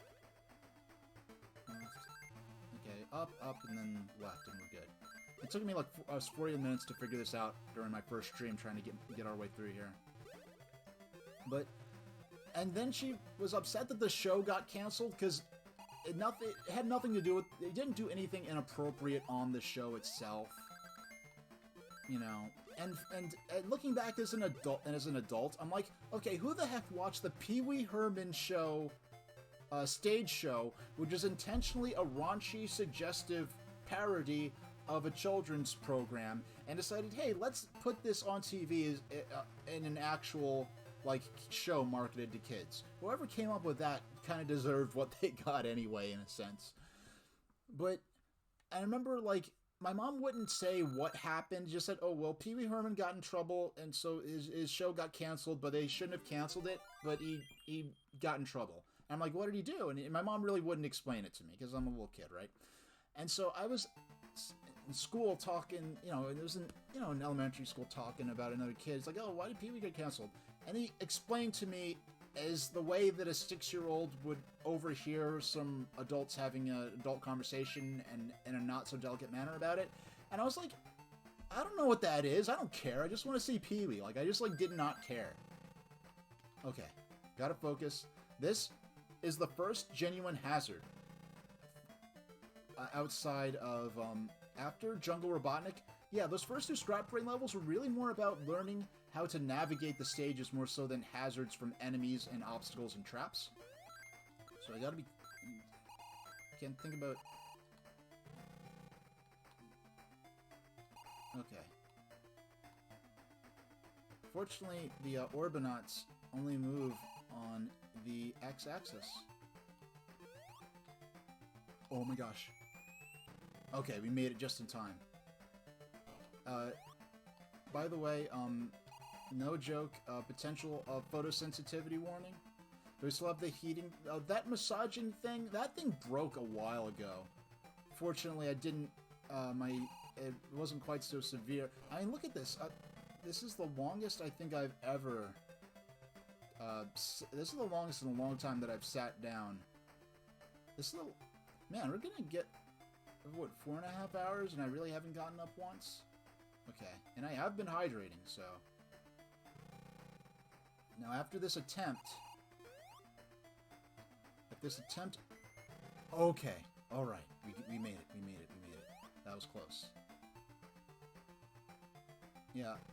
At the end of this attempt, one way or another, I will be taking a 1 or 2 minute break just to stretch out and get ready to sit down for a little while longer. We've got, what, no more than 90 minutes or so left in this stream. Now these cannons are activated by Sonic's proximity.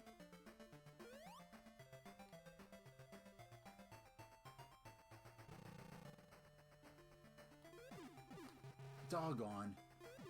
That's exactly what I didn't want to happen. And I was thinking, like, man, if I could get this all the way to Robotnik, the final Robotnik fight. But I thought that a little too hard. No, if... Oh yeah, you mentioned VR. I didn't get to go into detail on it. Yeah, VR. I've never really tried it myself. If there's some, like... cool, like, I don't know, like, first-person, like, werewolf game or something where you're, like, you transform and it's, like, in first person, you go around messing people up. Maybe that would be neato. But I'm not super... I never was super interested in VR. But the stuff they're starting to do with it as... Clockable, do you think Chris Pratt will almost have to copy the... That's what I'm interested in, because, like, yes, I'm sorry that Charles Martinet got sidelined the way he had, because I was honestly, like, at no point had it occurred to me, like Charles Martinet is the voice of Mario to the point where at no point did I consider that Nintendo would go typical Hollywood and have someone else voice him.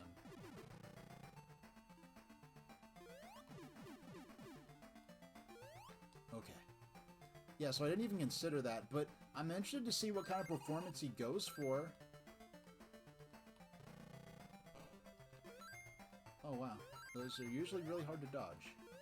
Now these platforms, when I first played this, I thought the platforms would continue, like whether I jumped or, like once you stepped on it, it just activated them, they'd go. No, they only move when Sonic is standing, which is physically touching them. And then I thought when they hit this beam here, they would just fall away from the stage and you die if you're standing on them. No. They're very merciful. They only stand when Sonic is... They only move when Sonic's standing on them.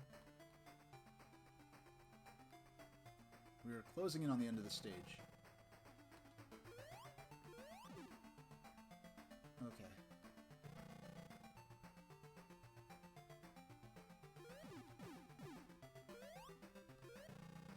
Yeah, it's the fact that those things are activated by proximity that makes them so dangerous.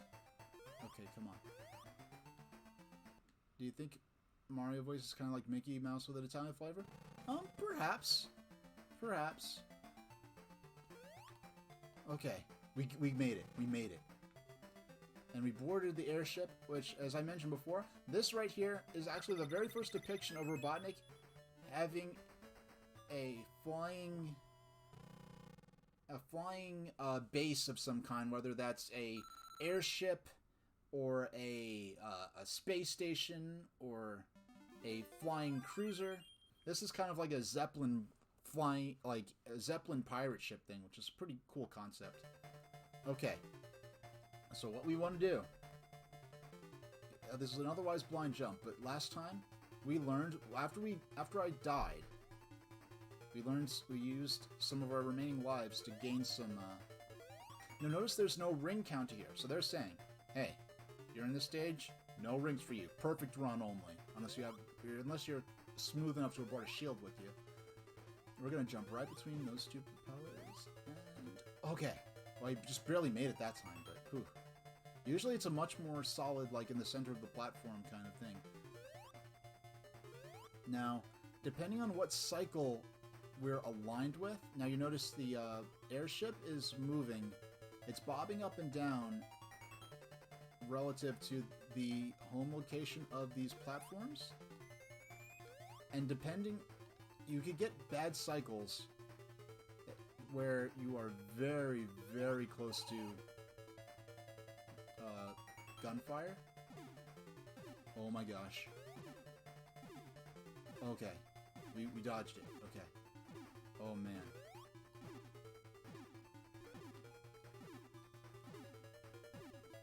Oh man, that was close. Okay. Oh, that was really close. That would have sucked to lose there. This is I mean, and mind you, this is the easy path. This is the easier path, but it's the only way you could 100% the game, because this is the only path to get the Chaos Emerald.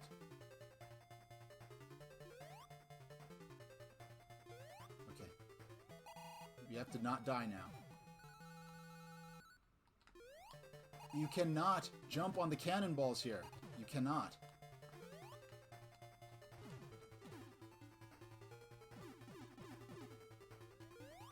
Okay, we got it. We got it. We got it. Only one stage left. Only one stage left. Look at all those buttons, the switches, the panels, so cool. And once again, we're not going to see it again, but the scrap brain skyline, the dusty, smoggy factories and skyscrapers, such cool atmosphere. I mean, if you were a robot, this would be a cool place to live. I don't know, like, if I could have, like, a robot body that I could, like, just temporarily download my consciousness into and just mess around with it. I don't know, the Emmys from Metroid Dread, those are some pretty cool robots. How they could go, like, bipedal or quadrupedal and... Alright. And both be equally, cool look. They both look equally in place, like... Because there's some... It's hard to do a design that could go on all fours or stand on two legs and it looks equally cool each way. The way they can crawl around and climb walls, and yeah, it's just a cool robot design. Okay. Alright. This is final Robotnik right here. This is our final... Alright. Okay. If you stand here, on the left, look what happens with the energy ball. It flies right off screen. So you have to remember, keep in mind the pattern of the fire jets. Okay, right, middle, left. Very simple. Right, middle. Huh. Okay.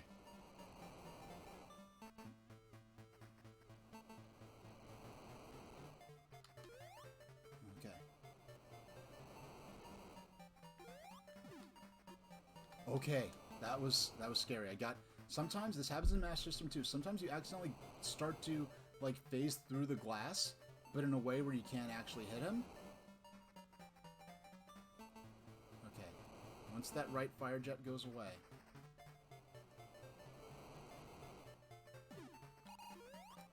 Okay. In Master System, the phase, the pattern changes halfway through in Master System. It's a very different final boss. Oh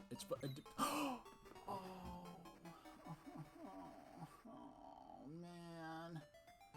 Oh my gosh, that was so close. That was so close. Okay, so we're gonna practice a bit. And we're gonna give this... Alright, how about this? Here's what we're gonna do. We're gonna take away the end in. Alright, end in. I'm gonna take away the... Where's the timer? Take away the timer. Okay. I'm gonna move over the ticker a bit though. There we go. Come on. Don't be shy.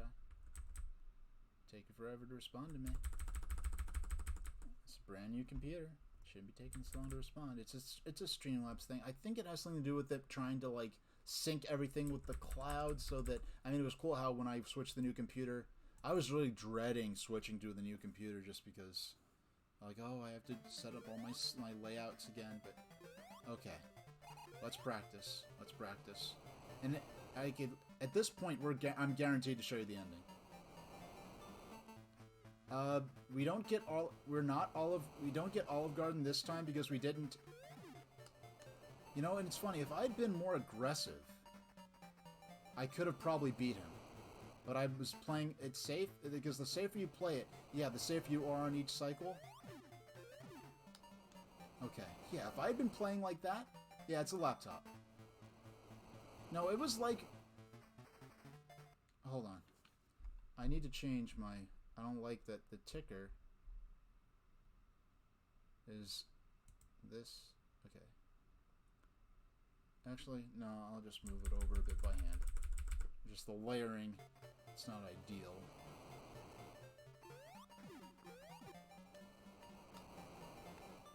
Yeah, if I had been playing like this, I would have beat him that last time. I was being overly conservative. Okay.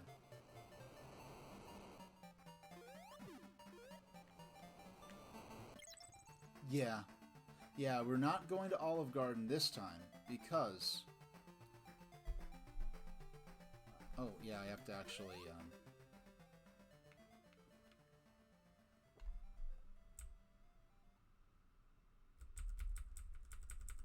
I'm only pressing the arrow key to the left. Okay, sorry, Sonic. Sorry. There we go. Got impatient with me. Now, but we could at least check out the 100% ending.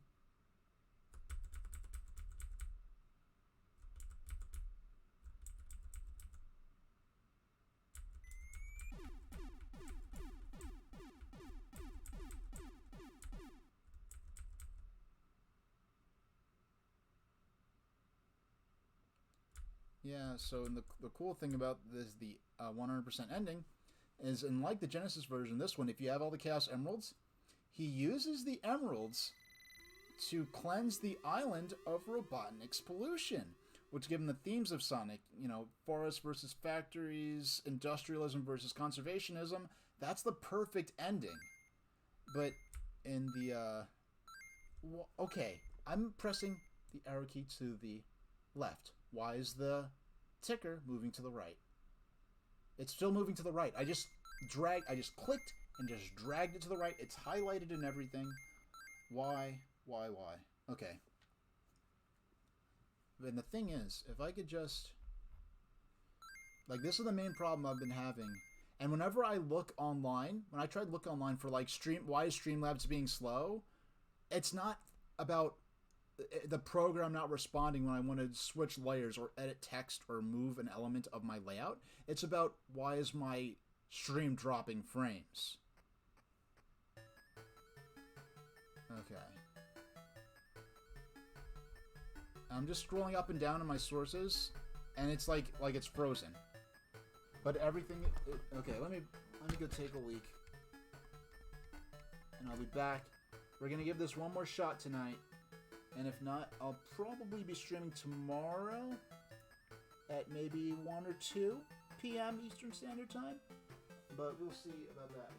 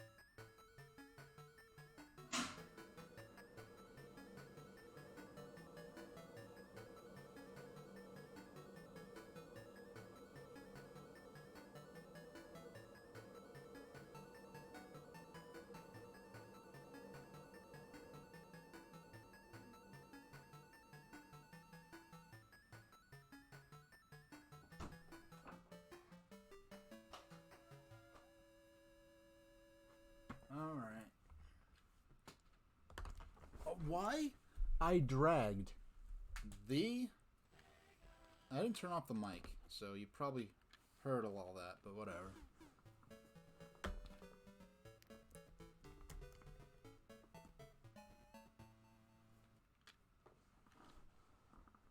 Alright.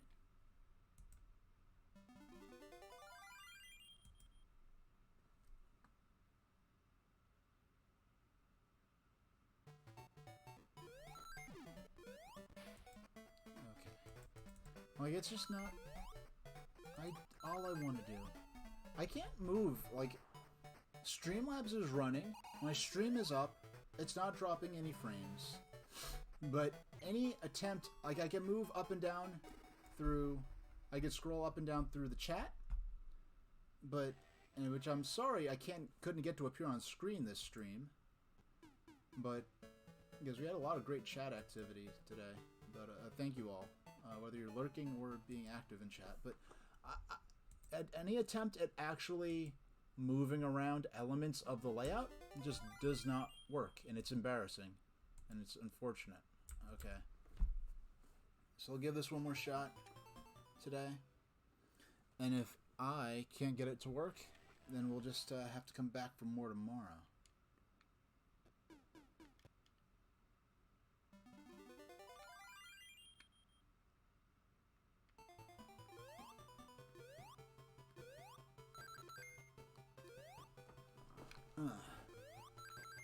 Yeah, well, you know what? It just occurred to me. That motor bug is the only motor bug in the entire game. Yeah, it just occurred to me. That is the only motor bug in the entire game. That is, looking at the layout and seeing my doggone ticker bleeding over my webcam, it bothers me so much. It's okay. Alright, focus on the game. Like I've turned the computer off and on. I've updated Streamlabs. The only information I can find online about why Streamlabs slow is stuff about, you know, dropping frames and output. It's not about just using the program and it being slow to respond. And how come there was no guarantee I'd enjoy streaming, so I got a refurbished Office PC off of what's the Newegg? Off of Newegg. It wasn't cheap, but I mean it was a relatively affordable entry into a computer capable of putting out a broadcast. Just in case I didn't like streaming. There's no guarantee I'd like it. The only way I could try it is if I dedicated to getting a new computer. But that thing, it's as far as gaming, like, it's a piece of crap. But it did everything I needed it to fine. I mean, this is a problem Streamlabs had on the other machine too. But the thing is, it was manageable. If I needed to move an element of the stream, yeah, it might lag for 3 or 4 or 5, even 10 seconds, but then it would move, and I could finesse it properly into place with the arrow keys, and it would be great. But now, it's just, like, it hasn't responded to clicks that I made, like, more than a minute ago. But I could scroll up and down through chat. My feed, my preview feed of what the camera's seeing, that's working fine. But I can't move through my scenes. I can't scroll through my sources. I can't move around the mixer. My mini feed, can I move my mini feed around? No, the mini feed doesn't respond. I can't move that around. I can't adjust the size of the preview field. It is really, really weird.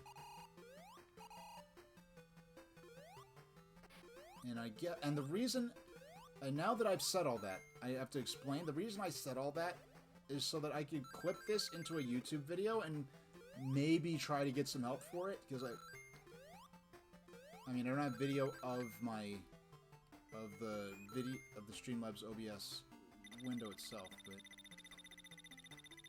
once again, under 100 coins, under 50 coins, as it should be, because we don't want more than 50, we do not want to waste time on bonus stages.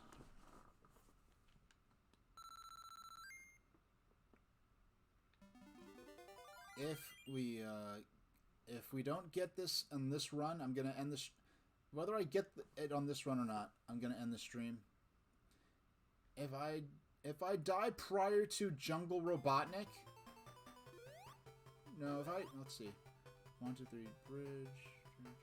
If I die before the end of Jungle Zone, I'll try one more time. But if it happens... Actually... No, I'm not even going to practice. I'm not even worried about extra lives for practice. I think we're good on practice. I think we have our strats down good.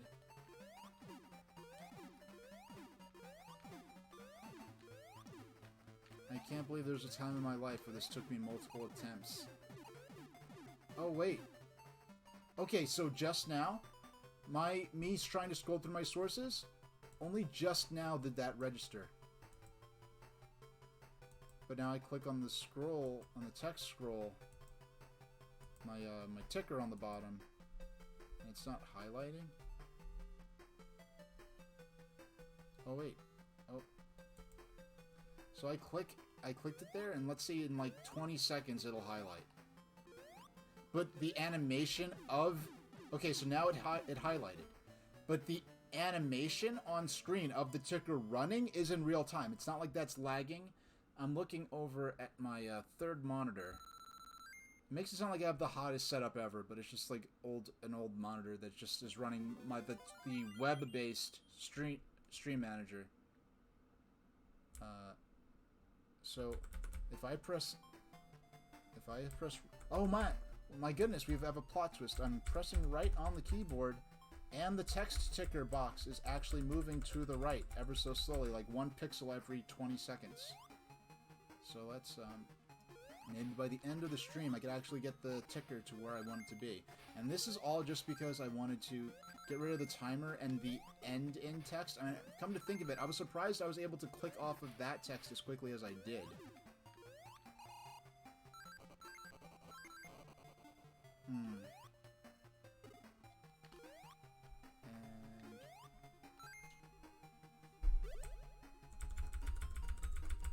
I just hit the left arrow key 10 times with my clicky mechanical keyboard.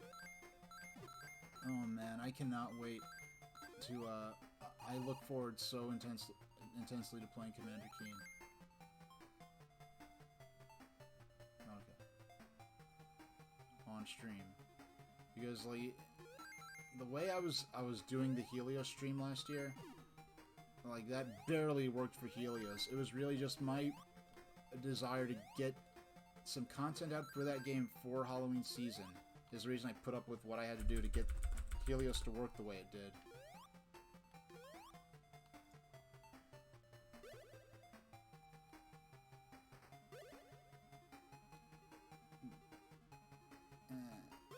Why am I bothering to jump this high just for a 1-up that I'm not going to need? Oh well. But even just like this checker pattern thing, this like on the land there, that makes for such a good doggone. I was trying to not get that last ring. Oh wow, it moved another click from when I was clicking on the left arrow key 30 seconds ago. Okay, so alright. Hopefully I'm also kind of relying on my frustration with Streamlabs OBS to maybe distract me a bit from the nerves of whether or not I'm going to get this run or not.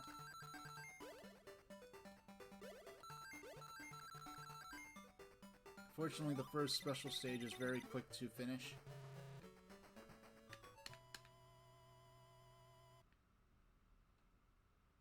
Alright, let me grab a circle water now.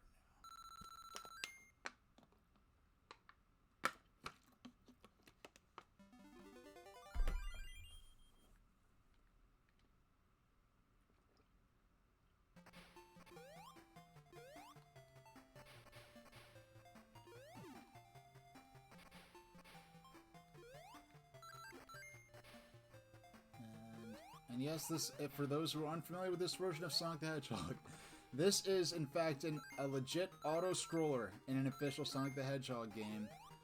This was only the second Sonic game ever made, so the idea that Sonic the Hedgehog games shouldn't have auto-scrollers was not really established yet. And so at the time, I really didn't think anything of it. I was just like, at this point, I was still just blown away that it turns out the Green Hill Zone wasn't the entire game. There's actually more to it after that.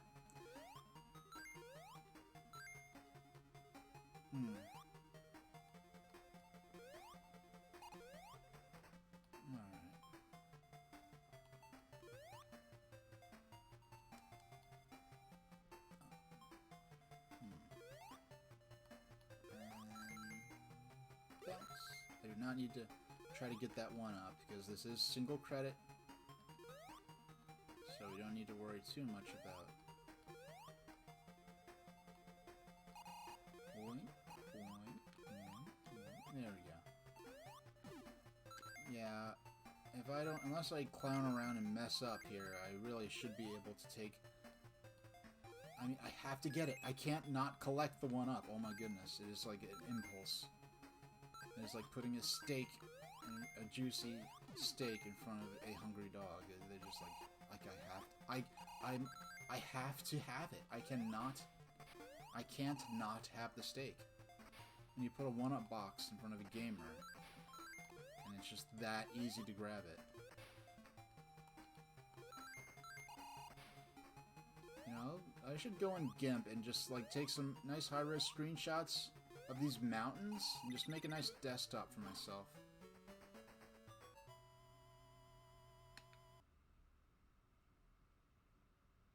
And now we're on to Act 3, which is nothing but the Robotnik battle.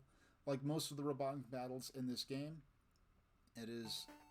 Oh, doggone, I'm gonna try to end this as quickly as possible. This is my habit. Like, I do not need to go in these special stages, but like my habit as a gamer is to go for all the rings. We'll end this as soon as possible, because it's just really a waste of time.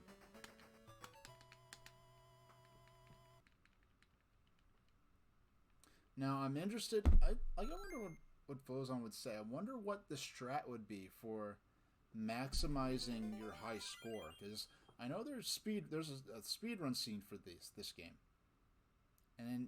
But I don't know if anyone's ever gone for high score, or if it's just one of those things where if you just play or cheese the game in a certain way, you can easily get a higher score. I don't know.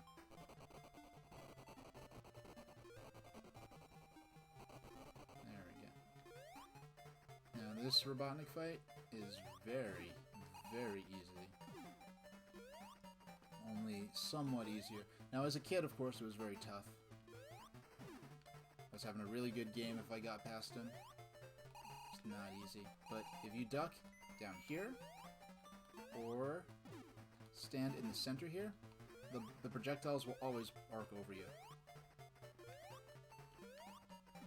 And because the Robotnik stages only have, it's just the lead up to the boss battle arena.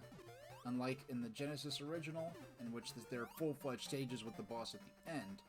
So to make up for the fact that the stages are so short, they have no ring, so you have to get in a perfect run-up. But in this game, you are allowed to bring the shield between stages and even between zones. So because of that, that's the only way you could really have multiple goes at, or be able to be in a situation where you could take a hit during a boss battle and not instantly die.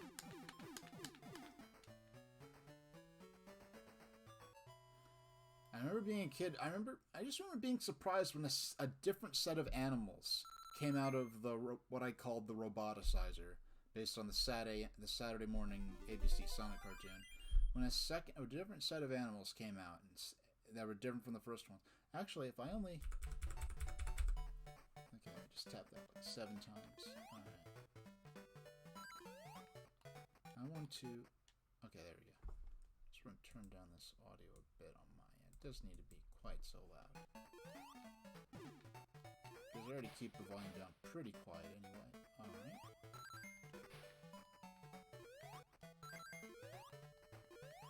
And we are going for a max special bonus, which means we're doing a 100% run in addition to single credit. So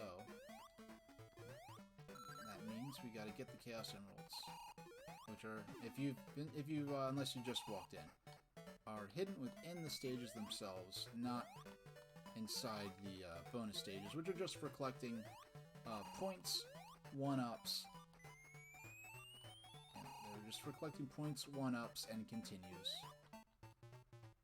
The continues being especially critical to me as a little kid, because those are the only way I was going to get further into the game. Oh my...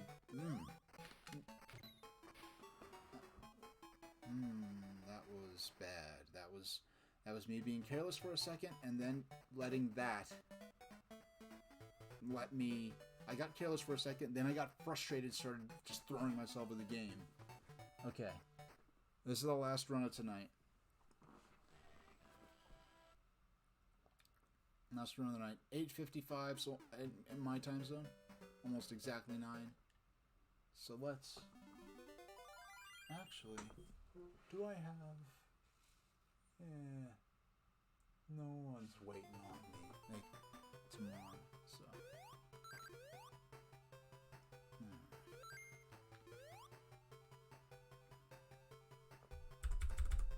There's 4 more pixels over, and the, my ticker will not be interfering with it.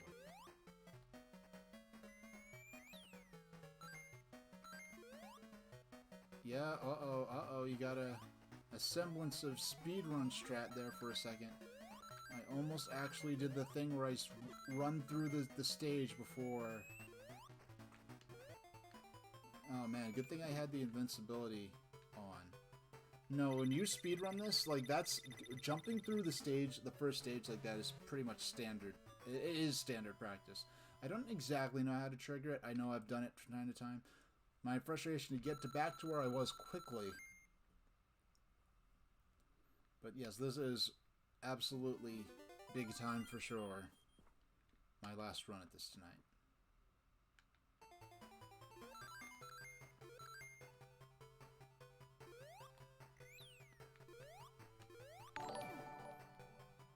Hey, Mecha Kong, how you doing? Welcome back. Were you,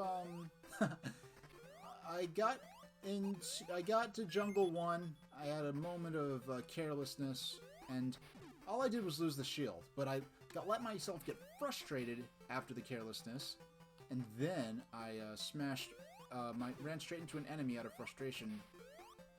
Heya Barface, hiya, welcome to my 100th stream. I ranked the, at the end of this run, actually, I never said in the rules that I couldn't pause. Let me show you real quick. Here's my final tier list. Oh, I mean, for now, the 32 games I've played since May 2020. I have my descending tiers. Highest tier is just my top 20, coincidentally.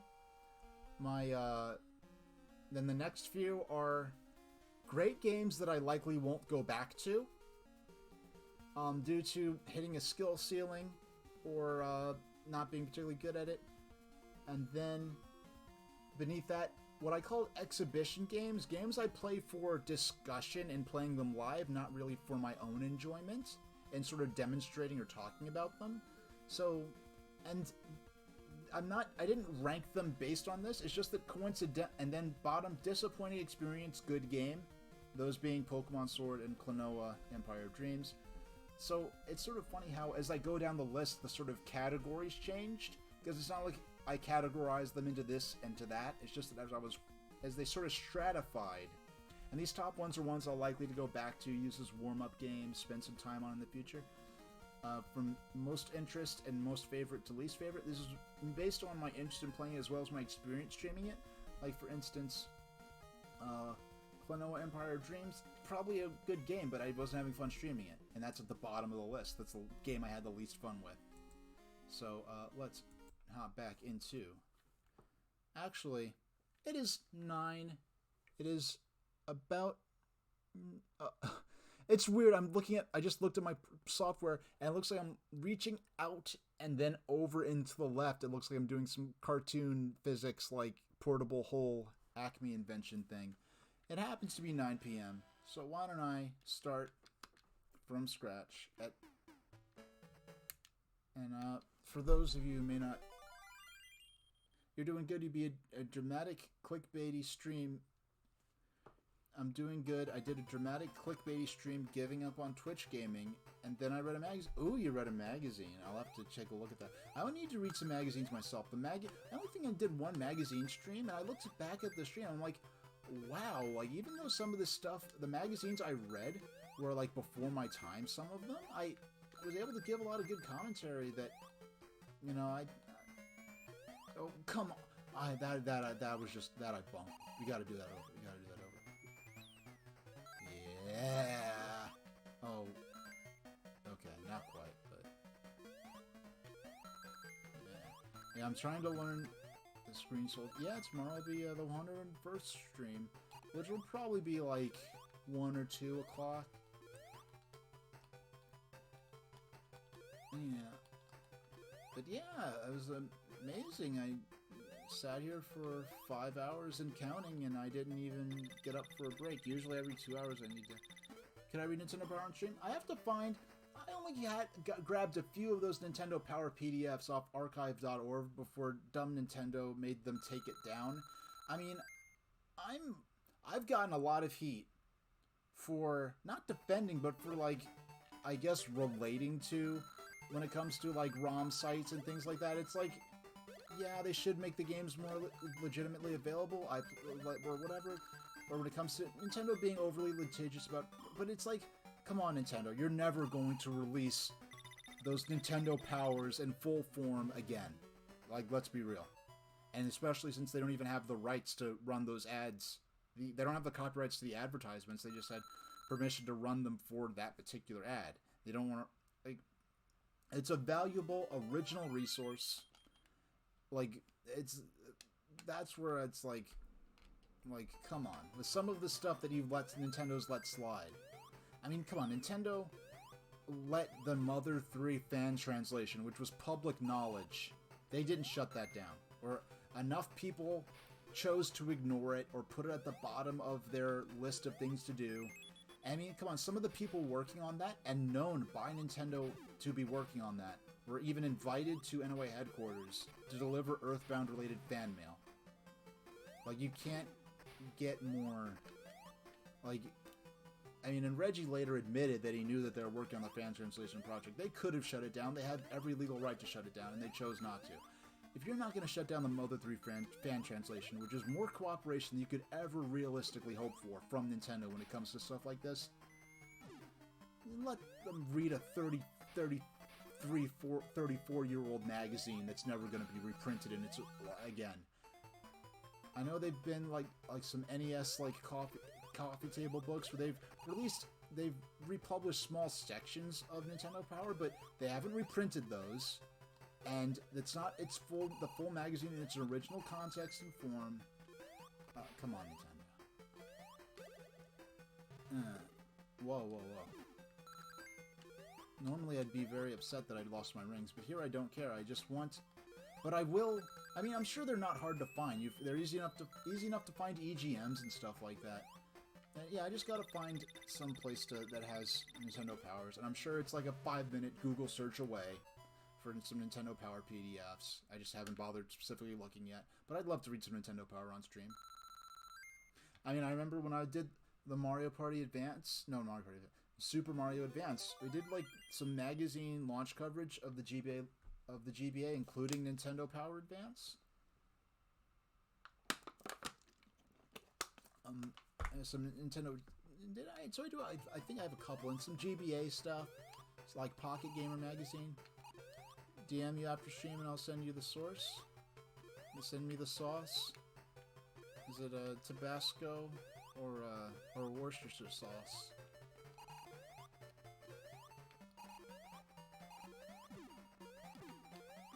I mean, honestly, a lot of the stuff on archive.org is just straight up public domain, or is of completely abandoned copyright status.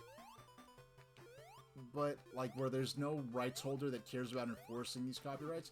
But, I mean, and bless them for that.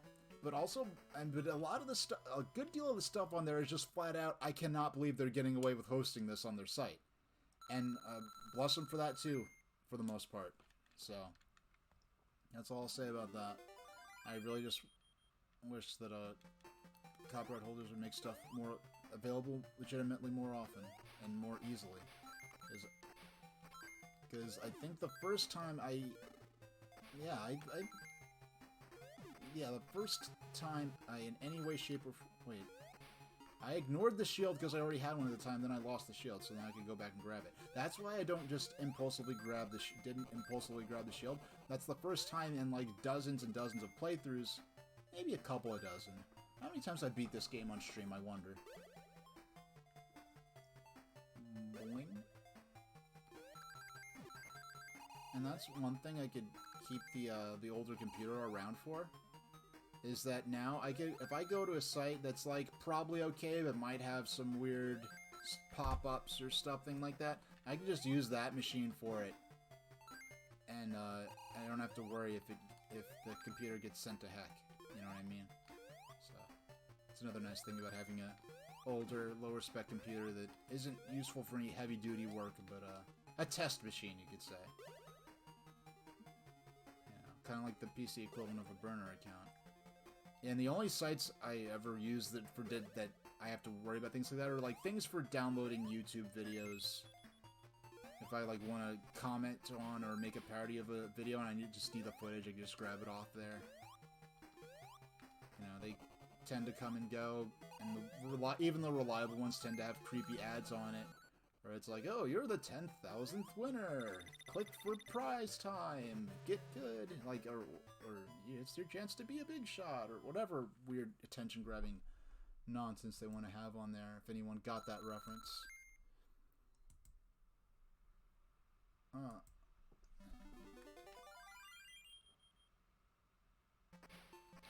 Yes, and for those unfamiliar. Well, first off, I don't think I mentioned... Yeah, I'm playing this off my own childhood cartridge of Sonic the Hedgehog. There's my console down there. The Analog Mega SG. Fortunately, the cartridge adapter is clear, so you can see the cartridge in all its glory. The same one my papa handed to me back in 1991. And he just handed me the cartridge, but not the system. So I'm like, this has something to do with a handheld video game, but I don't know what... I didn't say this at the time. I was like, this is a video game that's handheld, but there's no screen and something, and and I have a sense of what this is, but not how to do it. Then he gave me the Game Gear, and he's like, oh, I put this into this slot, and then I hit the switch, and then the little TV inside the thing turns on, and I could play the game. And it was actually the Humans Against Genesis ad with the cranky old Karen lady complaining about Sonic. Oh, why does he have to have such an attitude? Why can he be a good little boy like Mario? And even I didn't really care about video games at the time, but that commercial just got my attention. I was a pretty meek kid, so maybe the idea of this, smarty pants game character, running around and getting adults upset was maybe appealing a bit. I did not need to collect that, but I just had to. And yes, I didn't mention, but yeah, the Tabasco, the green. I never tried the green Tabasco. What does that have? What Tabasco is that? Yeah, I don't. You know what? I haven't encountered this in a number of years. Maybe this is a New York thing, because I don't think I've seen it since I left New York. But then again, I haven't gone to any candy stores that are specifically candy stores since I left New York back in 2017. Well, actually, I have, but I haven't really looked for them. But in New York, and it's not like a single chain of candy stores, just several candy stores I've been to. Doggone, I was collecting too many rings, and I have to rush through the special stage. Oh, I forgot to update the death count. It's 5.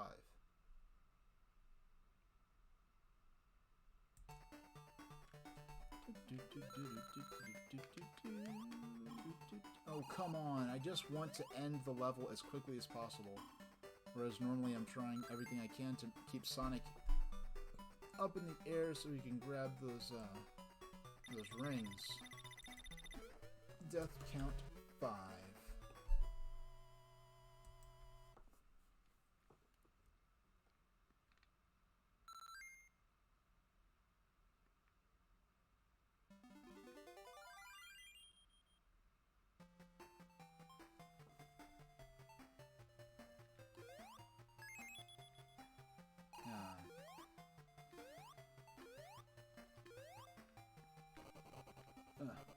Yeah, it's getting a little late for me, but, Hey, I triggered him. I normally don't go for 2 hits per cycle. I'm being a little impatient. Because, I'm generally going for the safe strats and not the fast ones. Because the fast ones often defeat the boss in moments, but have a high danger of death. Now, if I crouch here, or at the bottom of the bridge, on the left or right, that is guaranteed safety from the projectiles. Now, the Master System version of this boss fight has much... Oh my gosh, I got lucky there. I just phased through it somehow, like with frame perfect.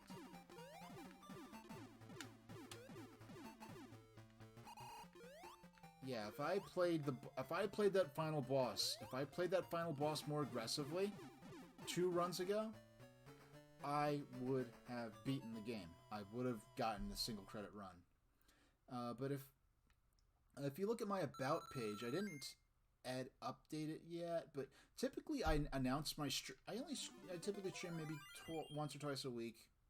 My streams aren't always this long. But, maybe this is just a better chair. This is the first time I've streamed in this chair. I don't know. But hey, I got the shield all the way to Bridge Zone. Okay. And this is the stage where the run ended last time.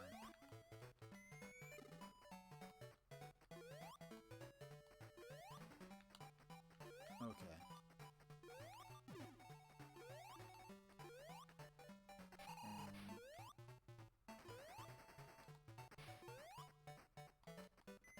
Oh my goodness. Oh my goodness. Alright, there we go. I keep forgetting whether it's this waterfall, then maybe it's the next waterfall that has the Chaos Emerald. I get paranoid because there was a time, a few streams ago, the last time I streamed this before this, I did just flat out forget to collect the Chaos Emerald, and I ended up beating the game then, so I deprived my viewers of the true happy ending. We did beat the game once, because got to the final boss. I was too... I wasn't playing aggressively enough. Wasn't playing aggressively enough, and even within that, it was just a bit of bad luck. But honestly, if I'm playing properly, the first real hazard of the game, it's really, I guess, this stage, and I guess the boss fight of this zone, the Robotnik boss fight, because that's the only Robotnik boss fight. Even with the final boss, there's spaces in all those final bosses where if you go there accurately and it's not hard to figure out where those spots are and to get to them and to get the timing right, where you really won't be in danger from Robotnik's projectiles or his ship. But jungle boss, it's more dynamic. You have to keep running and jumping, and the worst part is his cannonballs that he dropped and that roll back and forth on the vine. That's the stage arena. I mean, the boss fight arena. They explode, and the animation, the hitbox to get damaged by the bomb remains in play until like 1 frame after the smoke finishes vanishing. So you could very easily defeat Robotnik. He's going through his death animation, and then still lose the boss fight if you accidentally touch the hitbox.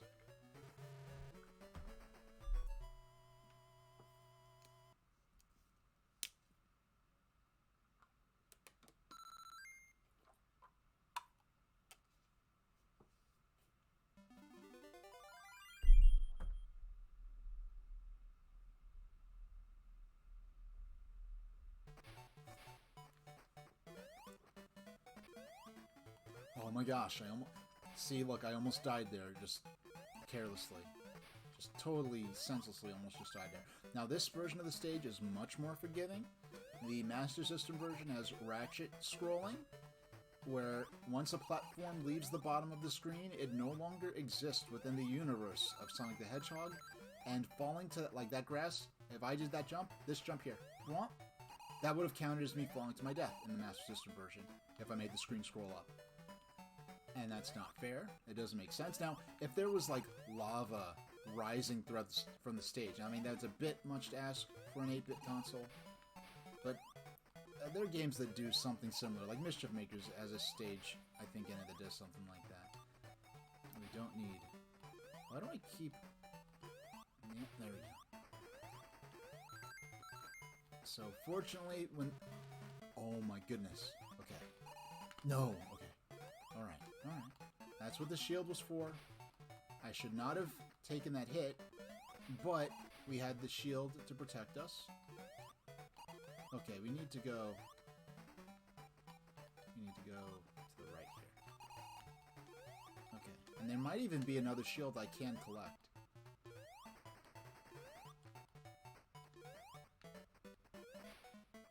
No point in worrying about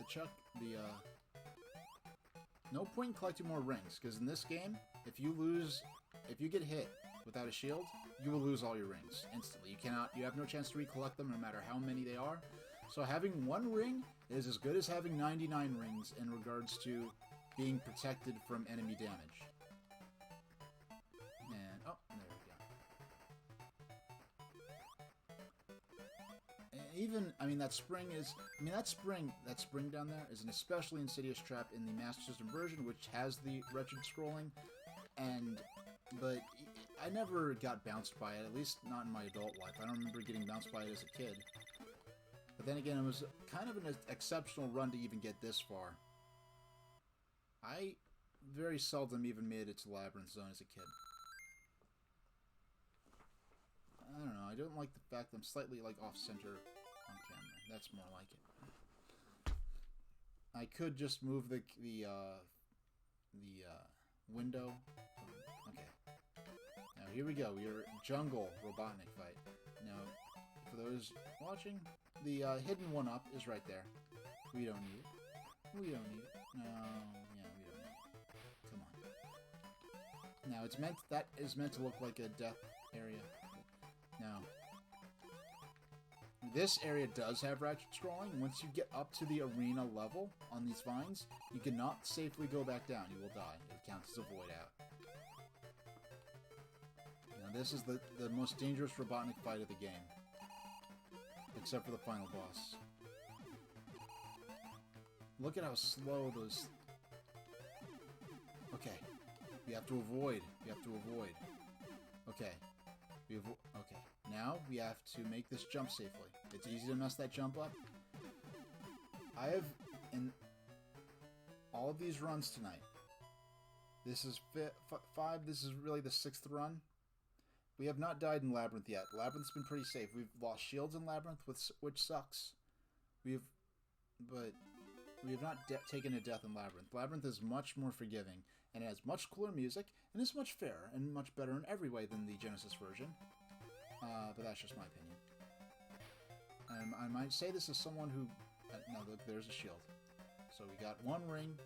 We just need one ring, and we need a shield. That's all we need for this stage. Okay, there we go.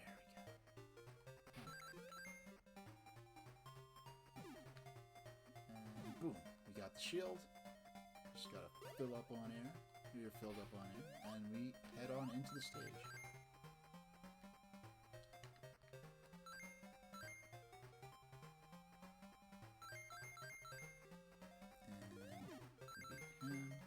I really don't care. Once you have at least one ring, it really doesn't matter. Okay. Now the spawn points for the air bubbles. I've described this in the past, but I think every if this game runs at 60 frames per second, let's say every few seconds, like every 5 seconds, it's like every other second, the game flips a coin, and if it's heads, it'll spawn an air bubble. So you could just get to an air bubble with plenty of time left, and just through bad luck alone, end up drowning. Doesn't happen that often, but it's happened to me enough times that I'm wary of it. Where each time even when I reach the air bubble spawn point, I have to worry. There we go. There we go. No. This game is very forgiving. First off, it doesn't have that freaky, panic-inducing music. And I just go to that left path is purely out of habit. I don't need to go there. That was just a waste of time. Now, for those playing casually, there's a ring box there. Don't get it. Hit the switch first. Now it's a Sonic. It's a 1-up. I won't actually be needing it. And once again, look how some of the pillars Sonic runs behind, some are in front, based on whether in the foreground or background. That little touches like that did not have to be in this game, especially for an 8-bit console. Man, my ticker is only a few frames away from actually being where I want it to be.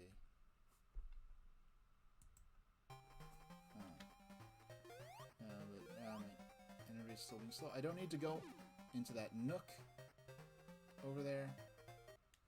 I just want to.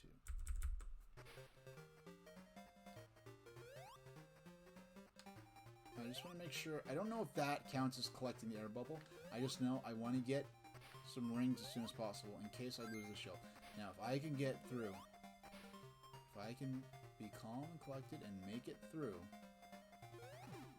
if I get through the stage with the shield, I don't take hits to Robotnik. Like, I don't need the shield for this Robotnik fight in this zone. From this point on, I really don't consider there to be any serious threat until the 3 final stages of the game.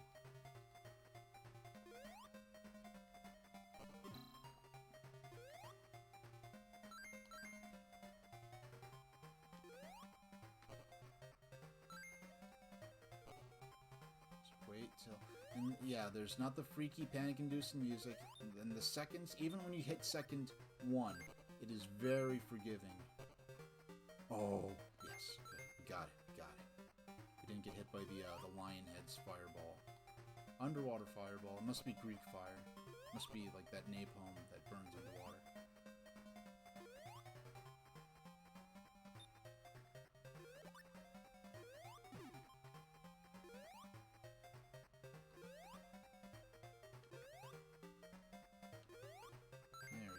Now, if I was going for the Chaos Emerald in the Master System version, I would go to the left first to collect a 1-up box. I mean, not a 1-up box, the Invincibility power-up.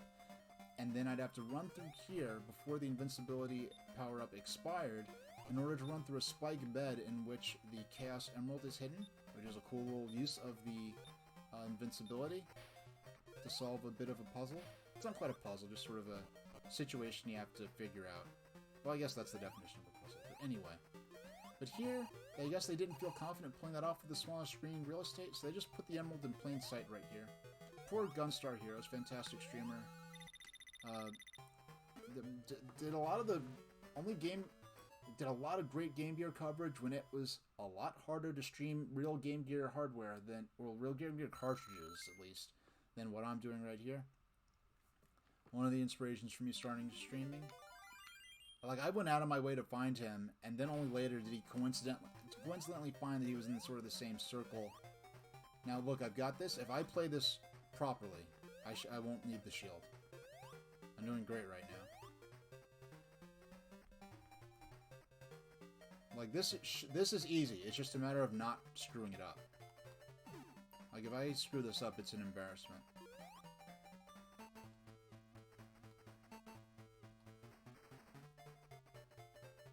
Once again, I think that, and I do think, I haven't mentioned this today in this stream, but I think this Robotnik boss music is better than the Genesis one. I mean, the Genesis one, cool, sort of slow and menacing, but this one's like really energetic. Like, if Sonic the Hedgehog on Genesis had a mini-boss theme, I think this would be perfect for it. And once again, this is original. All the original music was composed by Uzo Koshiro. He also did his arrangement of Scrap Brain Zone, which we will hear shortly, which is, I think, significantly better than the Genesis version. The Genesis version, to me, is like... it's like the melody's missing. The melody never starts. And Scrap Brain, like, the melody is much better developed, and it's a stronger composition for it. Like this, the Genesis version's more of a ambiance, and we did it. We did it. We did it. still got the shield. We still have the shield, more properly, but we're playing a Sonic the Hedgehog game. We're just not, you know, English class.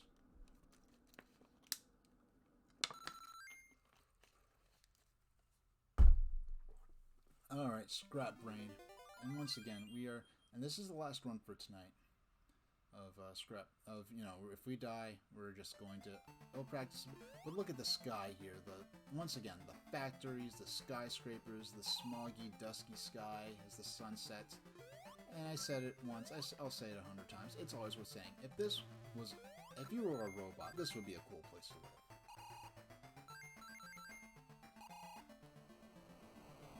Very merciful in not having those flame jets reach low enough to actually impact Sonic Sprite. There's a one up there if you're fast enough. I usually always grab it, but I'm not even thinking about that because I'm just thinking about not dying. This for the first level of Scrap Brain Zone. This is honestly pretty tame. This is really more to introduce you to the kind of the enemy types and the different hazards and traps you're going to encounter in Scrap Brain Zone. Like this switch here introduces you just to the idea of hitting the switch to open the door, which is going to be an important element going forward in Scrap Brain. Scrap Brain, really, this version of it, this take on it, is more about navigating the stages and not getting lost than it is about hazards.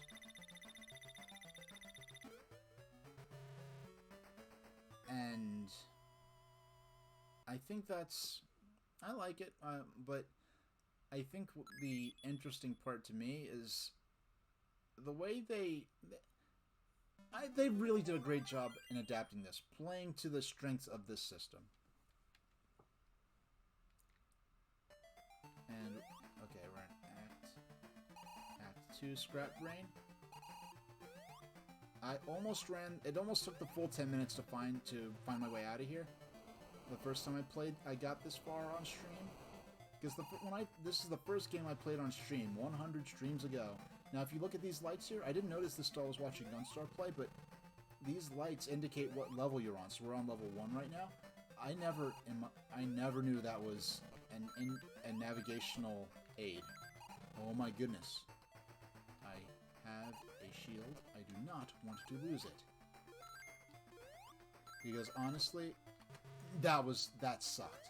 That sucked. That was bad. That was just clumsy gameplay. I should have had that shield all the way through Scrap Brain. Yeah, it was just bad luck and lack of skill.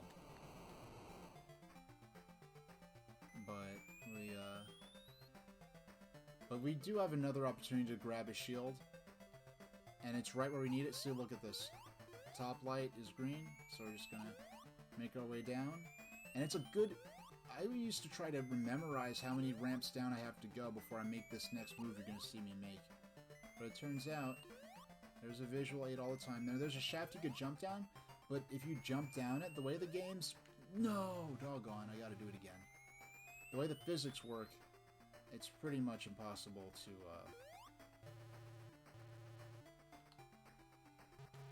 Oh my goodness. Now I'm being clumsy. Now I'm being clumsy. I do not like this. I do not like the choice I just made. Now I could go here and get... What, a 1-up? No, yeah, 1-up. I want rings. I should not have to be worrying. I just kind of forgot where I was. I thought I was going through there. That's why I was making the jumps the way I was. And those pig enemies there that shoot the bubbles, they're not really a threat. I got hit by one. They're normally not a threat. That's the first time, I think, in many, many streams that I got hit. I don't think I've ever really get hit by those. But, see, look, there we go. The way the physics are, you need to jump across. You can't just fall down. Please give me a ring. Please give me a ring. I can... If I fall in Scrap... If I take an L in Scrap Brain like this, that would be so lame. Gotta remember to hit the switch, or else I have to do that whole sequence over again.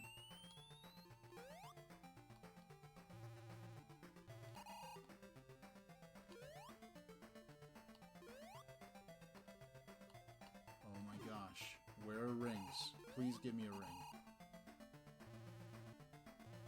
I mean, I can't... Normally, I don't take any hits here. So normally, I'm not...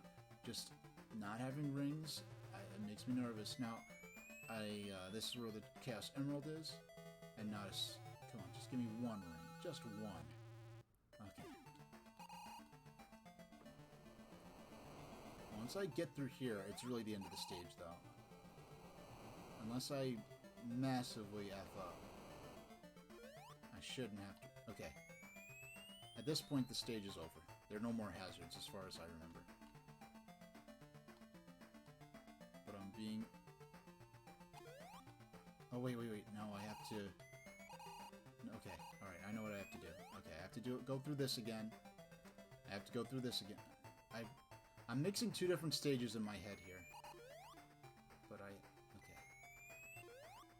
If I play this properly, there should be rings coming up soon.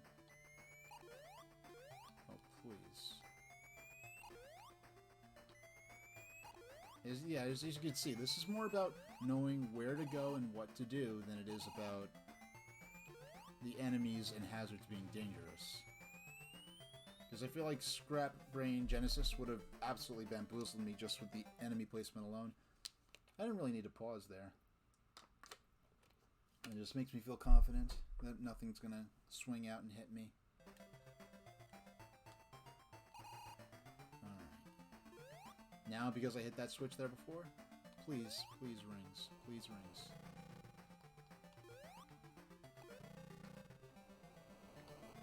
Okay. Through this gate? Through this gate? Yes, we're good. We're good. No more hazards. No more hazards. It's a very kind of Dr. Robotnik to put in all these springs that really only Sonic specifically could use. I'm about to buy a bubble milk tea. Yeah, for me it's like 9:30. Is there any place by the time it's 9:30 in your neck of the woods, are there places that sell a late night bubble teas?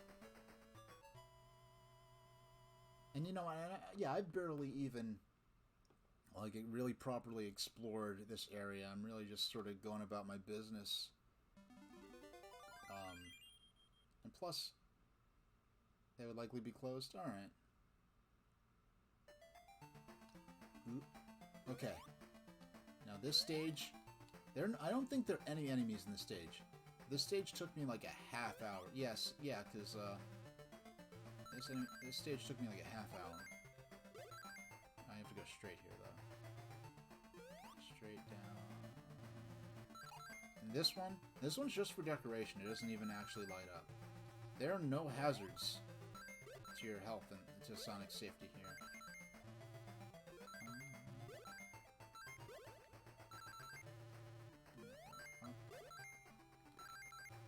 And if you do not know what you're doing, this stage... And look, notice how there's no time limit here. Normally you have 10 minutes to complete a stage. This one, they're like, listen, it's not about the time. It's about figuring it out. Now, that switch is there just to mess with you. And we're on Act 3 of Scrap Brain, so for those who are unfamiliar, you might be... Oh, there he is. And he jumps up on that elevator. And for those completely unfamiliar with this version, you might be wondering, what could possibly come after Scrap Brain? And you're about to find out. They took an elevator up to somewhere above Scrap Brain. What could be above Scrap Brain? Only one emerald left. And I started at 9 sharp. If I bring this run home, this will be probably my personal best time.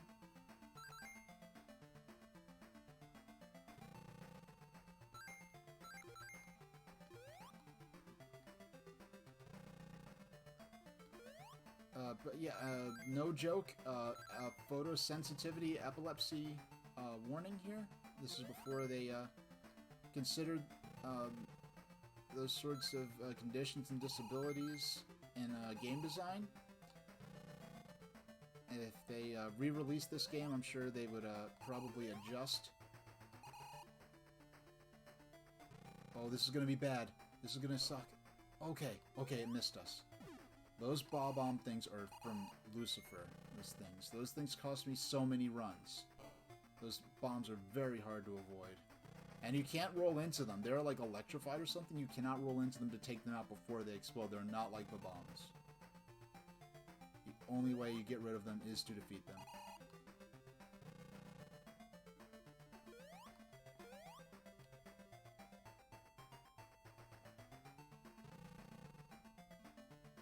Alright. Now, what's cost me my shield here is the fact that those are activated by proximity. If those just went off of their own accord, boom, boom, boom, boom, boom, I could jump through them, but you have to get close enough to trigger them before they start firing, and that makes them very dangerous. You have to get close enough to trigger them, but you're also not trying to get hit by the lightning.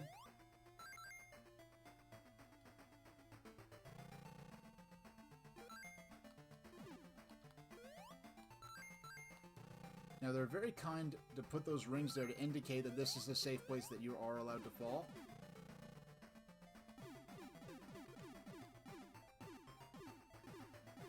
Oh boy. Okay. We're doing good. We're doing good hanging on to the shield. You often lose it by now.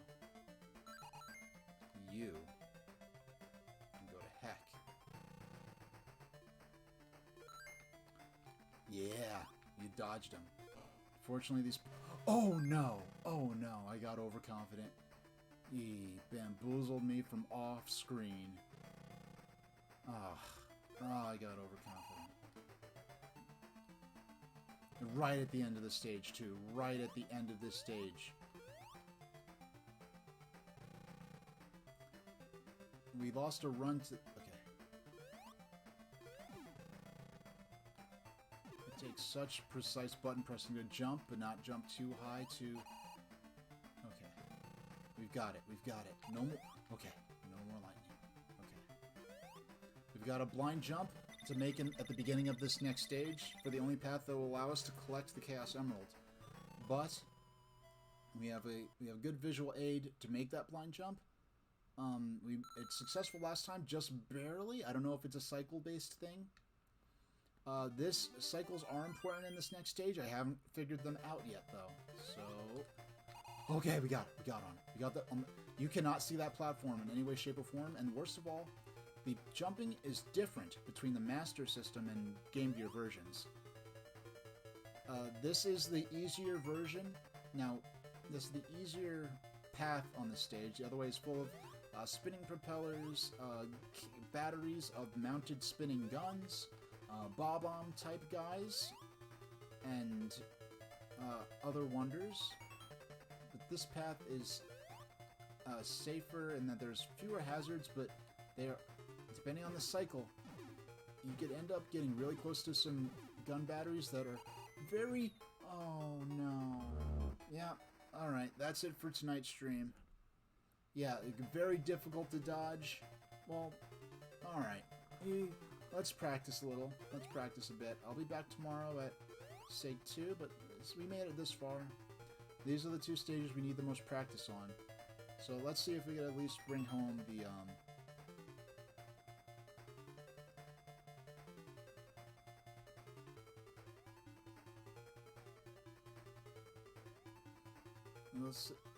let's see if we can get better at... Yeah, because these platforms put you in places where it's very, very, very difficult to dodge those bullets.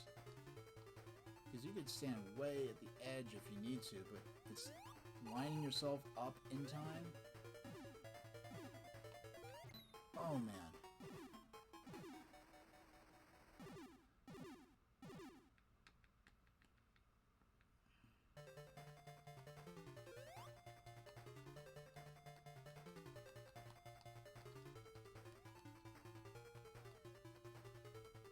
100% original track here, by the way.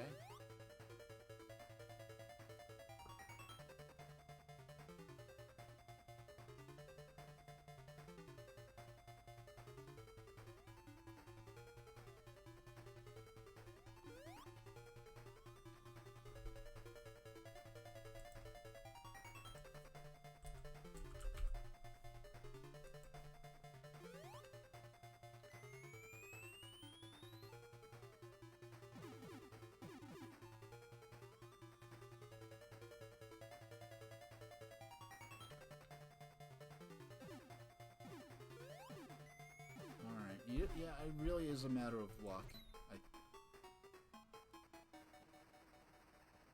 And that was just flat out, I just decided for some reason not to pause the game as I went to go mess with something. But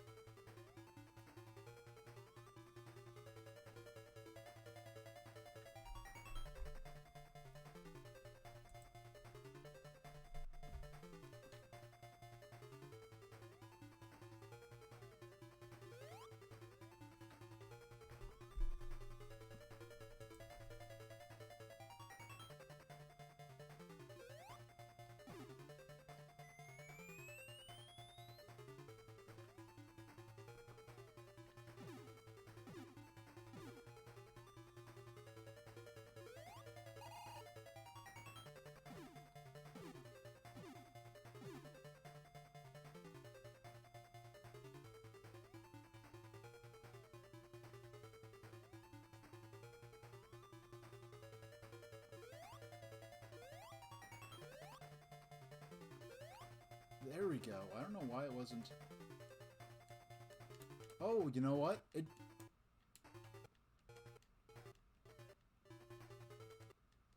just occurred to me, my pause button is not especially reliable. I see. Now I know for future reference. Okay. But I can... There we go.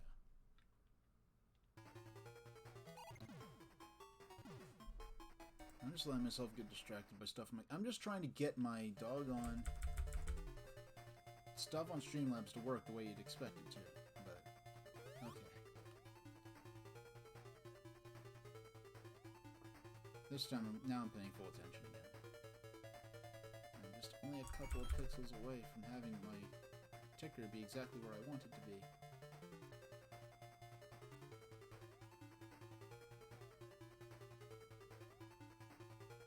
And if you do not jump to each of these platforms, the platform eventually falls off.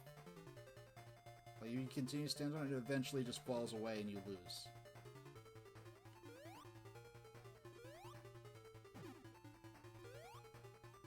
Yeah, I'll try to jump in spots so that the ship is as far away from as possible.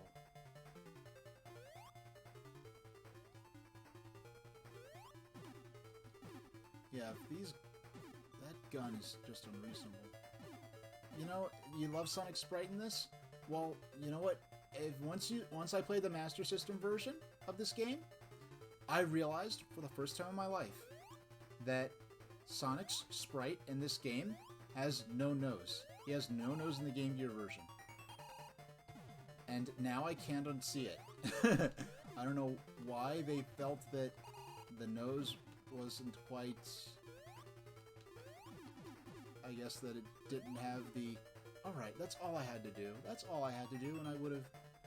Now, let's experiment some more aggressive strats. Look at all those panels, I love it. Some more Wow, I got an extra life. That does not happen often, and I really don't know what triggers it. And I think it's only in Scrap Brain and Skybase that I've ever seen that happen. Alright.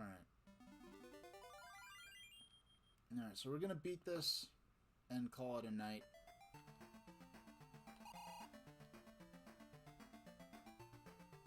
Now, in the final battle, if you just stand here, he will never...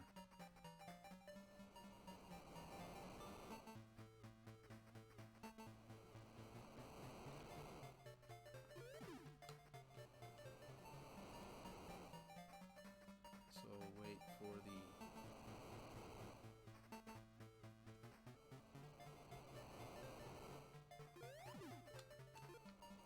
Yeah, the pattern and the timing really does not change throughout the battle, and really as the final battle perhaps it should. The general gist of this battle, the general concept is...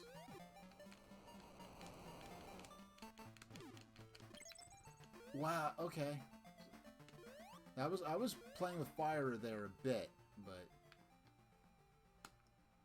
but hey, no Olive Garden, because we did not get the single credit run But we do get the happy ending where Sonic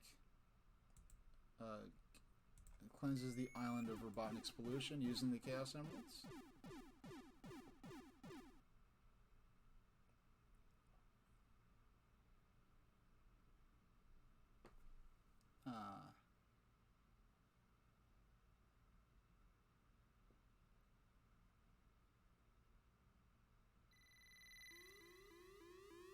And this, of course, being the basis for the image, the concept for Sonic's home planet as seen in the Sonic the Hedgehog movie. When I saw that they went to this relatively obscure version of Sonic the Hedgehog in order to have like the earliest known in-game representation of Sonic's island outside of the games themselves, I knew like, all right, we're in good hands. We're in good hands. And I had more faith than I really would have, even if they kept that horrible original Sonic model. I still wanted to see that how they interpreted Dr. Robotnik, and I think they did a great job with that. How do I feel about Idris Elba as Knuckles? Hey, let's go for it. It's fine. And I don't even mind, because it's not like there was a particular famous voice actor who was always associated with Knuckles who was getting sidelined so Idris Elba could be Knuckles. They ran out of the bubbles, so you got a caramel coffee smoothie instead. Oh, well, I hope that at least do you have a sense of, do you have any idea when they'd be back? Is it like, oh, they ran out of them for the day, or it's not until they get a resupply or something like that? Do you know? Because if if they'll be back tomorrow, at least that's something you can look forward to. Maybe. I don't know what your plans are, what you'll be doing. Yeah, unlike Chris Pratt, I think Idris Elba fits the character. Oh, they just ran out for the day. Alright, at least they'll have some again soon. So, I'm gonna send you to a pal of mine who was the reason part of my inspiration for getting into streaming. I was watching him stream long before I ever thought I'd be doing it myself. Many of you probably know who I'm talking about. Pete's playing some horror game, because that's what he does in October. So I'll send you over to him. Thanks for watching. I'll be back at 2 o'clock Eastern Standard Time tomorrow, or so I plan. So see you next time. Thanks for 100 streams, and here's to 100 more.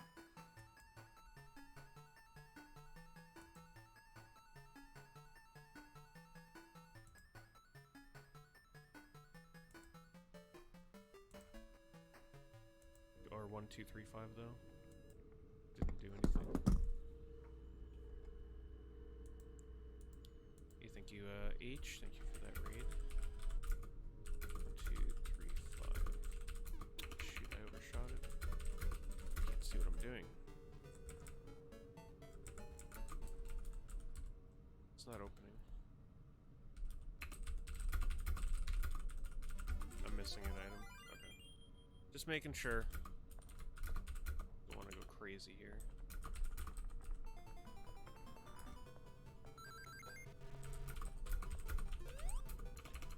Well, I'm gonna get lost again. Oh, nice. You almost made it. Can you help? I don't want obvious answers. Like, I don't want you to tell me, oh, you're missing this item from this room. Eventually, it may come down to that point if I just simply can't progress at all. But I gotta go back and look.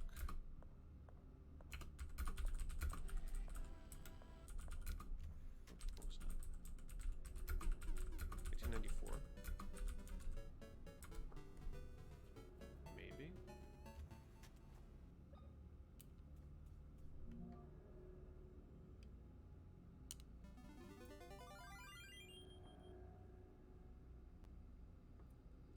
It's a very odd.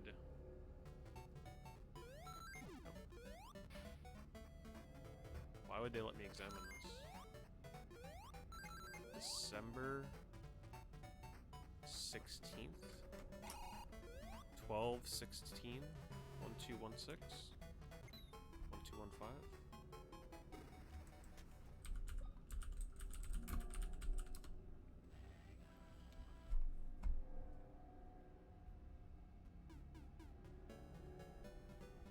It was a thought.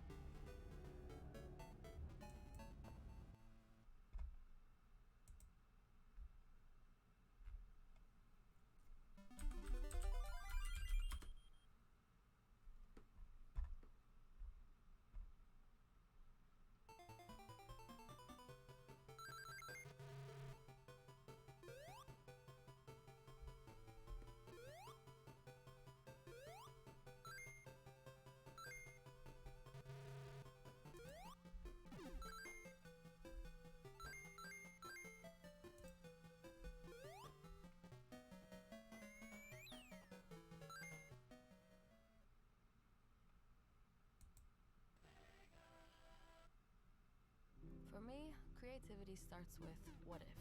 Like, what if it takes place in a white void? Or maybe beige? No, black. What if it's in suburbia? That's not right. What if it happens in the rain? Yeah, this is it. Now, create what's true to you.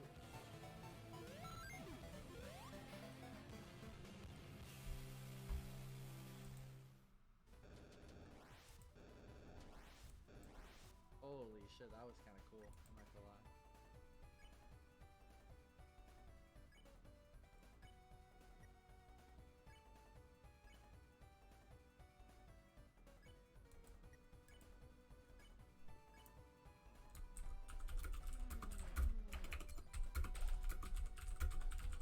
Chris, you are truly depraved. Playing in the mud with the class helium? What the? Tell me what? Are you in here doing crimes? Yeah. Trying to get in jail forever. What's that super trade? How we doing?